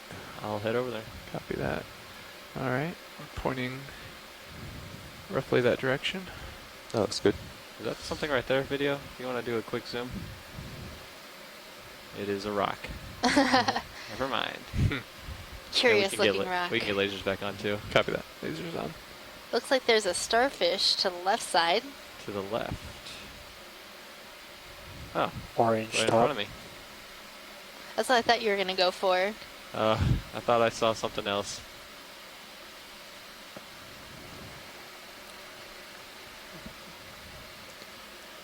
Looks like it must What be is sitting on a this coral. starfish doing?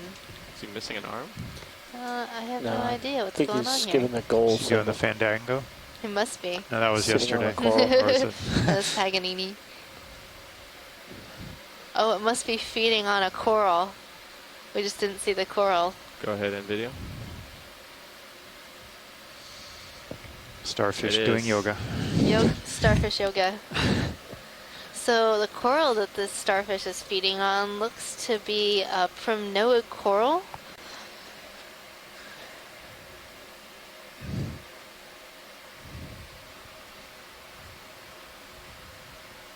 So this starfish has these spines right around the rim. That's kind of cool, of his arms and his body.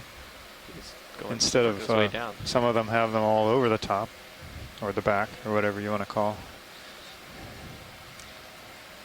So this might be a Circeaster, A little too far. a type That's good. of starfish sorry. that feeds on That's still good. corals.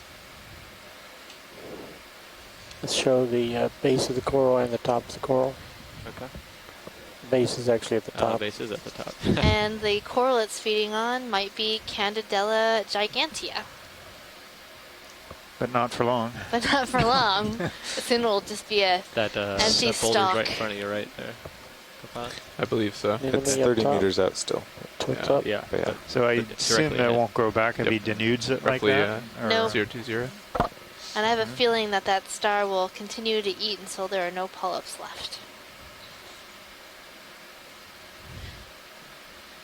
It looks like it started at the base and has sort of climbed up the tree, and the tree Oh. fell over, you know? Right. You know, like in all those All right, cartoons if you where want they to jump create the, to Yeah. the center and get him tree 45, catapults. I was thinking of Right. doing 25 meters at 020 to get him the perfect distance. Okay. 25 meters. Copy that. Actually, we could just start with 20 in case it's really Yeah. exciting. Yeah. Sounds good, man. So that sea star is another example Comfortable of if a I call it cookie in? star. Go ahead. Go for it. All right.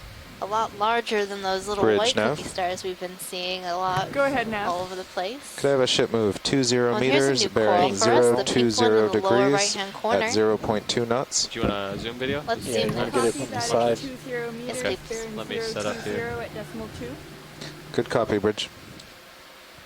So this coral can either be a bubblegum coral or a pink coral. So that's Paragorgia or Hemicorallium. Go ahead, We video. will see when we zoom in. We're going to look at the polyps, see if the ends of the branches look like little bubblegum balls, or if they have paired polyps on the ends. RV nav bridge, move initiated. I think you might Copy be that, right, Bridge. Sean. Our geologist is really getting into this biology. Super exciting. So this is likely a Paragorgia type of bubblegum coral. In the left corner, you can see a placophorus mollusk just sitting on the branchlet and It's like eating. tilt down. Just out the screen just now at There. the bottom. Hold there. Oh, there it is. A little bit, yeah. So aplacophorans are a mollusk that does not have a shell. And we've seen them feeding on different types of corals. So you'll see that the coral Let's go tissue wide, is full actually screen. gone where that You little want, full screen, you said? apacophoran is Yes. hanging out. Okay. So while it does look quite worm-like, it's actually Go a to that more shrimp that's snail. at the top of it. It's more related to snails. And a shrimp. Different than the other orange shrimp we just saw down below. Yep, that I shrimp. guess. Yeah, those are two different shrimp. You are right. This one. Hey, Megan, I'm going to be a devil's I'm going to be a devil's advocate here. I think this is corallium, actually, not Paragorgia.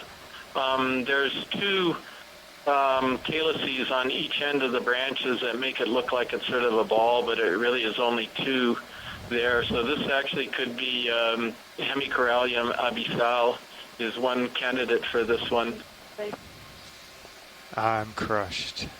I know, I'm seeing 2 pairs of polyps on some branches and then 3 polyps on other branches.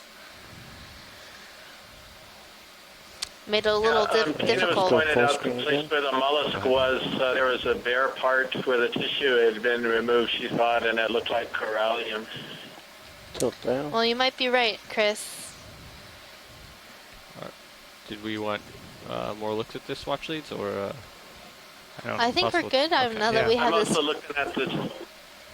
Yeah, I'm looking at this zigzag pattern of the branches too, which is characteristic of Hemicorallium abyssal. But who knows? It definitely is an odd-looking, not your typical Hemicorallium that we've seen on other dives.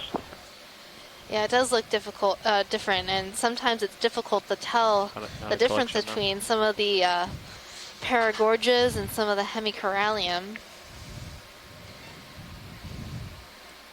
Okay, take it off.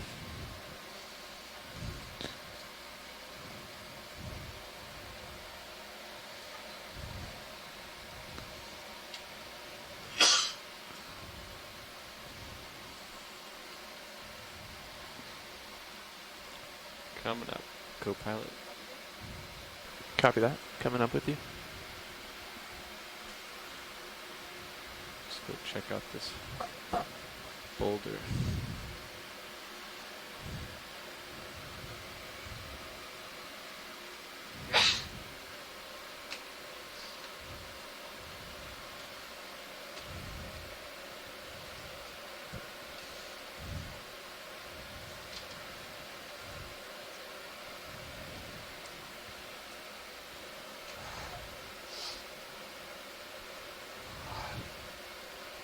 RV nav bridge.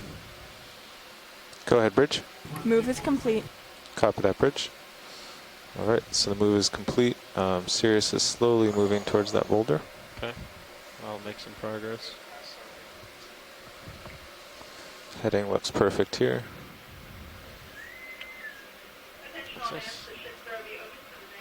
We got something here.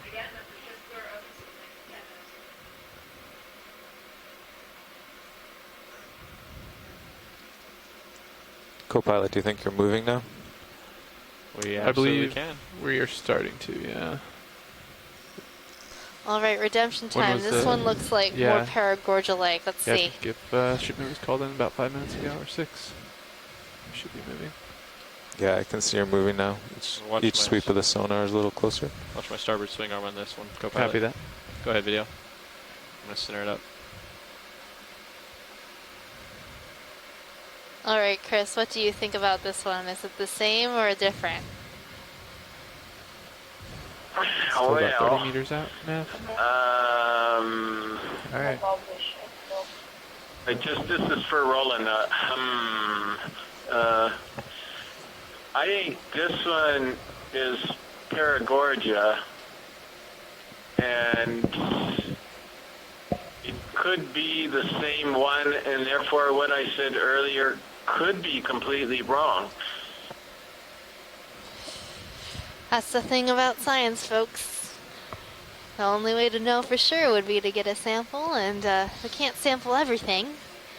But we're making our best identifications based on what we know about these animals.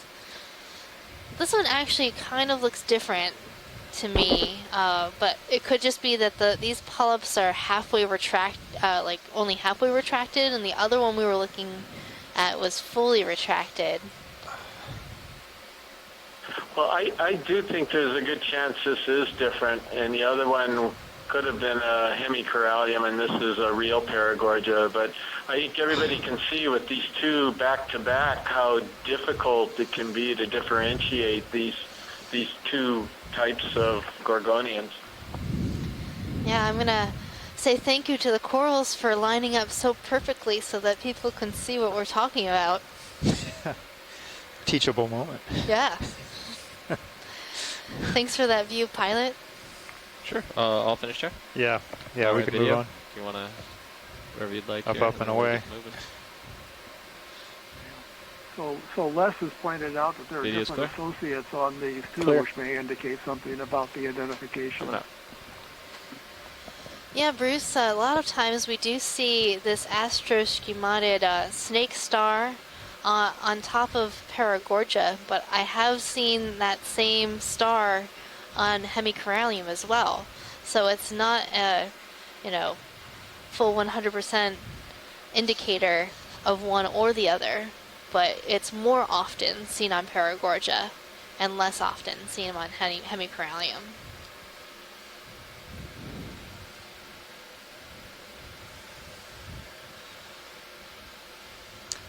Another one of these crinoids.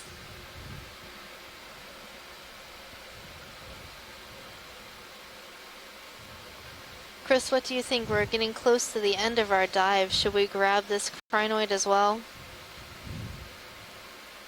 Yank it. All right, yank it, pilot. Copy that. Before we cut it. I'm glad there was such a well thought out plan there. I think more gently pluck, but. Okay. I'll get hydraulics ready. Could we get a close-up again right at the top part of the head of it again to see if those little cirri are on this one as well? Sure, we can. Just set up real quick here. That is before you yank it. Can you joy lock me right here? Sure thing. Set. Thanks. So just a quick snap zoom right where the stem attaches to the arms would be perfect. Go ahead, video. I'll try to. Actually, it'll probably float right back in front of me. Yep. Yeah. So pilot, this one will have to go into starboard inner. See, wanted its beauty shot. If you snip it at this there's angle, a then it will be other in little line with the crinoid jaws. attached right underneath of it. No, from below. Oh. But I think I am seeing those that little. way when you go down, it goes in. If you. So if I'm tilted as Little, much as I like, can with the jaws, I got you. Because if you did it like this, then you'd go to put it in. I got you. Not quite Siri. Coming up at it. Yep. Got it. Like 45 degrees. Little remnants of cirri here. Video, I think I'm going to go ahead and start collecting. But that may be wrong. Yeah, I think it's the same thing. So I think it would be a good collection if you're looking for your final one. Yeah, I think so. I think that'd be good, and it also has another crinoid associated with it, so a dual 2-for-1 special. Yep. It's also an interesting association. I'm not sure if we've seen that very often, where we have a stalked crinoid with an Co-pilot, could unstalked you crinoid. turn your heading maybe to just, 030 on the or so? stalk. And tilt your camera It's down. like, oh, Then you should I be able to lost be my hands stock off in for a evolution, few minutes. but I've regained my stock by associating with somebody who has not. Yeah, I think we're got starting to rid of settle their out here, stock. so that should be that sounds good. really mystic. Looks good. I'm going to come a little bit more than 30. I don't know if they Okay. think that much about these sorts of things.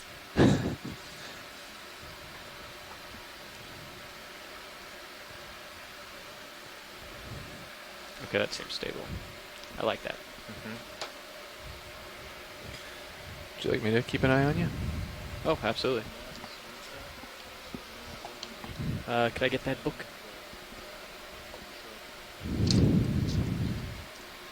And I don't Thank think you, workshop. George are going to be able to come out on this one. Okay. Could I get that as well? The book, please. Thank you very much. The drawer is ready whenever we are ready for it. I'm probably going to have to come off. Go into auto. Go into autos. Yep. There's not much current. Should be Auto good. depth, auto heading. And you said I am spun up, correct? You are spun up, ready to go. Excellent.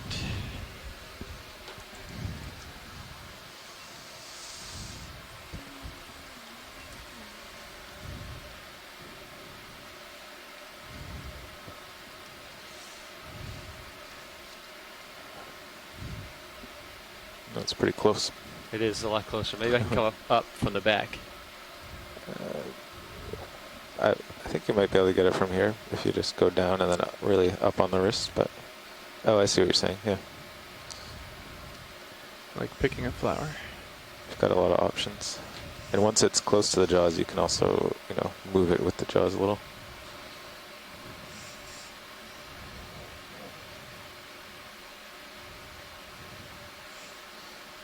Watch your port manip there. Make sure to look at your mini Zeus. Ah, Here. yes.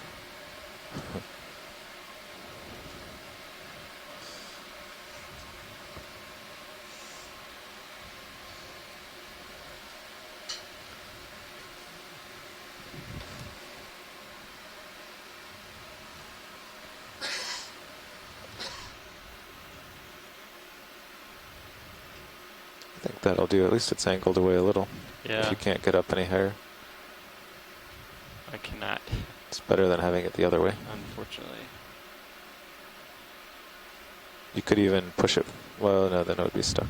Yeah. I think this is going to be for the position that I got. Yeah. Okay.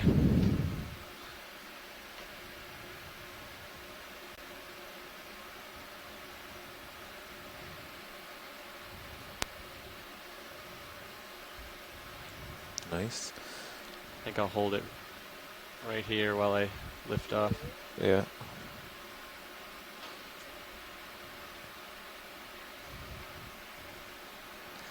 So I would advise moving the port upper swing arm in. Okay. Oh, and so that you aiming can it see in down there. so you can see the box. Yeah. That's a good.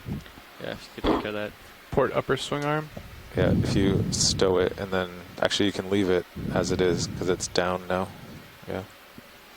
If you stow it now, you'll see that the box lights up. Copy that. Port upper, correct? Mm-hmm. Yes. Copy that. Delta's good. There you go. Okay, I'm coming off. Stowing now.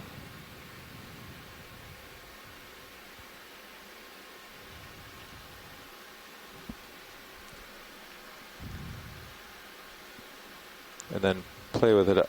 Maybe go up a tad to see if you can get it to light up where the box will be.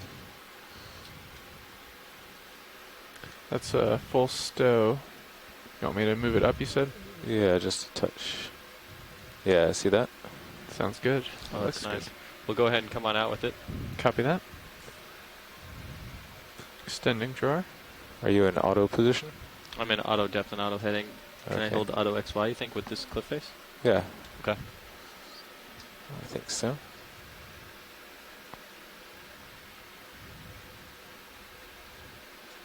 Just, yeah, straighten out your joints nicely before you Yes, begin. definitely. I don't even know where they are. I know. Okay. That is full extension of drawer. Copy that. Thank you. No problem.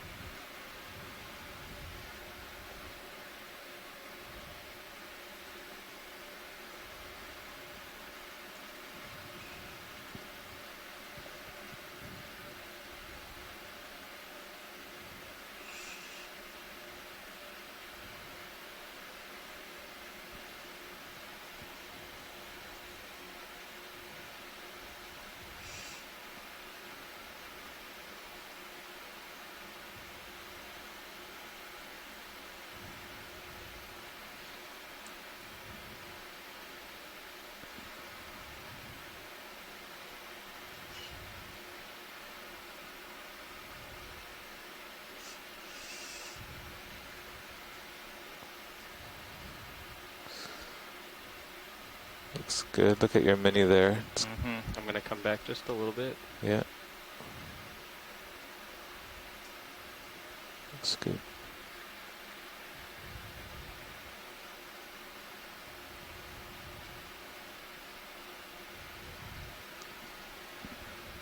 Oh. Can you zoom in on the mini, Zeus, Roland? And Copilot, if you could just Copy that. Just double check in here. Just want to make sure it's all the way in. Maybe It's just not. wiggle your wrist a little, wrist roll, jaw spin a little to make sure it's in there.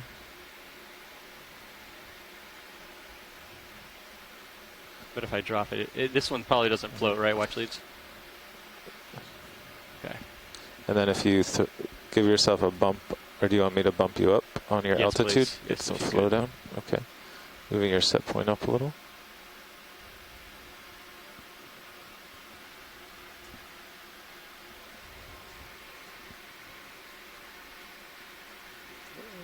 That should waft it down.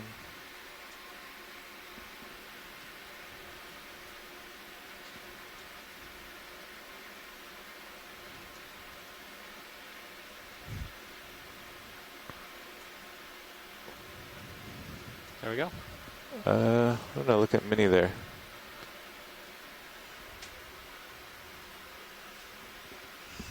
Right now it's hanging on the edge of the box. Okay. Yeah, you'll be able to do that.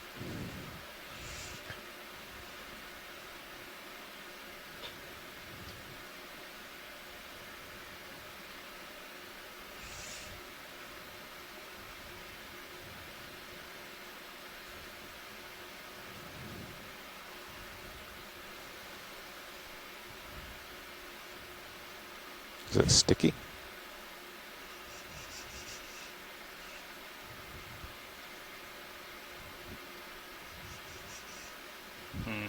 It's a tough angle. I think if you look at your Mini, you can just get it centered on the stock and press down.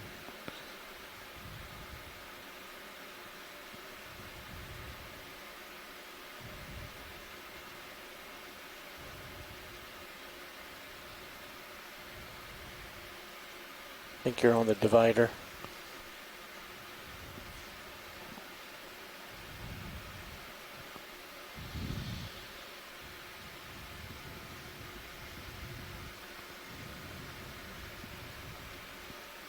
Could try shaking the drawer a little too. Yeah, why don't you try bumping it in just slightly, and then bumping it out.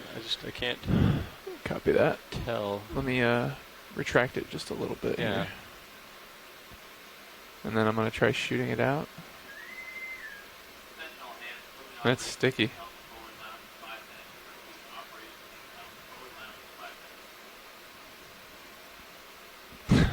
It's not dropping. Okay.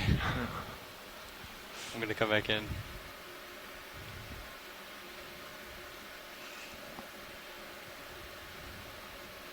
Zoom standing by.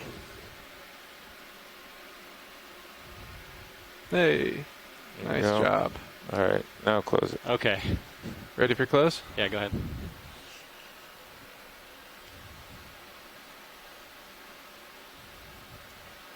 Nice work. Good job. I did not expect it to be sticky like that. I did not either.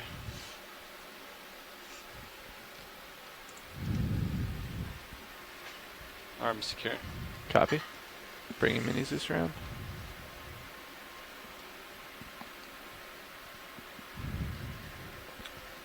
He did not want to go in there.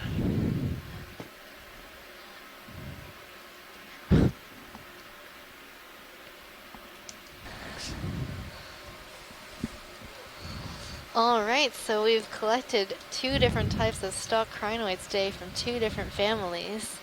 Both might be something completely new.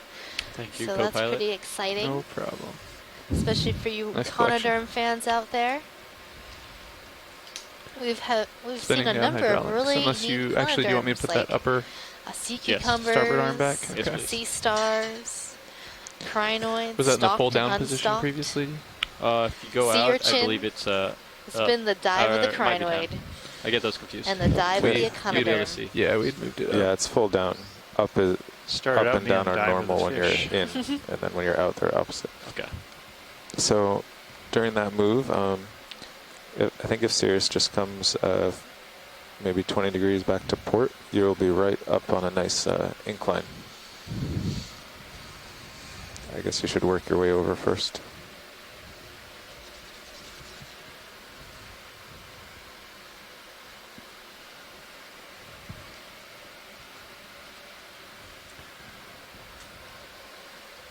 So it looks like we have about half an hour left on bottom. Look at this rock. Yeah, this is what we were looking at. Yeah. And we have a sort of cliff face in So front of once us. you're a little That's more pretty centered, cool. co-pilot can come over to maybe 0, It's a bit shiny. 5-0 to start. Get my delta back here. Is that starboard upper out? Like, is it facing backwards, the light? Yeah, I didn't finish securing. I wanted to get in a good position. Yeah, we've first. been seeing these really massive lava outcrops. These big walls. By massive, I mean they're just really big and thick, and they don't really show a lot of texture or shape other than they're just really big and thick. So they could be exposed intrusive complexes that never erupted on just the forget surface, about the and swing then arms for now. Let's get you guys oriented. So if you come up and if Sirius comes up and turns maybe 20 degrees to port, you guys should be facing the slope. That's probably what's going on, or it could be they're just really, really thick lava flows. But we're typically seeing more like pillow lava flows in these areas. So. Okay, headed up with you again. So between lava flows that erupt on the surface and lava flows that are under the surface, are there any differences that we'd see between those two types of flows? Well, the volcanic material that doesn't erupt on the surface is usually referred to as magma, and then when it erupts on the surface, it's referred to as lava. That's okay. I think generally the chemistry from the same volcano is going to be the same. There would be differences in crystal growth, crystal giant structure. boulder to grapple with in front of you here. Yeah. You got Would your one mini type Zeus of looking basalt up. be stronger than the other? Well, yeah, as far as physically stronger, we saw that yesterday with some block of this really blocky was the material. heading? Now this is interesting. We're seeing about like a 0.035 right now. Lava you over happy with your more center? massive Yeah, I think it's pretty centered. inside. Great. Not I'm quite sure center what's up on going you on as there. I This is continue kinda up here. interesting. Copy that. You got a big something It's like in a your upper right mantling corner there. of this. It's like a Is that a like a brittle later lava flow flowed over an earlier in place boulder or something. I'm not really sure. It's kind of hard to tell from this close-in view. Oh, okay. Both of us are still going to be here, so whenever you want to take it. Thomas has any thoughts on what we're seeing here in detail? The more you start analyzing it. I don't know. Some of this is Getting some heave here. Go ahead. starting to hint at inflation textures, but that's nice. Video, do you want to do a zoom of this? See a lot more from It's up to science. Okay. Sometimes what can happen is you get a I'm lot not hearing anything. kind of But we can look out, at it at least. and then it cools on the surface. Do you like and then it lasers? gets On or filled in from off? underneath, Off. Coming off. inflate up, and so you get kind of the small scale flow. I'm going to feature float on top up with it, and then a more video. massive characteristic inside. Yeah, it's a little confusing because we're seeing like both this massive outcrop walls, and then we're also seeing obviously superficial flows and pillows and things. So it's a little weird. And it is a little hard to just do the geology from kind of a close-in view. So I'm just going to keep on going. that's why a lot of times I actually like looking at the Sirius camera when it's well lit, just kind of getting the broader picture. Yes, copy that. Watch leads. You're full wide. So right now we're looking at a sea star that's regrowing 3 new legs. So those little arms that are so much shorter than the other arms are brand new. So that's one thing we know about sea stars, is that they can actually regrow or grow more arms. Right now we're zooming in on one of these snails, a deep sea snail or gastropod. Which direction you want that mini Zeus pilot? Facing up, straight ahead. Straight ahead. So I can see if there's an overhang. So we have a few experts about deep sea Yeah. snails that might be able to identify the snail for us. So you see its antenna sticking out, and then there's a siphon coming out in front of it. That's how the snail brings water into its body, and that's how the snail breathes. And the back end, you see the snail's foot. And that's how the snail moves around on the surface. I'm going to push against this guy.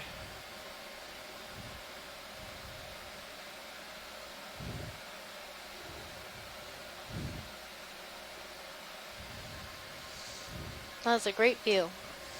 Did we get what we needed from that? Yes, thank you, pilot. Perfect. You're full wide. So we can often identify snails based on their shell. So we're looking at the number of whorls or the spiraling nature of the shell and what that shape is and what shape is the opening of the shell. There are some other characters in the soft parts of the body that might be useful as well. But I'm no gastropod taxonomist. And there is a black coral just almost the center of the screen, and I guess it's a Telepathic.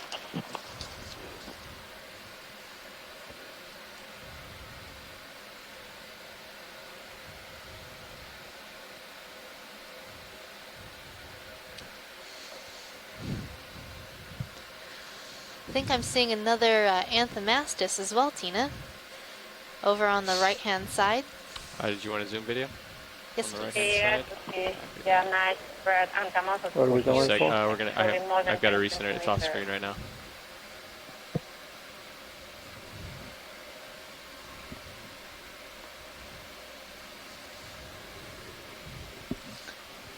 So this is a type of soft coral, often referred to as a mushroom coral. This right here? Yes, that's the one. Go ahead, video.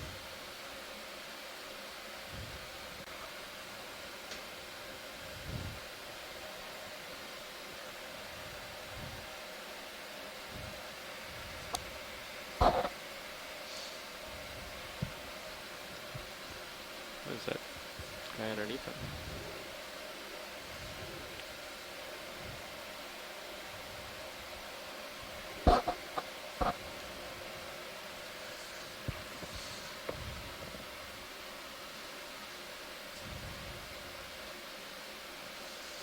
And there was two of them here. We have this larger one, and then there's one that's just one polyp right below it. See, it's so little. Little guy. It's a baby. So as they grow, they'll... Like seedlings. Yes, it is Anthomastus. So it is an Anthomastus, and it has its little Video one clear. polyp friend right next door. Copy video. And as it grows up, it'll have more polyps. All right, come on out. We're happy here, watch leads? Yes, we are, pilot. Thank you. It'll be polypolyped. Polypolyped. Lasers are off. Let's go ahead and bring it back on. Copilot. Lasers on. That's kind of fun Thank you. to say. Polypolyp.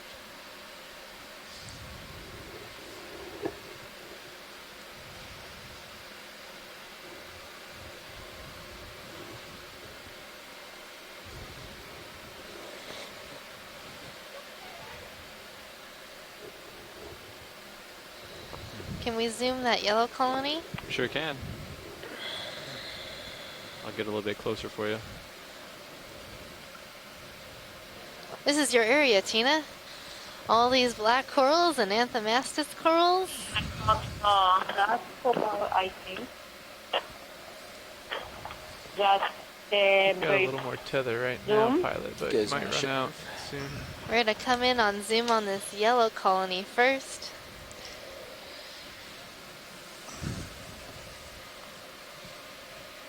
Yeah, I would maybe not after, say that it's yellow, it's a pilot little gets a bit look at some of pinkish. these. Yeah, I'm thinking they're going to let some Little zooms pink. around here. Not really yellow. Go ahead, video. It's more brown, but with, yeah, I see. You guys Not want a with 20 meter yellow. So I think they're going to want some zooms right here real quick. How about now? Is it more brown or yellow? So let me just check that and then we'll I get a guess move it's in. brownish. Brownish yellow. And here we have do move, I think 20 Telepathic. will probably be good. And you see We that got a some really steep parts face are area coming really up, so yellow we and didn't some more pinkish. You can overextend see mouths opening and all of them are yellowish. It's in the book. Let me know when you want me to call it in. Copy. Thanks, Nat.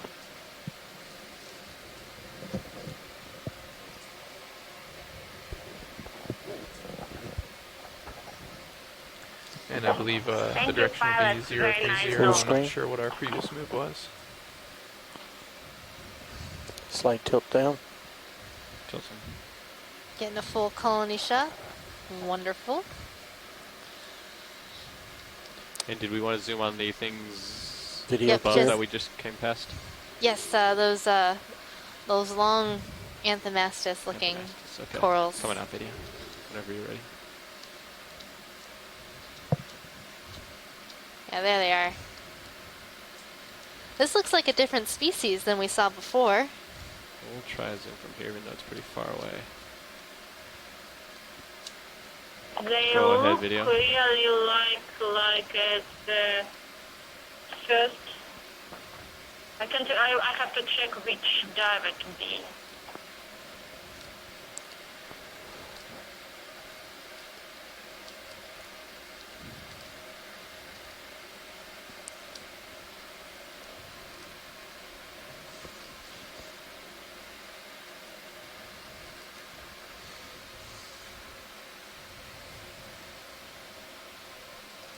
We collected a Antamastos several dives ago. I guess it's the same species. It does look a lot like the ones that we collected in that field of Anthomastus. We got 4 different individuals because they just happened to be all over this one rock. It looks like that middle colony is sort of budding off into a new colony. This is really unusual. It would be nice to have better shots. I never have seen something like this before.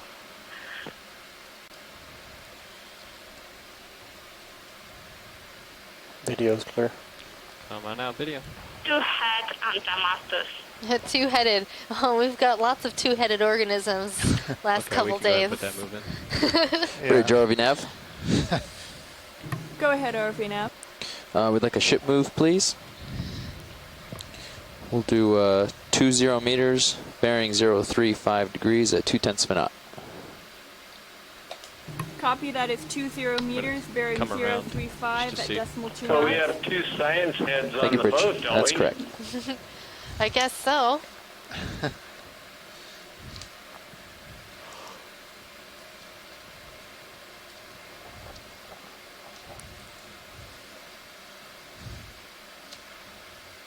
It's one for each of us, John. Oh, wow. You can have mine. Okay. RV nav. Oh, have we seen any of these Norella-looking colonies yet today? Ship's underway, guys. Let's zoom on this white colony. I think that might be a new zoom for us today. Copy that. Let's go ahead in video. I'm going to try to float in towards it.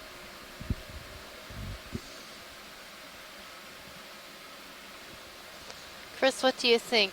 Is this more Norella-like or more Paracalyptrophora-like? Polyps seem quite small.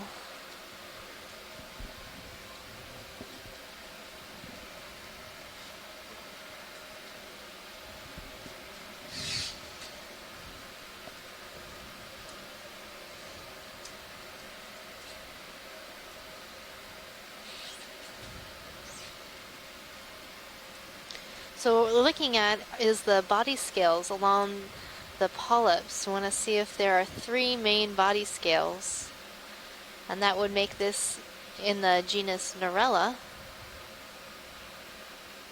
I think I might be seeing more than 3. Well, there's at least 3. Yeah. So I think I would tentatively call this Norella species.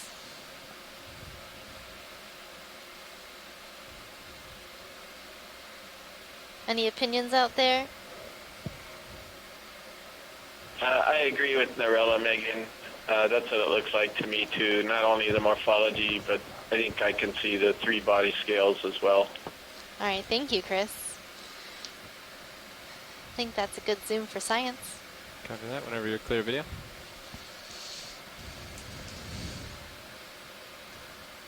That was at 3-0, the last move.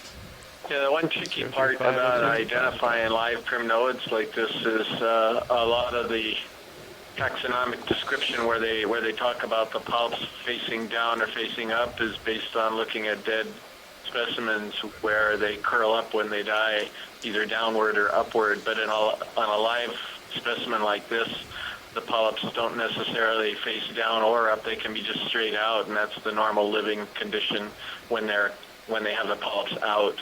So it gets a little tricky to identify which genus on that basis.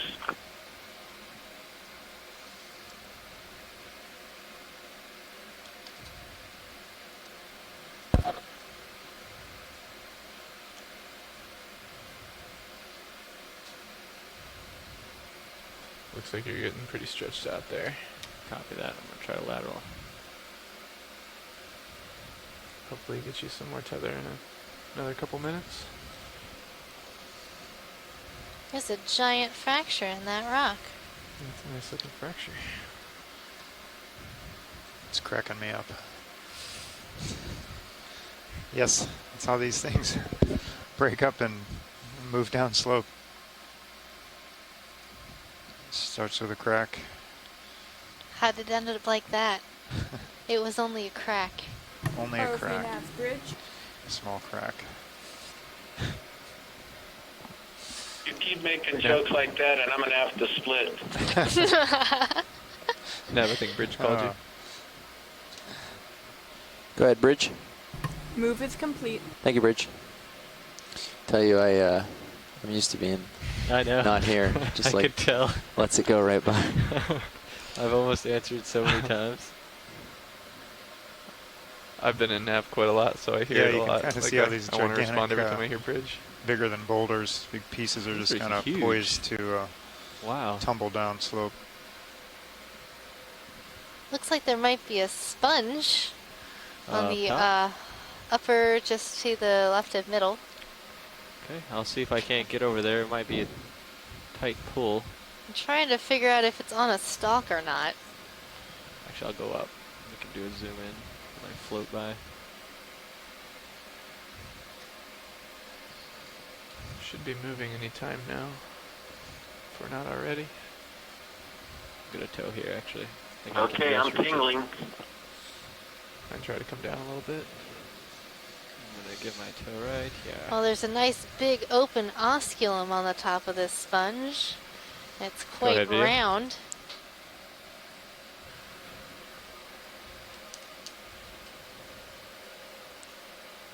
Oh. It is on a stalk. Where do you think you are in your swing? And it has hydroids on the stalk. And in my swing? I mean, do you think you've started moving? Yeah, I think so. I think we're just starting to move, probably. Yeah, it's going to take about 5 minutes or so a day. When did you call my that initial guess would be something like Amphidistella, because it's a stock cuplex pellet that looks a lot like this. The stock is awfully thick, though, compared to the other examples we've got in the guide. So it's a little bit... Yeah, it's a little bit confusing to me, but I don't know what else it would be. I think we're okay for now. When did you call that last one in? 22? Almost 10 minutes ago. A while ago, yeah. So yeah, you should be just about done. So I could go with another one. Your sonar looks pretty good. Calling full screen. Go ahead. Yeah, ready when. What bearing would you like? Could it be some Let's like do 030 strange bolosoma? 030, copy. Thanks.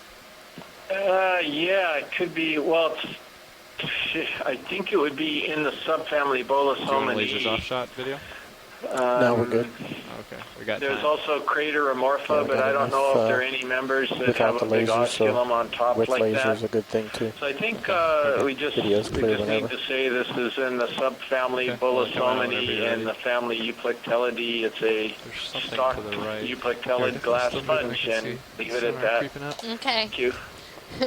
Hey, but it's a sponge. Here's got something for everything. Bridge, RVNAV. Something for everything. Something for everyone, ahead, if I can RVNAV. say things Another ship correctly. move, please. Go ahead. We'll do 30 meters, now we bearing just gotta find a 030 cool degrees sword at or 2/10 something of a knot, for please. Asako. Copy. That is 30 meters, bearing 030 at decimal 2 knots. That's perfect. Thanks, Bridge. It's that brown circle, lower left of laser. Brown, now right left of laser. Snap zoom.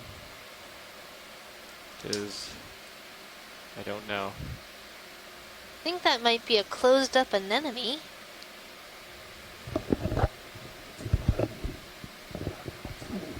It sort of plastered itself close to the rock. RVNAV bridge, move initiated. Thank you, Bridge.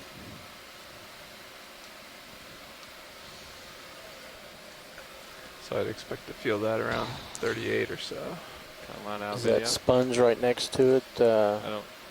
Come out so I can see. Little stalk right next to it. Megan, we have seen such anemone before a couple of times, but they were open, and this one is closed. And something like maybe manatees or something. Nav co-pilot, what's our off Is that bottom a carnivorous sponge above this anemone potential? Depending on whether or not we make it to waypoint 3 or not, I have it at 117 this UTC. Right here. I see. Gotcha. Thank you. Yep. Video, I don't have a good toe hold yet. Okay. 1 second. So, around there anyways. It could be a collateralized sponge, a carnivorous sponge. Yeah, we hit some I'm not steep terrain sure. on this shift. Slowed us down. So right above the anemone, we're looking at this small stalk. Has a lot of spikes coming out of it, different angles. So a possible carnivorous sponge, a collateralized.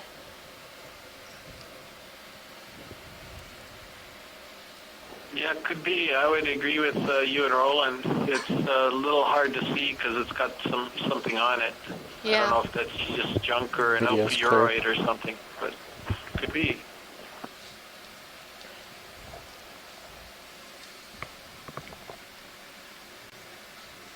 Did we want to go for a closer view, watch leads, or? I think we're okay with this. Okay. It's covered with stuff, so it's going to be hard to see either way. Yeah.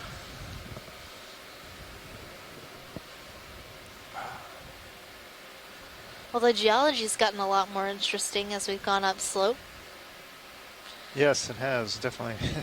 More prominent, more relief, more weird shapes, and a little bit confusing at times.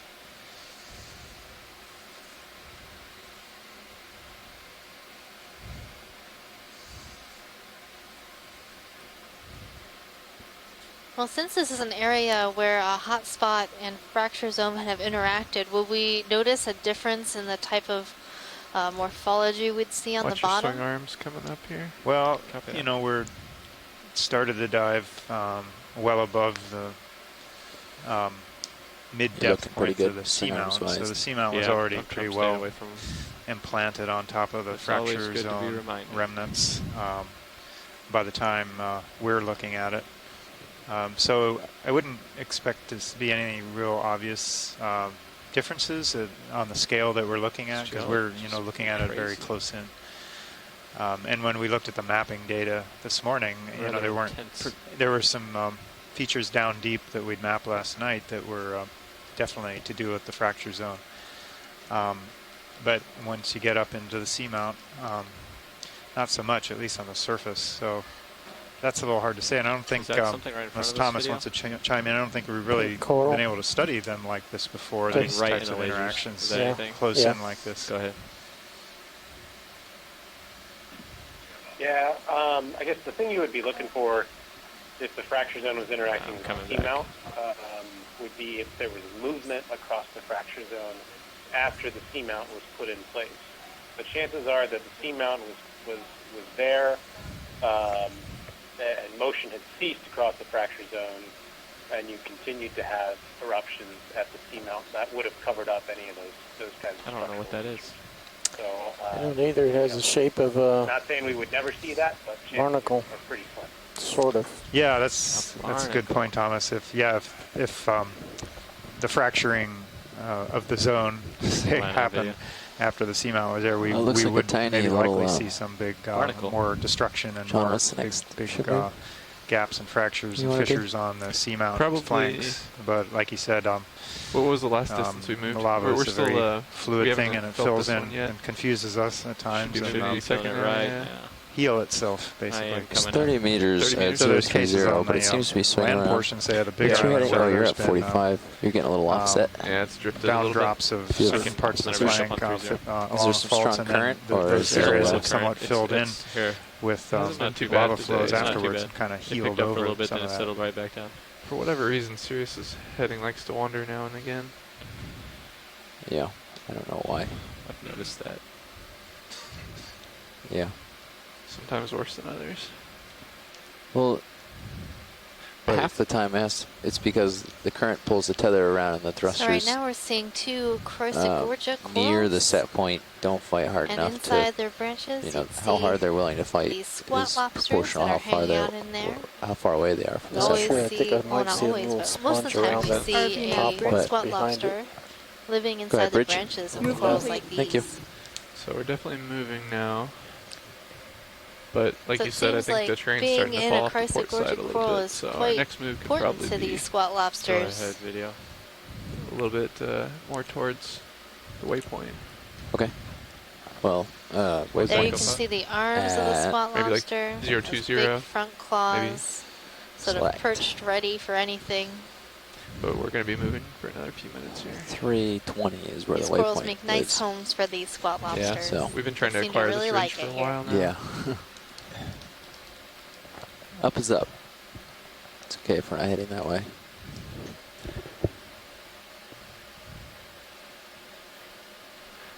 Yeah, my guess will be 020. 020. So you can see the cheilipeds. Those are those claws and the arms. You can really see all the a little bit more port if we wanted to. The little sensory little hairs. Hairs on the claws. They stick out farther than I would have thought. Help him feel his way around in the dark. Mm-hmm.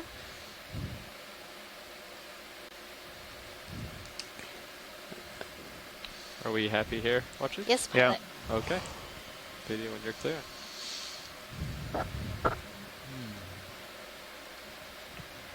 The interesting sponge around to the left behind it. Around. Oh, okay. Let's see if I can get a shot on it. I think it's a sponge. Some really interesting geology around here. Go ahead, snap some video. I'll try to hold. I think this is a small Poliopogon sponge, type of glass sponge that has a lopophytus attachment. So those are those little hairs or spicules coming out of the bottom of the sponge attaching to the rock. Clear. Come on out. Nice spot there, video. Yeah, completely agree, Megan. Nice spot there. Oh, there's a fish up here too. A fish? Yeah, let's see. He's a long one. Haven't seen fish for a while, have we? Not for a little while Get back yet. here, fish. Big fish. Oh, it's a big fish. Oh, Go wow. ahead. That's go to his head. Wow. They want to get the tip of its head. Go ahead. Ooh, set him up for be measured. Making you work for it this time. Yeah, Video. so this is another one of the cutthroat eels like we saw yesterday. Lasers are clear. Looks like the dorsal fin origin is very far back on the Lasers body. off. Thick-bodied eel, large, like the one that we saw. Let it go down the body. It's probably the same species, Synaphobrancus brevidorsalis, the short fin. Then I'll get a full frame after. Get the body The one that scanned. we had yesterday measured out at 127 centimeters, which was larger than a size recorded in the literature that I could find with a quick It's got some search. weird Let's go full screen. This is the same thing. Circle Sure does. As is often the case, we see a lot of scarring on the Let's do body. lasers one more time on full screen if we can. Lasers coming up. Thank you, co-pilot. Doing it Very up. They're slowly. painted. This is Perfect. the top predator in this ecosystem, sort of Okay, like the video. lion or tiger in Lasers this is clear. ecosystem. All right, come on out. So, cutthroat eel, Synaphobrancus brevidorsalis. Bruce, this one seems pretty large too, but maybe not as large as the one we saw yesterday. Was that a good video? Yep. Okay, I'm going to get back to the rock wall. I see the other. I was trying to get everything in the small amount of time we had. Yeah. I see the other Megan is on the chat. Thank you. Maybe I think she measured the one yesterday with her software. Maybe she should be getting close to do the end that of our too and let movement. us know. Let me know when you feel comfortable, pilot. We can probably get another move underway. Your sonar looking pretty good. Do you need to adjust? Possibly to. It's either 020 or possibly even 015 might work. That may be our finale fish. 015, you're saying? She I said think she'll we could measure probably it do for us. 015. I'd be down. I'd be okay with that. Okay. 015. Okay. Should we start this? I wrote 020 down already. 015. Looks like we're seeing another Trisopathes. How far do you guys want to go? type of black coral. How do you look? 20 meters maybe? I And don't know what that. another Pronoa coral, Yeah, perhaps a looks marella. pretty, looks pretty tough. We'll do 20 meters. Do 20 meters. Thanks, Nav.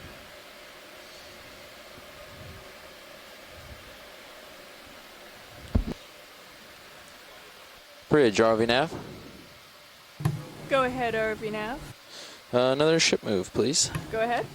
We'll do 20 meters, bearing 015 degrees at 2/10 of a knot.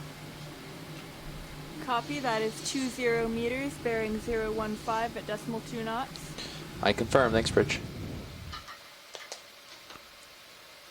Starfish on a coral blowing in the wind. Starfish. Sort of riding getting whipped around on that bottle brush coral.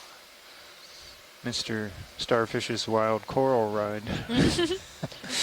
RV nav bridge, move initiated.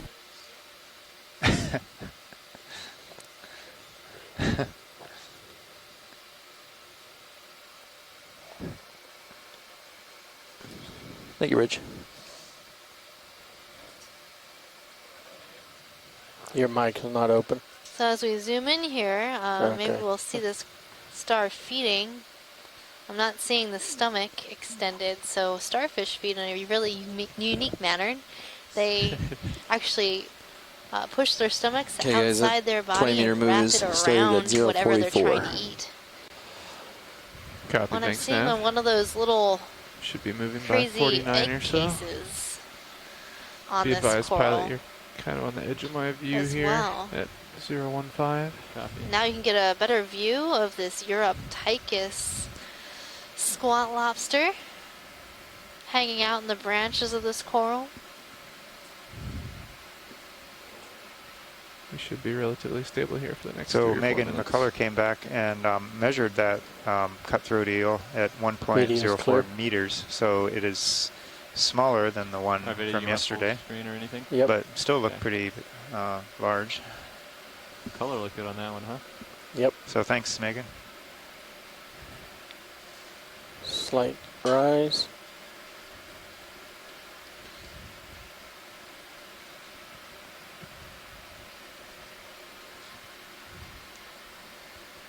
And video's clear. Okay, come on now, video.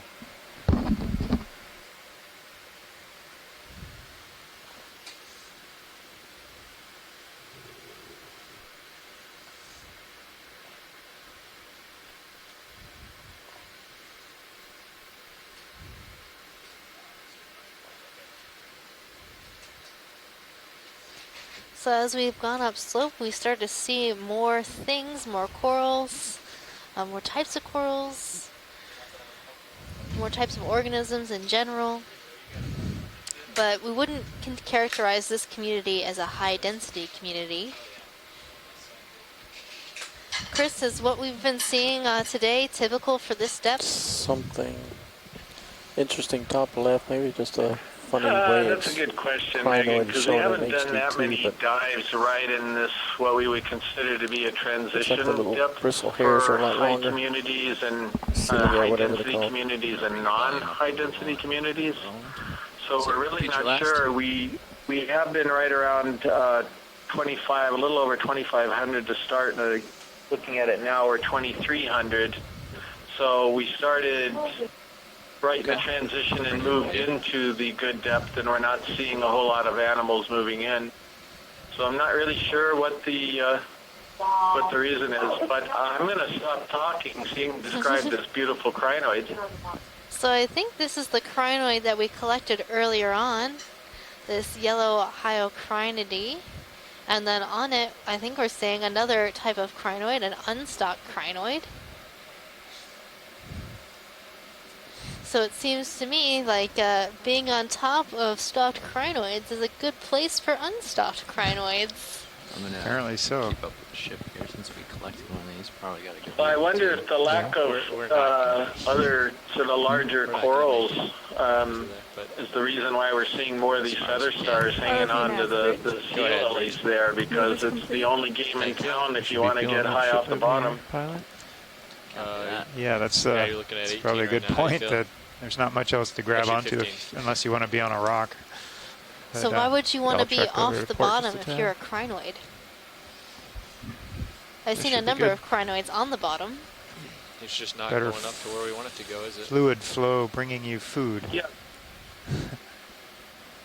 Yeah, maybe different feeding strategies. I think maybe some crinoids possibly are even deposit feeders. It wouldn't surprise me. Some of the ones that are flat and live on sediment a little bit more, and then others capture prey from the water column, which is what the stock crinoids are probably doing in many of the corals.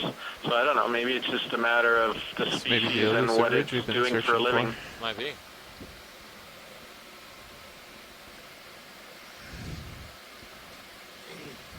Check out this ridge. Look, we can see on one side and the other side. That's a ridge. It is a ridge. That's what I think that might be it. We found it. That's what you define them as, but you don't always see them exactly like this. We saw one a few days ago. Lined up at, that was pretty much like this. Look off to the left and right at the same, just the same view. You can see both sides. There's a number of hikes in Hawaii that are like this. You're just walking this very narrow ridge line. Either side is a sheer drop off. You want to the valleys below. You got to be careful. Figure out where to move you. Sure thing. Okay. I have a feeling at the end of this move we may be parked right over the top of the edge. That'll be nice. Might be just past it, so that might be perfect. Your navigator must have done a really good job. He must have. Distances. You know that nav.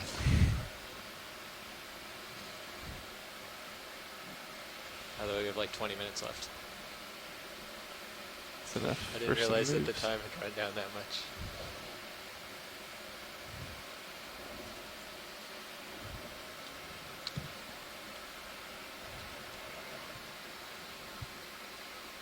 Yeah, this is lining up really Perhaps nice. it sort of calved off here on this left side. Wow. Yeah, exactly. That's what it looks like. It also looks like there might be better flow on this side look too. Straight down. There's hardly anything on that side, but there's speaking corals too soon. here. It's good flying by the previous The left pilot side coming up seems that to cliff have more face. coral and than the right side. It was all thanks to co-pilot.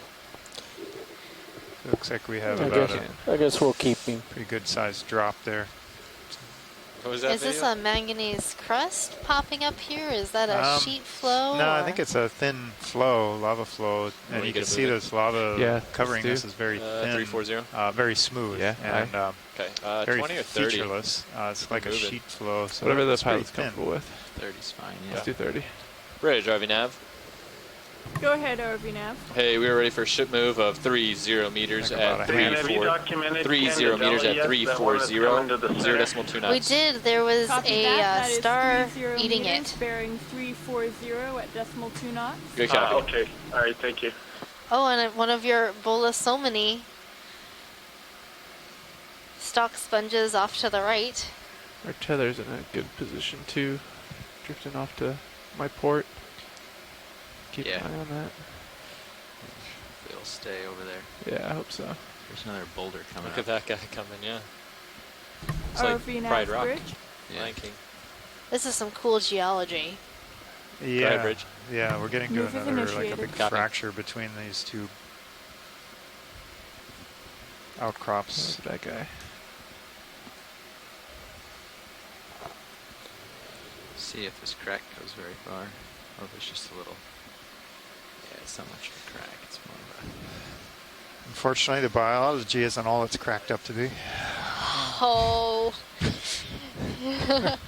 Well, we've got some Chrysogorgia corals, and it looks like a Paragorgia, this bright red colony, is coming into view.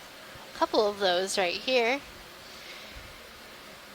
There may be two different species of Chrysogorgia. So I have this face at roughly.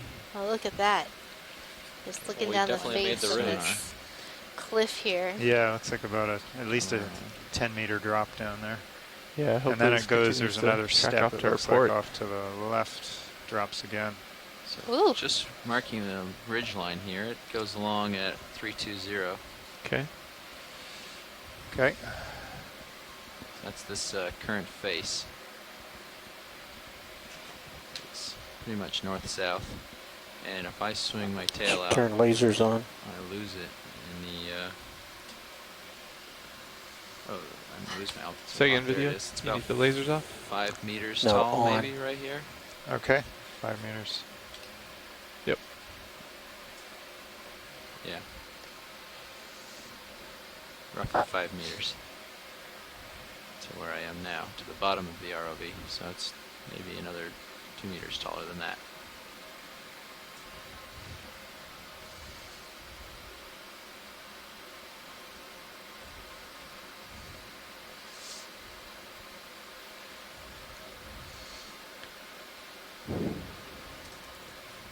Probably Well, it's just pretty have a little neat. bit of tether left there.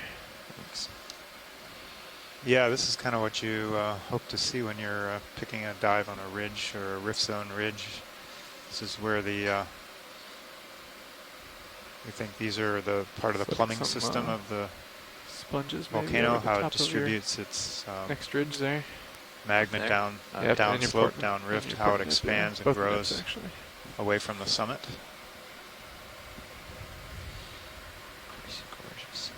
Kind of like the radiating arms of a starfish. I feel like I keep Same tuning idea. back to device. It's got a couple big rocks. Looks like we've got a big polyopogon coming into view. Fortunately, at the moment, glass I've reached sponge. my leash's end, but One more ship's minute. on its way. We can get another one, I think, after that. Okay. You want me to wait till just as it finishes, or? No. Okay. What did you do? What It was direction? at 340. It looks like it's still pretty good. Yeah, it looks good still. Okay, now we're at 30. Yep. Bridge, RV Nav. Go ahead, RVNav. Hey, we'd like to tag on at the end of this move another 30 at 340, 0.2. Copy that, adding 30 meters, same bearing. We're gonna go get that sponge in a little bit, but now we're gonna linger around here a second, let the ship catch up. Should be starting to move. We have a move underway, so Sirius is actively getting closer, and we tacked on an additional move. But I've been enjoying this ridge too much and zooming along too quickly, so gotta let the ship catch up. Well, it's a pretty cool feature. Yeah, pilots, what do you think the slope is on the RV slope in the nav distance, not the vertical one here? That Go ahead, looks like, I mean, There we're are looking at it now right now. 36.2 meters left in the You know, move. 20 degrees or Copy something. that, thank 10 you. degrees, 20 degrees, something like that. Maybe 30, but not very steep. Okay, it seems steeper to me for some reason from this angle. Okay, well. Yeah. Okay. Yeah, it's hard to tell. So what did they say, John? Nav could try a calculation. 10, 20, 30 based on degrees. high tech, but I don't know if that would do any good. Somewhere in there. Okay, thank you. I was curious about that too. Yeah, if you look in the Sirius overhead view, you can see the vertical wall we're sitting on the edge of, and Yes. then the slope is off to I'll do the it this right, way, though. somewhere in the range of 10 It could to be 30. as much as 45, but I don't Okay. think it's any more than 45 degrees. Yeah, It's I gotta don't be think it would be 45. any more than 45, but so somewhere, it's a little hard to tell from the angle that we're on, looking down slope. Sort of like we an were definitely intense moving hill. Yeah, it'd be a long Give it walk. A little bit of tether. I got a little space. Did you Doable, say you want but- to take a look at this sponge? Or you were just commenting on it? I was just commenting on it. comment. Okay. Yeah, we've seen a number of these types of sponges today. This is the biggest one we've seen.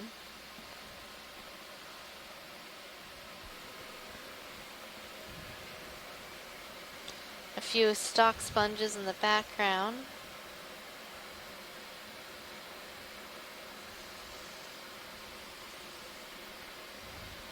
I'm almost more excited about the geology. I know, it's like How could you not be? trolling for the good stuff here. Almost, but you're not quite there. Almost, but not quite.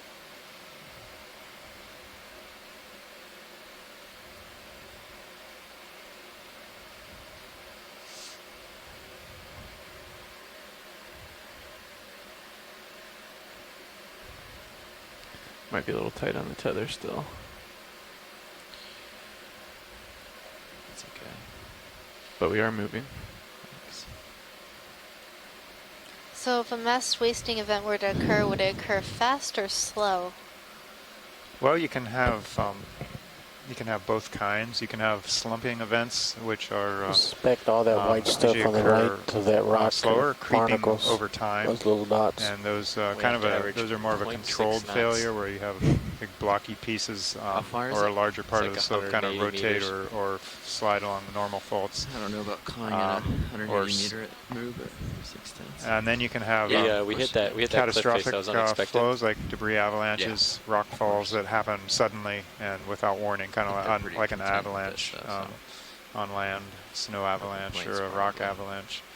And then you can have kind of maybe some other more just slower, less destructive events where you just have rocks breaking loose every once in a while and tumbling down slope or slowly rolling down or sliding down the smaller material. Take a look. Try just a brief zoom on these white things.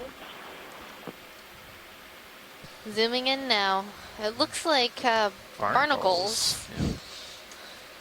We saw some of these like this elsewhere. Thank you. They're all empty. Yeah, these ones are all dead. Hey, Watch, I just wanted to give you an update. We have about 10 minutes left on bottom. Okay, thank you, Nev.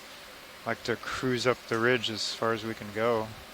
Yeah, ship's underway. I'm bouncing around at the end of my tether still, so we're good on this Zoom pilot. Thanks. Yeah, seeing as they're no longer alive, but I thought they might be something interesting. I mean, not that barnacles aren't interesting, but I was hoping more for like stolonifera or something. Since you can look at the bottom of the hull of the ship and find barnacles. So I think we're looking at a wall of fractured pillows that have been smoothed over by manganese crust, so it's a little hard to tell exactly because of that. Kind of mutes the I like these the morphology of the lavas, but they look like fractured faces in some cases. Fractured faces in some cases. That looks cool. So that piece looks like it actually broke it's been out. Really interesting geology today.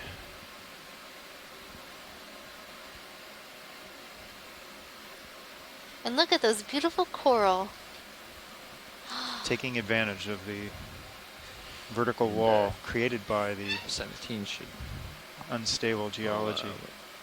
What do you have as a bottom for the official lifetime? Like actual or with? No, without anything added. Without anything added, 115. I think we're seeing another Trisopathes, a type of black coral, coming into view. A few minutes before leaving, he starts doing swing arms, but we're pretty much almost stretched out as we are, so it'll be quick to leave.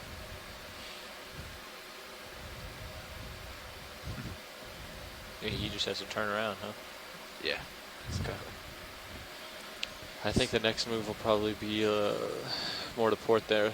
Yeah. 340. What do you think, co-pilot? Yeah, like that. That's what I was thinking. I was about to ask if you wanted me to turn to port a little bit. Yep. Now we're about to lose the ridge face for a little bit. Sirius is. Okay, so for those of you on shore, we were informed we have about 10 minutes left, or maybe a little bit less. Yeah, if you want to track the ridge, we could do the 320 or in the dive. Yeah. 320. I think 320 is good. Yeah, let's do that, Nav. Copy that. You want a 30 meter? That works. At least. I mean. Or more? Yeah. I'll just keep it moving. Yeah, just keep them coming. Copy that. All Thorian. Bridge, RV nav. Pink star. There's a nice view of we'd like the to ridge put another line ship on move in. video. Sorry. 30 meters at 320, 0.2 knots. D2 tracking Snap right in along here, the see if it's something we want to see when we get there. At Or if there's just more barnacles. Good copy. Probably more barnacles, yeah. Yep. Okay, thanks. Looks like there might be a sea cucumber in the distance. He's almost at the top. Almost. But there's still more to go. Slowly making his way up there. ROV nav bridge, move initiated. Copy. Thank you. I don't think he's going to find much when he gets up there. Nah. Not much sediment cover on the top for him to eat at. You know, The food is always more plentiful on the other side of the ridge. Something like that. Crawling. What's this? Is this? Oh, this is a sea spider, I think, maybe. All the way A up giant there? sea spider. Yeah, Crab. come on in. It's really impressive. Wow, what's he doing up here? Spider. Whoa! I did not expect that. I didn't expect that Where's either. he coming from? These Where are some you of my favorite going? deep sea animals. So weird and There's cool. nothing for you here. So sea doing? spiders Home. actually feed on anemones. Gonna go. So you can see hang this gliding off the top. proboscis protruding from the front of the animal. And that sea spider will inject that proboscis into an anemone and sort of feed on the insides. Thereby ruining his day. Feed on the inside. So this is a relatively large sea spider, so it is likely in the Just trying to family come around to get towards his head and everything before we land. Colosinidae. Close shot of it, maybe. Those little, are those eyes, the yellow dots? Yes, pilot, those are its eyes. Okay. I'm not sure what they can see with those types of eyes. Those? What, those? Yep, those. It probably just senses light, and they don't look that developed. So they're probably just organs that can sense changes in light, perhaps bioluminescence.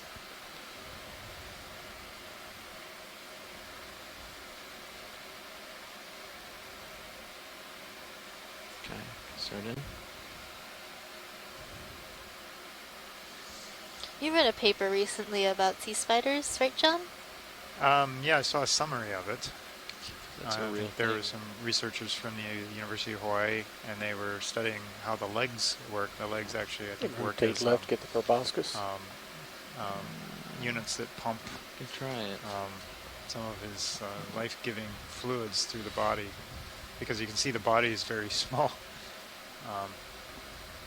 So perhaps I in think- these joints here, they act as sort of Oh, yeah, I'm rudimentary sort of pinned, pumps it's hard for to turn. the There we go. Yeah, I think that was... circulatory fluid. I think that's what the gist of it was, yeah. That's really interesting.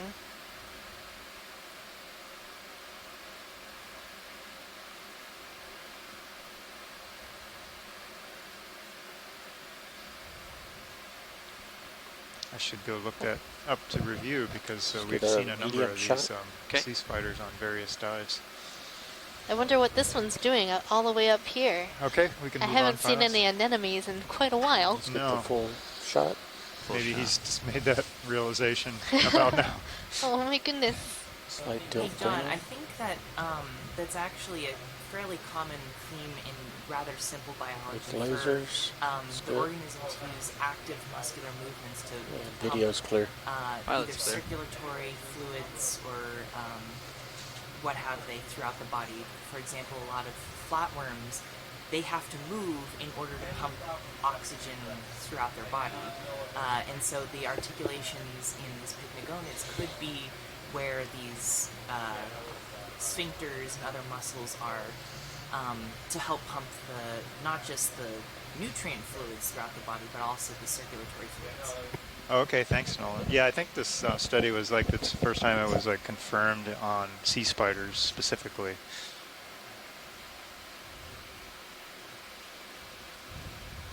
Well, that's a neat coral that we're just passing by.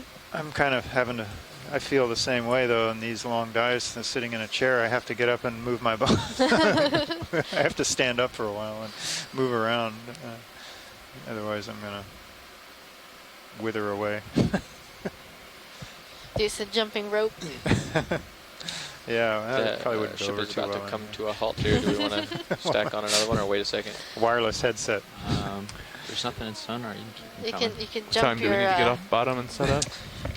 About cord for your headset. Right. 6 minutes or so, because you're in a good formation right now. Because we'll continue to move for about 5 minutes after the ship stops, FYI. Yeah. Nice smooth flows here. Just like featureless. It's like somebody So, poured yeah. concrete You're not over gonna, it. you're not gonna get any more out of another ship move, really. Yeah. Are we settling already? Or is The ship's about to stop, and it's gonna take 5 minutes after that to swing to a stop. to swing to a stop. Yeah, that's okay. We can. Okay. So Yeah. there's nothing we'll get out of it. Okay.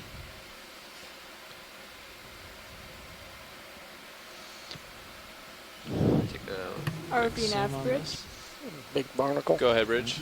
Move is complete. Copy. So right now we're zooming on a gooseneck barnacle. I believe we were calling this Okeanos.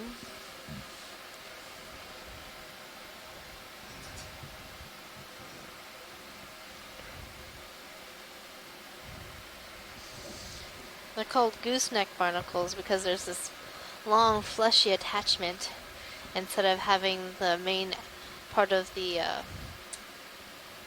body attached directly to the rock, like you're seeing with the barnacles that are sort of dead and plastered on this rock. Bonk. Lost my toe hold.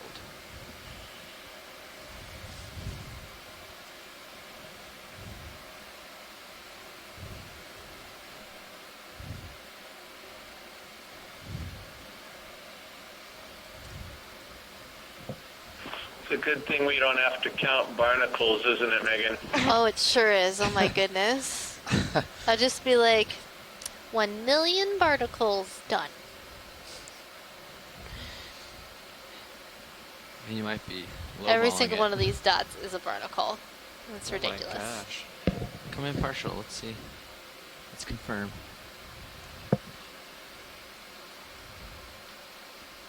Oh, and here's that botryoidal surface. Is that barnacles? Yes. Or sand? It's dirt. So this is a bumpy surface typical of this manganese crust or polymetallic crust. It forms in this way. So it's sediment, and then it's on the face down here. I don't really know why it does that. Start. It just the barnacles don't grow on does, the and top. it's typical. It's just how the minerals precipitate out in some kind of a organized format. Is that why manganese nodules are round? I don't know. No, I don't think so. No, those actually form around some kind of piece of something. Could be a piece of rock or a piece of shell or maybe a clump of hardened sediment, and they just they precipitate around it and concentrically. So in the same way here, this precipitates out on some kind of organized surface, some kind of hard surface. I guess it just mimics the shape that it, that it might be a few things up on the ridge itself. Kind of like a mold and a cast idea. And over time, it gets thicker and mutes the surface, the original surface. So everything looks kind of here, kind of somewhat muted. So all the edges are kind of smoothed out by this crust, and that grows at something like millimeters per million years. And these features have been here for many tens of millions of years. So in this case, these seamounts are probably in the 80 million year range where we are now. So in context with the Hawaiian Islands, how much older are these? Like, how old are the Hawaiian Islands? So the main Hawaiian Islands range from about 1 million years to 5 million years old. And so these are, like I said, 65 to 95 million years old. What is that? In some cases, depending which island you're choosing, but that's gotta be fish. 20 times to many more times older than the Hawaiian Islands. Coming into your port.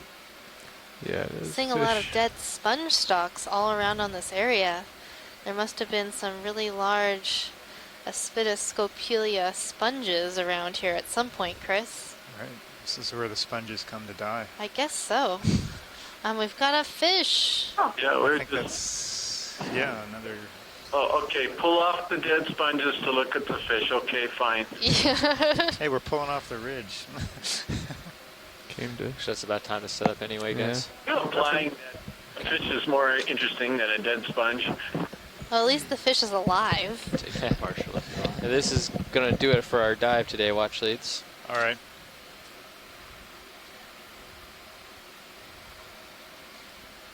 So this fish looks like a Synaptobranchus brevidorsalis, a cutthroat eel in the family Synaptobranchidae. So we saw this fish earlier making that Come in a little more on identification the head, based yeah. on its sort of longer head, and the dorsal fin is originating pretty far back on its back. And if we were able to see the underside of this eel, you'd see a hole. Those are its gill slicks. It looks like someone had cut a hole or slit a hole in the neck of this eel. Sure Hence you the can. name He's cutthroat really- eel. Oh no. Synaptobranchus He's brevidorsalis. really up high. Yeah, backing off. A face only a mother could love. I want him to open his mouth at us. They do that sometimes. They get territorial, maybe. Yeah. But this one's just chilling.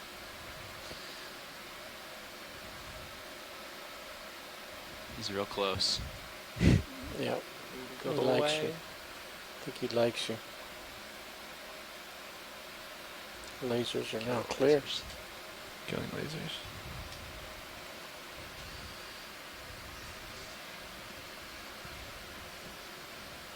What a beautiful animal.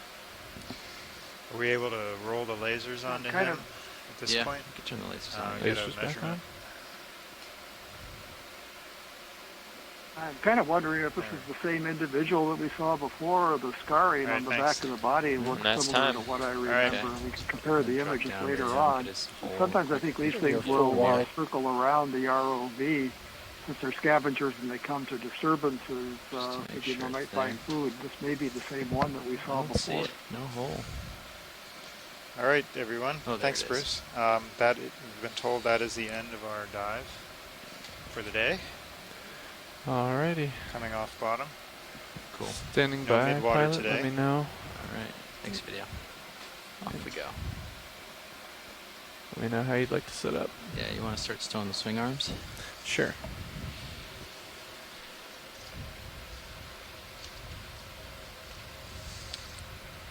So we saw at least 4 pages worth of cool stuff today, according to my notebook. I'm going to push to my How big port. do you write? You want to follow me towards... Well, Copy every that. new Yeah. occurrence gets at Southwest. least one Is that line. So I have a lot of pages in my little up a little notebook. bit. your notebook's really tiny. Yeah. There we go. That's good. Leave it there for now. Trying to decide what my favorite thing The, was. uppers I mean, I need to be in really the up enjoyed position seeing to that stow, cool is that ridge correct? right there at the end. Copy that. This Awesome. ridge. Awesome geology. Awesome geology. Wins the day. So not a high density coral community little more. today like Copy we that. saw the last couple days, but you know, still pretty neat. Lots of Thanks. cool and different and new stuff. We collected 2 different stalked crinoids that may be new. We collected a sponge that might be new. Board. And we examined the geology of this unique seamount that's on a hotspot and fracture zone. Could you tell us more about that, John or Tom? What are we hoping to learn from this? Well, we have to see what the geochemistry tells us. Honestly, we want to compare it to the seamounts that are not on the fracture zone and see if the lavas are coming up through the fracture zone. And from then, we could probably extrapolate if swing arms lavas stowed. are likely Cool. to exploit old fracture Well, I'm going zones to keep pushing out, to get and you to can the swing to surface. your... We know they exploit young ones, but these lavas may starboard? come in much later. Copy So that. we want to know how strong or weak that fracture zone is now that it's aged. So, Megan, we'll have to get back to you on that. Okay. On some of that, yeah. We're going to learn new things. So that's why we're exploring, right? Yeah, but we did see, more, I think, what you call evidence of mass wasting and a big landsliding off of this rift zone. Bridge, RV Nav. Than we have in the past on Go past ahead, RV. dives. We are It off might bottom. be just because we Off chose bottom a eye, good thank place you. for the dive and got lucky with the location of the end of it, but, never know. You never know. We just don't do enough dives on each feature to really characterize them. Alright, so I've got a heading of the idea of the program about is to do some 115. exploration, Yeah, you find can some take your auto interesting heading out. things, Copy and, that. And I'm ready then to other start coming up. folks or ourselves can propose Copy. So let's go additional back. work using other resources. I'm gonna ramp and come down back hydraulics. and study the really cool things in detail. and maybe not some of the other things that maybe wouldn't be as productive. Skip those and focus on the stuff that looks really Ramping up. Yeah, this is a baseline study to see what's here, and what we can, and explore as many different avenues as we can. So we've been looking at the water column, we're looking at different benthic environments. We'll also be doing some work in the bottom fish depths at the end of our cruise and expedition. And then also looking at some archaeology sites as well. So just all over the place with what we're going to do during this expedition, trying to see as much as we can. Okay. And that leads us to tomorrow's dive at Mozart Seamount. It's going to be our deepest dive of this expedition at around 4,000 meters. So the communities we'll see down there biologically should be different than what we have been seeing in the last few dives. It's probably going to be a little more sparsely populated than some of the last dives that we've done, and probably more like what we saw today in terms of density. But it's going to be very interesting. Hopefully we'll be able to see some new species, something really interesting in terms of that. What's interesting about the geology at Mozart?